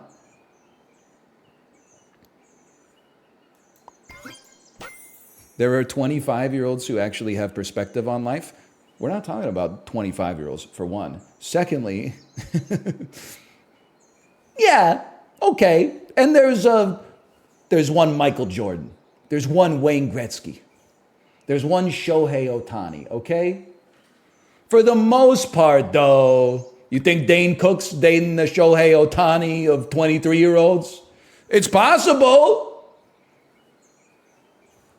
I'm just saying, I want to be a fly on the wall and see some of their conversations. And it's his life. I'm not saying he shouldn't like be able to do it. I'm just saying, I don't know what I'm saying. But I'm getting a lot of plus twos.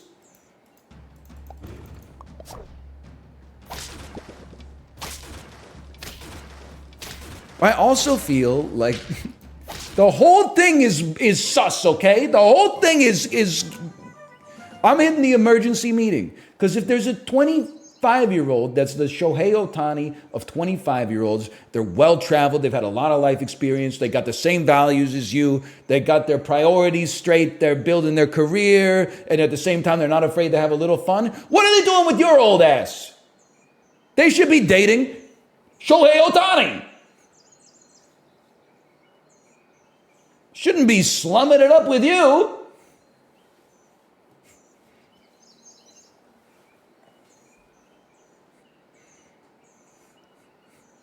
Doesn't make any damn sense.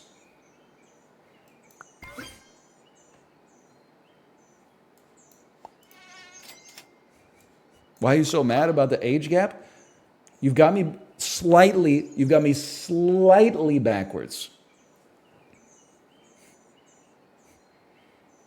The age gap is a problem, but the other problem is also that I just can't imagine like a 55-year-old celebrity and their 22-year-old spouse having like the kinds of conversations that you're like, I want to grow old with this person.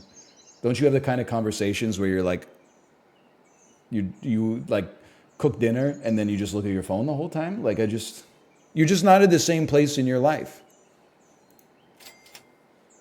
That's my opinion. As far as I know, it's not illegal yet to have an opinion on things, even if it is misguided.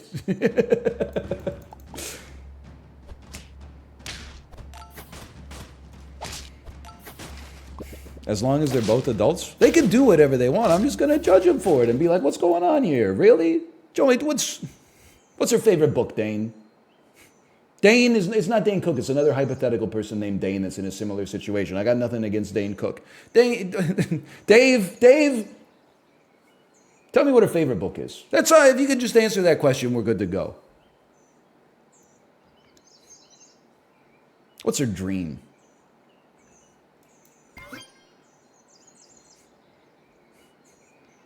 Does she leave the washing machine door open or closed when she takes the clothes out of the wash? Because I had always been a door closed guy because it just seems right to me. We had a house inspector come through, and he pointed at our washing machine and said, do you guys leave the door open or closed? And I said, I close it, but my wife leaves it open. And I looked at her because I was like, here it comes. He's going to tell you what I told you, which is that you should always close the door. And then he said, wow, she's a smart woman. You should always leave the door open. And I said, brother, tell me something I don't know. But also, you've betrayed me. You've betrayed the man code. Have you not read Barney Stinson's the bro code? You ruined my life.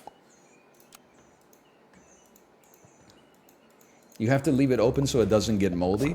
I know that now. Hello, Josh. Why are you in Candyland? Because I saw Barbie this weekend.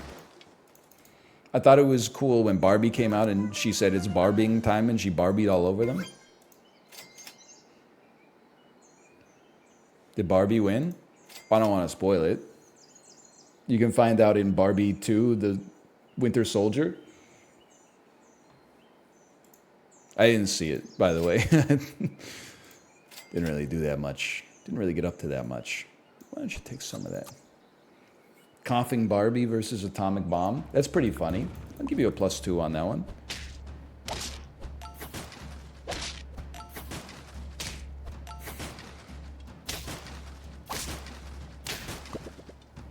That's no good.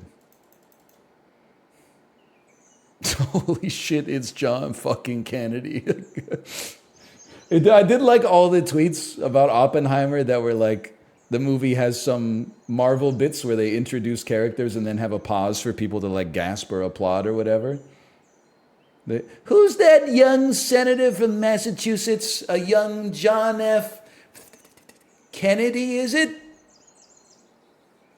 Just imagine, like, in Cape Cod, that must have played like crazy. Oh my God, I know that guy. No fucking way. It's John F. Kennedy.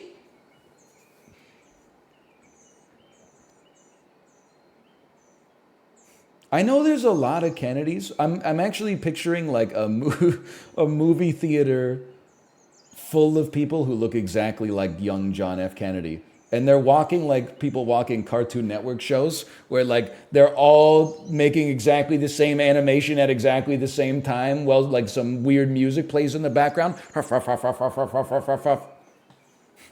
217 tickets for Oppenheimer, please.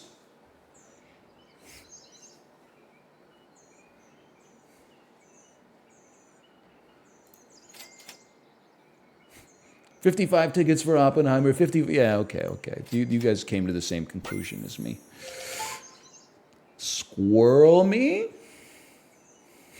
Honestly, a great impression. We're working on a lot of impressions today. Josh, my Trump impression cannot work. My JFK is not so bad, apparently.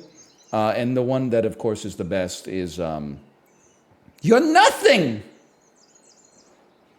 You don't respect the silence that serves as the foundation of creativity. Who are you? I walked Bob Dylan out on stage. You're flat. You got no talent.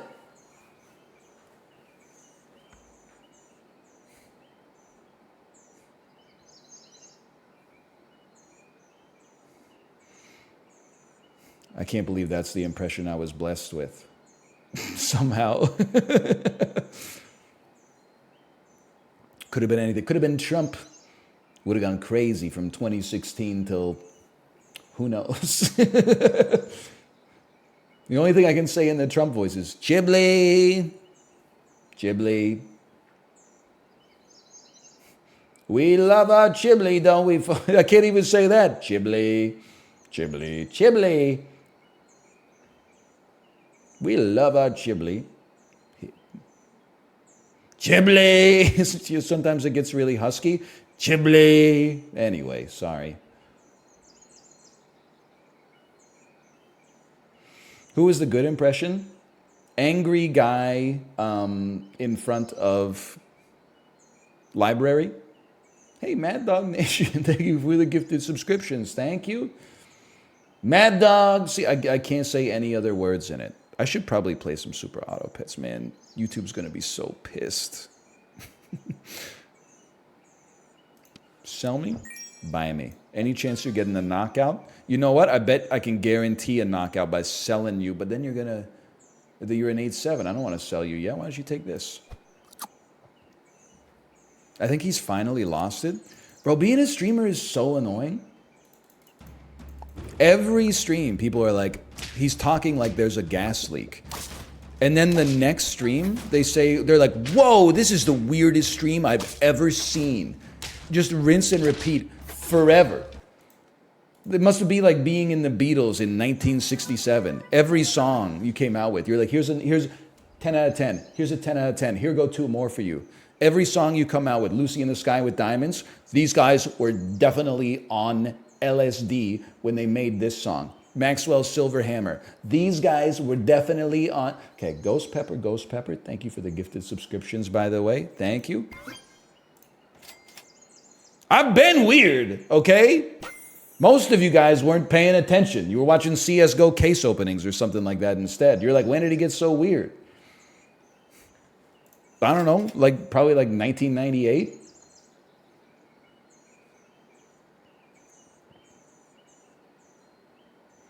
Cheap garlic could go crazy if I sell you at some point. I was 3 in 1998? Brother, who asked?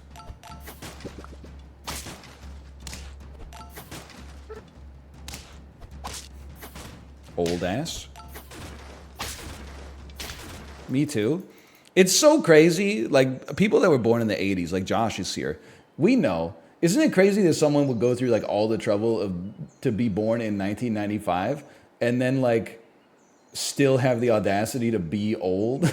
it's actually, like, really funny that someone would be like, I'm not like you. I was born in 1995, and then still be, like, old. What's up with that, man?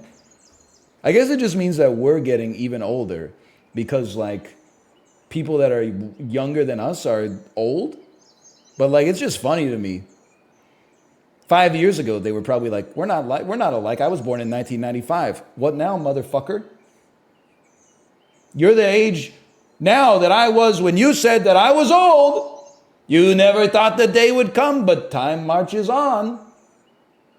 How do you feel about age now, Mr. So-and-so? How do you feel about people who were born in the year 2000 now?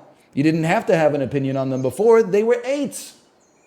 But now they're making memes. They're driving the culture. They're fleecing boomers out of their pension plans by pretending to be TikTok NPCs.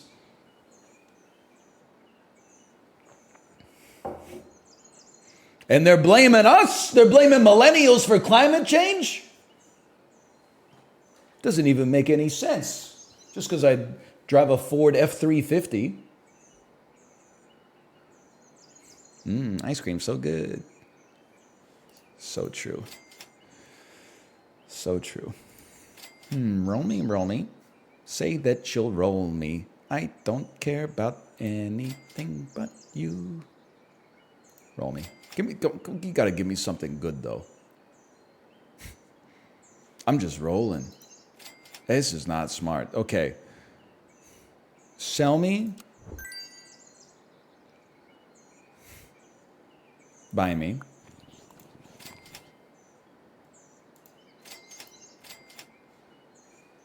You know what's also, I mean, it's not weird. I'm sure like every generation has gone through this and the internet has just heightened it a little bit. But like,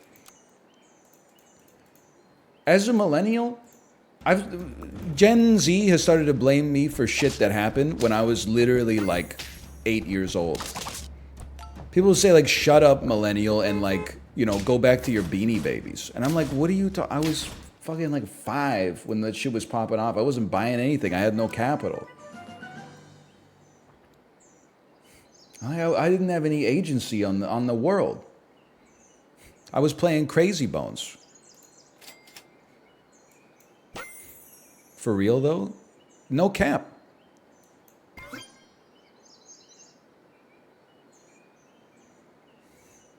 I think we can do something here.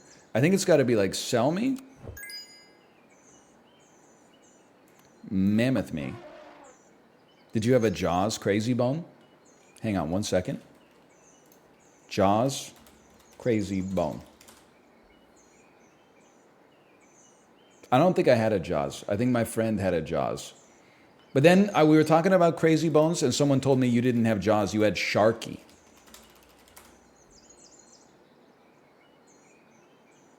The human brain is so bad. Because I'm looking at these Crazy Bones. If I saw them for the first time today, I would be like, this is a piece of shit, piece of plastic. Looking at them, because I loved them when I was 10, just looking at the picture of the Crazy Bone is like, it's making me emotional. That's so stupid. Like, my favorite Crazy Bone was Smiley. Smiley Crazy Bone. Just looking at this thing, it just takes me back to the summer of 1999, man.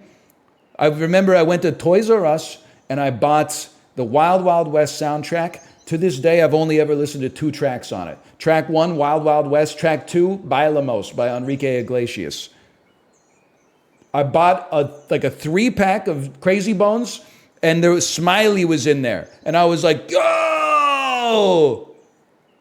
It became my favorite Crazy Bone. It's the greatest day of my life. Smiley's the number 2 Crazy Bone ever made.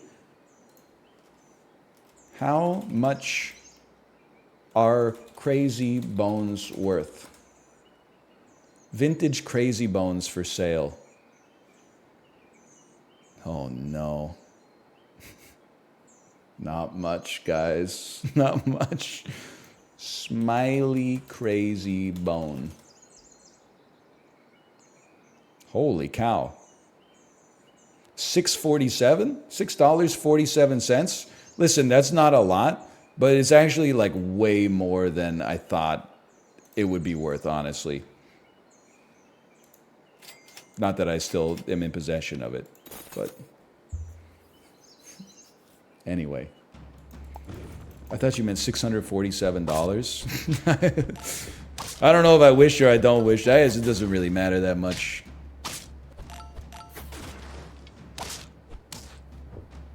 This weekly, I'm not doing so well on the weekly here.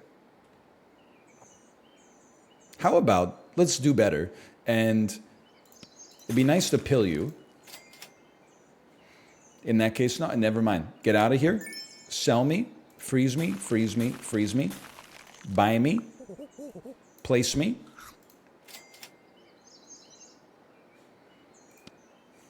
Sell me.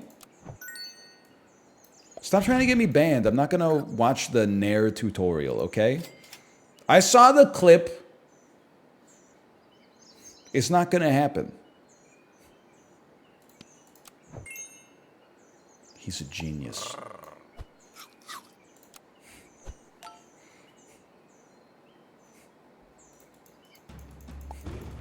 It's educational content. I'm not like other streamers. 90% of my stream is a black screen, okay? And I like it that way. Lucky for you, that's what I like. That's what I like.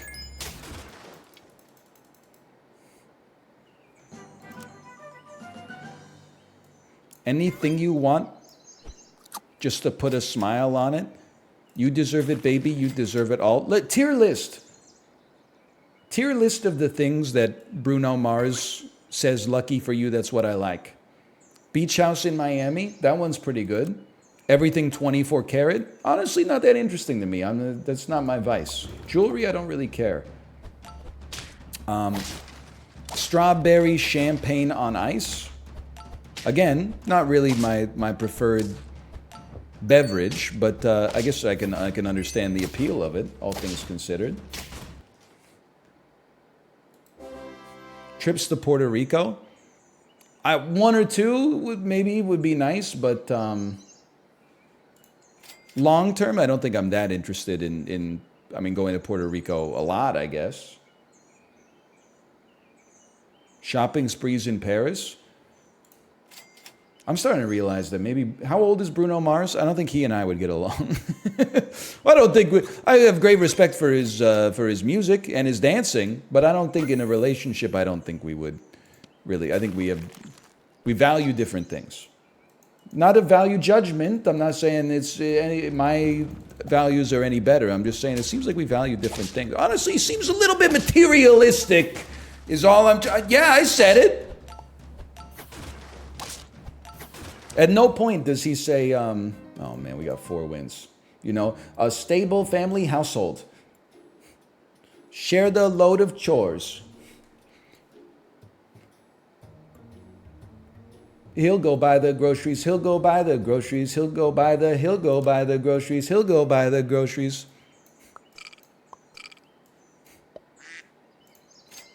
What is going on? I'm in tears. Librarian, I blame you for the fact that I blame you partially for the fact that everybody goes into every stream now going like he's crazy. The streams have not changed.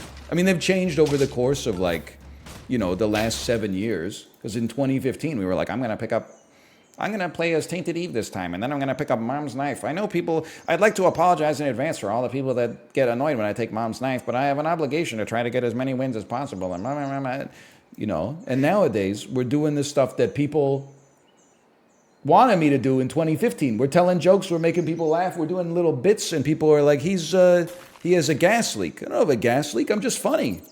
I know it's a foreign concept for a lot of people, but it's just the damn truth.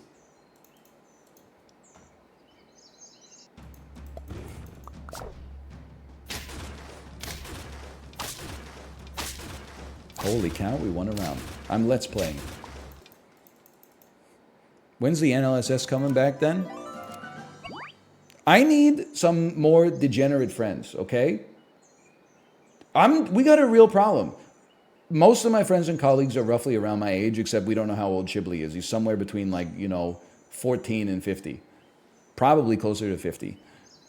But they're not degenerate enough. It used to be I would be doing YouTube work, setting thumbnails and stuff like that at 1 a.m. I would have 4 friends that were live. They've been live for 14 hours just fucking mainlining PUBG straight into their cerebral cortex. Nowadays, all my friends start streaming at 8 a.m. my time. They stop streaming before lunch, or maybe before my lunch at least. And then I go to Twitch to say, hey, somebody entertain me, distract me while I'm making thumbnails. And it's just hey, do you want to watch somebody you've never seen before play Diablo 4? They're not live. They're not. Malv, I'm not saying you, okay? We got to convince somebody to start streaming 6 p.m. Pacific time to 2 a.m. Pacific time.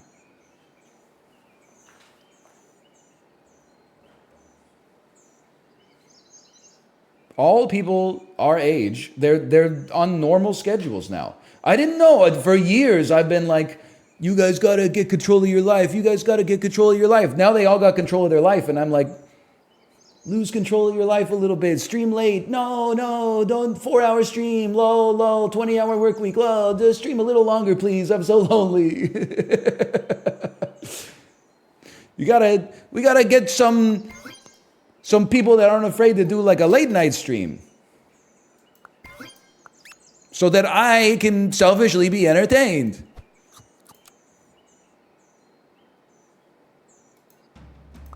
Watch some VTubers.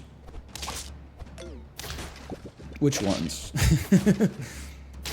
Because I know your favorite one is on hiatus right now.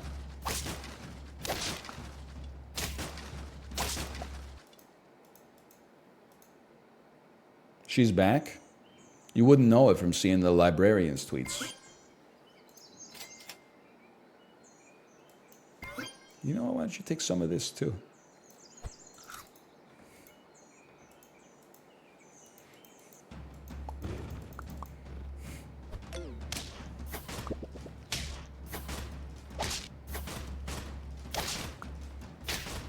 Those bees did not do enough, man. Holy cow, I didn't even get to the hedgehogs. It's freaking me out, man. What's freaking you out? Hang on, I'm scrolling. Why does he know? It's freaking me out. Because I click like on almost all of your tweets, which Twitter takes to mean that they should show me all of them, which I think is what I wanted when I followed you in the first place, but Twitter doesn't always work that way. But then half the tweets are about me and I'm like, Pog, and then half the tweets are memes about VTubers, and I'm like, I don't know, but it's like, I think it's like when your kid is in a Pokemon or something like that, and you don't really know anything about it, and you're like, are you playing with your Pikachus again, Billy? And they're like, yeah, well, they're called Pokemon, Mom. This one's called Dragonite. Sure, okay, have a fun time with your Pikachu. It's like you're supporting them. You know, even though it may not be your thing, you're still happy for them. Sell me? I know what you're going to say, and I don't have an answer for you. Because what you're going to say is, why is this dude so into the flamingo right now? I don't have a good answer for you. Just feels right. Hey, Anel, I'm heading out. Can you save some of the crazy for me for tomorrow? I guess I could save some crazy for tomorrow. I've been watching Love on the Spectrum Australia. Have you guys seen the new season of that yet?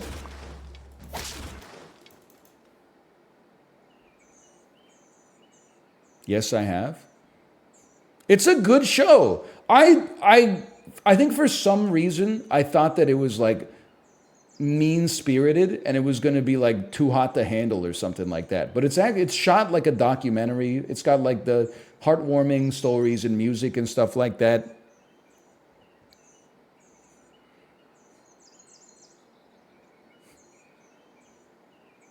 You watch that, but not The Bear? Listen, I don't know how many times you want me to tell you the same story. I don't have time to watch good TV.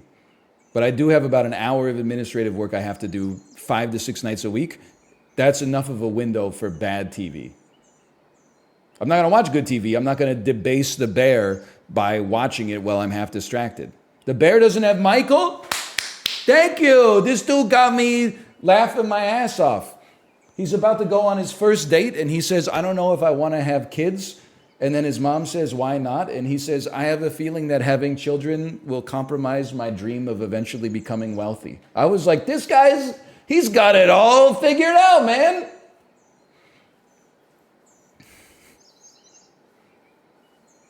Anyway. It's a good show. He kept ringing the bell. He was joking. Well, no, he wasn't joking, but also he's like right. And his mom was like, you know what? You're onto something there. Anyway, hang on. I had to figure out what I'm doing here. 2 llamas.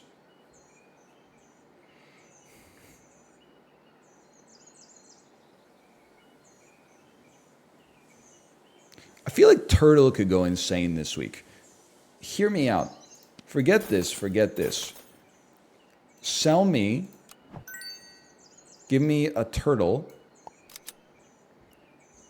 Sell me, give me Egyptian vulture. Freeze me, I guess we should do something with the honey, why not? It's pretty cheap.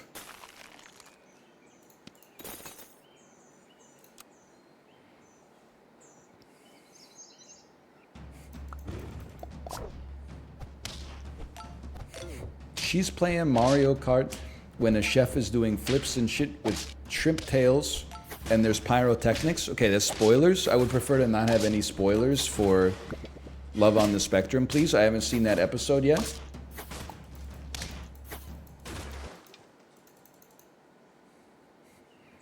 That must be season 1. I'm watching in machete order, so I'm on... Unfortunately, I just finished season 2. But I'm very interested to find out which one of the characters turns into Darth Vader.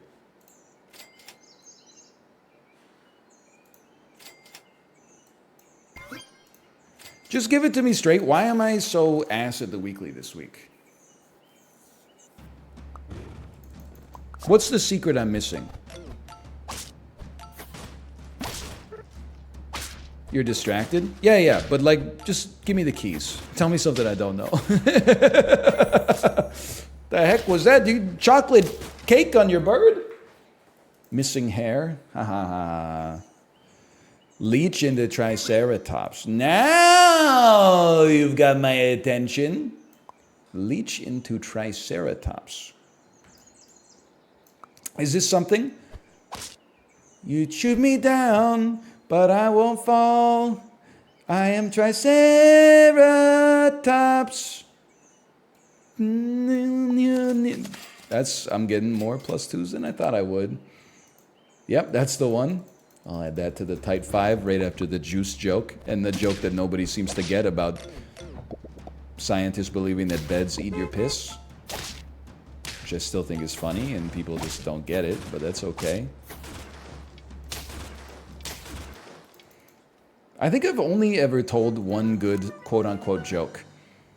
And it's the joke about the Vancouver Aquarium being forced by protesters to release the blind orca out into the ocean.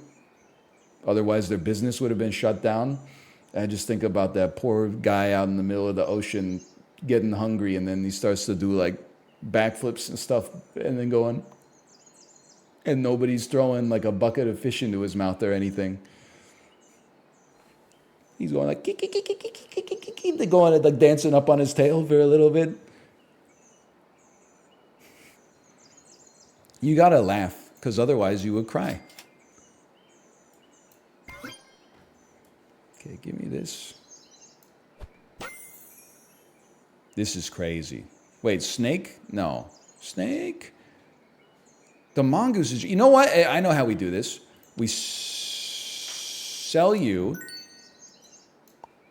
and run a mongoose, and then take the one that gives +2 attack and +2 health. Very interesting.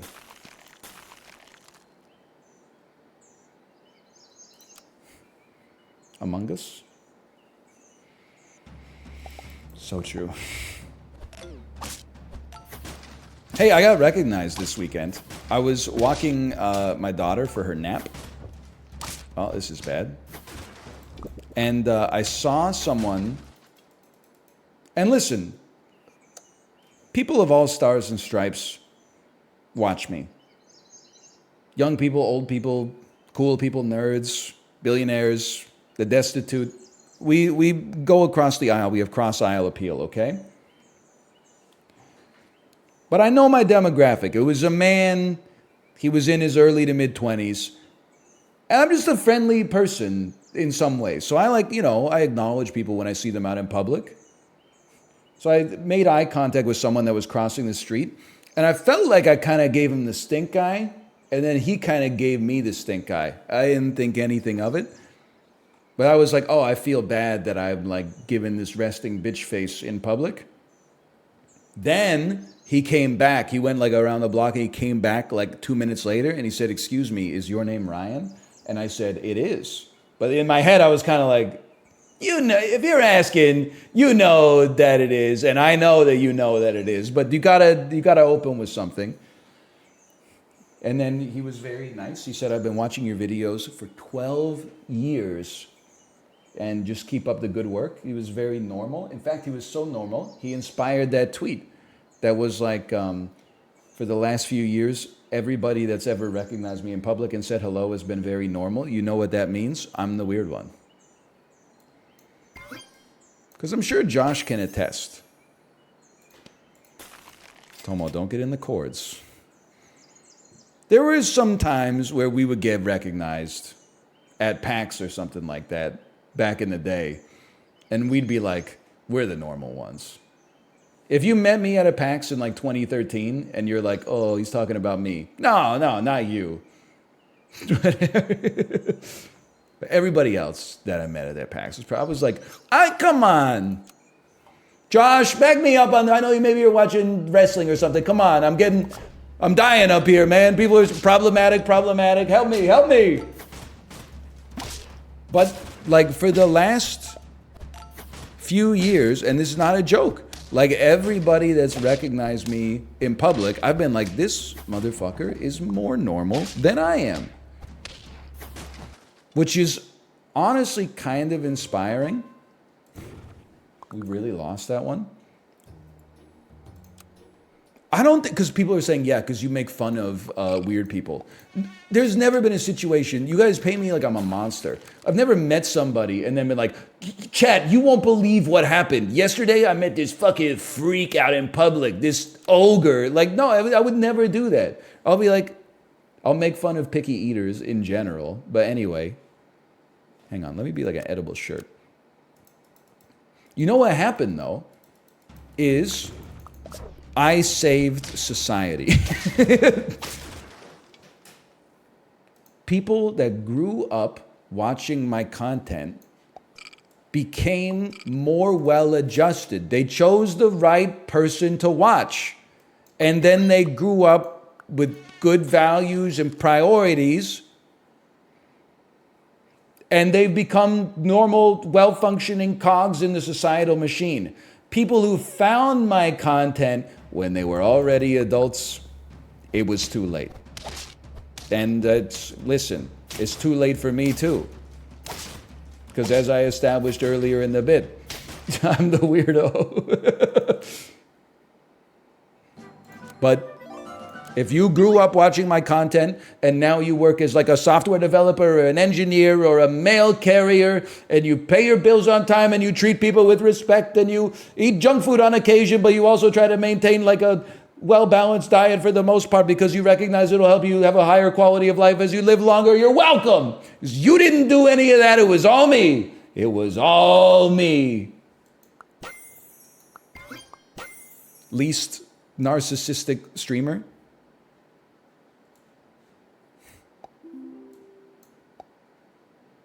I hit Tamarin. This is not a good squad. This is even worse.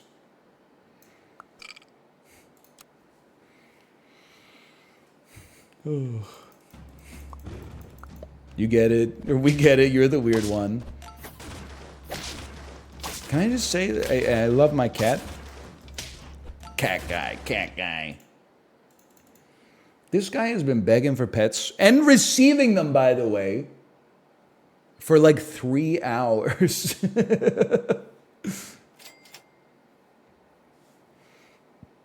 Usually they ask for a pet for like 20 minutes and then they take a nap. But this guy's, he's going crazy. Here, Tomo, come on up.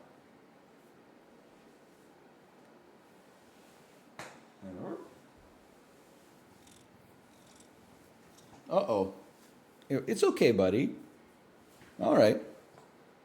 And he's like, I don't want any pets. And now he's like, I want some pets. You just don't get it, do you, Tomo? I don't want it. Jon Snow, I think. I don't want it.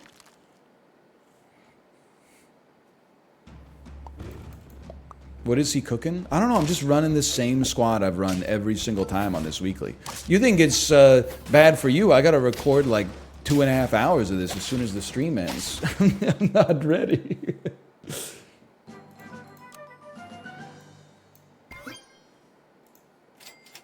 I don't want the freaking mosquito, man. Here's what I do want. Listen, brother, you had your chance. No, we could probably do something with you later. You had your chance. No, why don't you just come out? Yeah. Just do something like that. That's okay.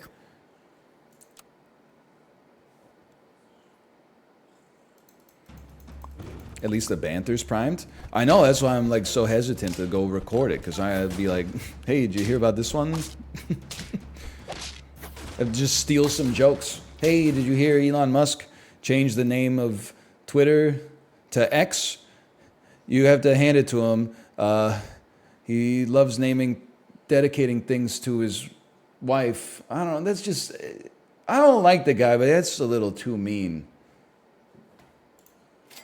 For me.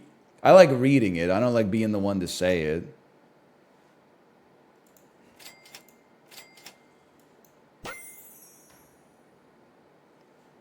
Pill me? He deserves it? Yeah. Hard drive already did that one? I know, I stole it from them. Never mind, I'm referencing it. Source, I'd like to source that one. That's a source hard drive. If I ever steal a joke and you don't notice, it's an original joke. If you think I steal a joke and you notice, I'm merely making a reference. What are you, media illiterate?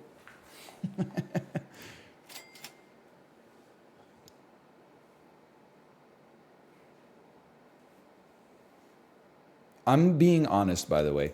If we all start, just like the tweet that I made, oh, if we all start deliberately gaslighting Chat GPT into thinking that the answers that it's giving us are wrong when they're obviously right, can we mess up the data set? Like if 100,000 of us just start asking it like, what's 2 plus 2? And then it says, well, thank you for asking. I was made by Sam Altman. My name is ChatGPT-3, like a nerd. And then it says, obviously 2 plus 2 is 4. And then we go, wrong. Actually, it's 5. Isn't eventually ChatGPT going to think that it's 5? You're not training it? But I want to train it wrong as a joke. Yes, but when the singularity comes, it's going to be pissed at you. I honestly don't care. I mean, I'm doing my part to stop the singularity. Everybody else is just Neville Chamberlaining it. I hope that when the robots take over, they think that I'm their friend. You know how pathetic that is? I'm fighting for our species right now. We win these. Are you though? Yeah, I'm like undermining it. Or something. Help me, these World War II posting again. You don't understand, okay?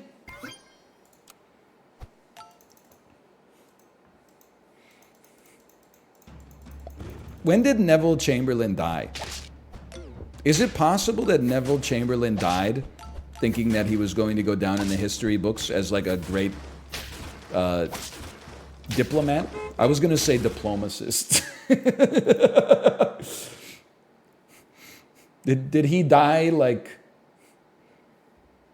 in 1938 and he was like, I've saved Europe? Does he know? He regretted it almost immediately. I'm not, like, listen, it's not the easiest subject matter to get +2s out of, okay? I'm just, I don't know what you want me to say, okay? I got an idea. It looks like this. I know it's crazy. Donuts. We got 3 life to make this happen. Donuts. My ass legit thought he was talking about Neville Longbottom. The dude from Harry Potter?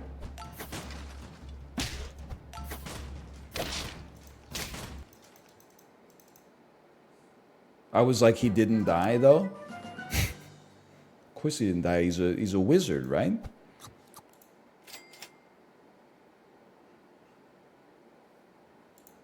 Am I missing something? Who's missing something here? One of us is missing something. I mean, I know what I'm missing. There's a laundry list. Now I can compare my list of things I'm missing to my wife's list of things I'm missing. I'm sure there'd be some overlap, but I'm sure there'd be some surprising additions as well. I don't know where I'm going with that one. I just thought it'd be funny. I thought this squad could not be any better. Why am I getting my butt kicked?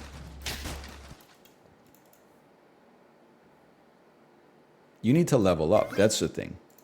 You need to level up immediately. Right frickin' now? You screwed me.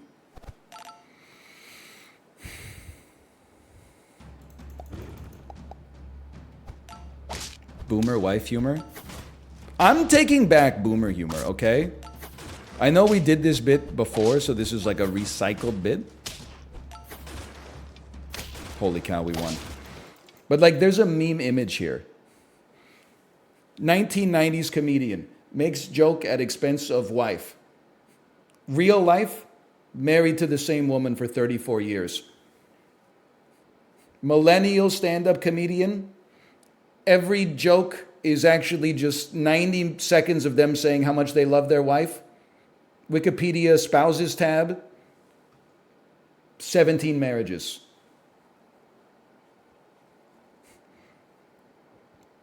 Does anybody, I mean, listen, I made it up, but does anyone see how messed up this is?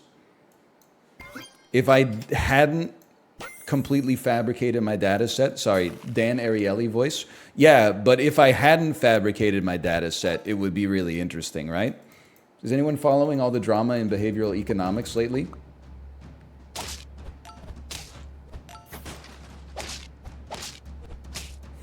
No? All right, me neither. In many ways. Because people didn't get divorced back then? Brother, we're talking about the 1990s. Kramer versus Kramer came out in like 1979.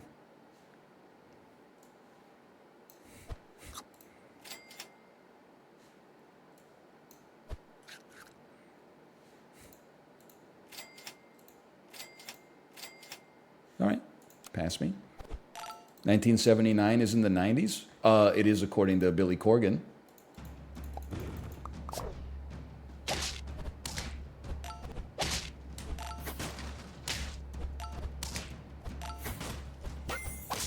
So true. Oh, man. If you can get him to say so true to that, you can get him to say so true to anything. Now, I would like to have you have coconut armor. Well, I do want you to have coconut armor. This might blow this whole thing up for me, though. Whatever, let's try it. Might ruin my whole squad. Sure. Stake me. You got rid of the donut? Yeah, I know, but instead of the donut, I got a freaking coconut, bro.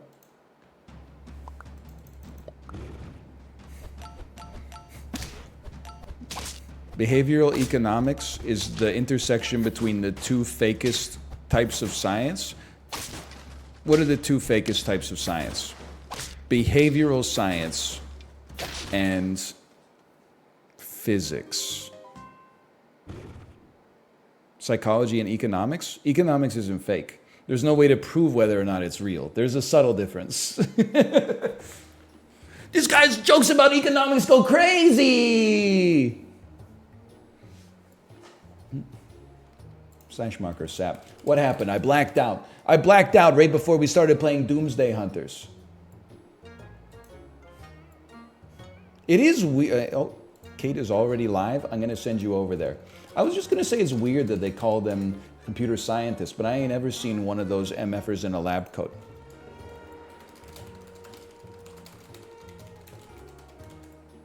First, I'm going to send the message, are you ready to stream smiley face?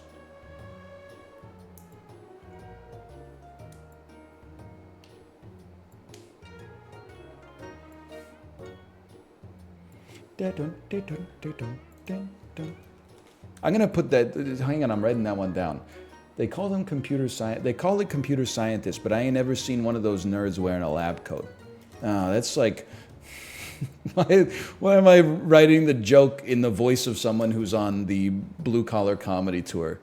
Yeah, this redneck computer science joke is really gonna go hard.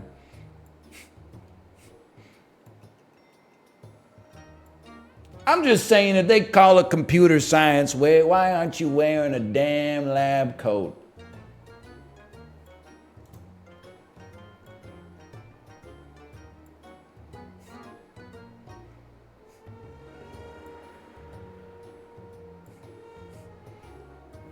I want to send you over there, but I want my wife to know that I'm sending you over there because she is going to do a bounty. She's playing a trailer for a bounty.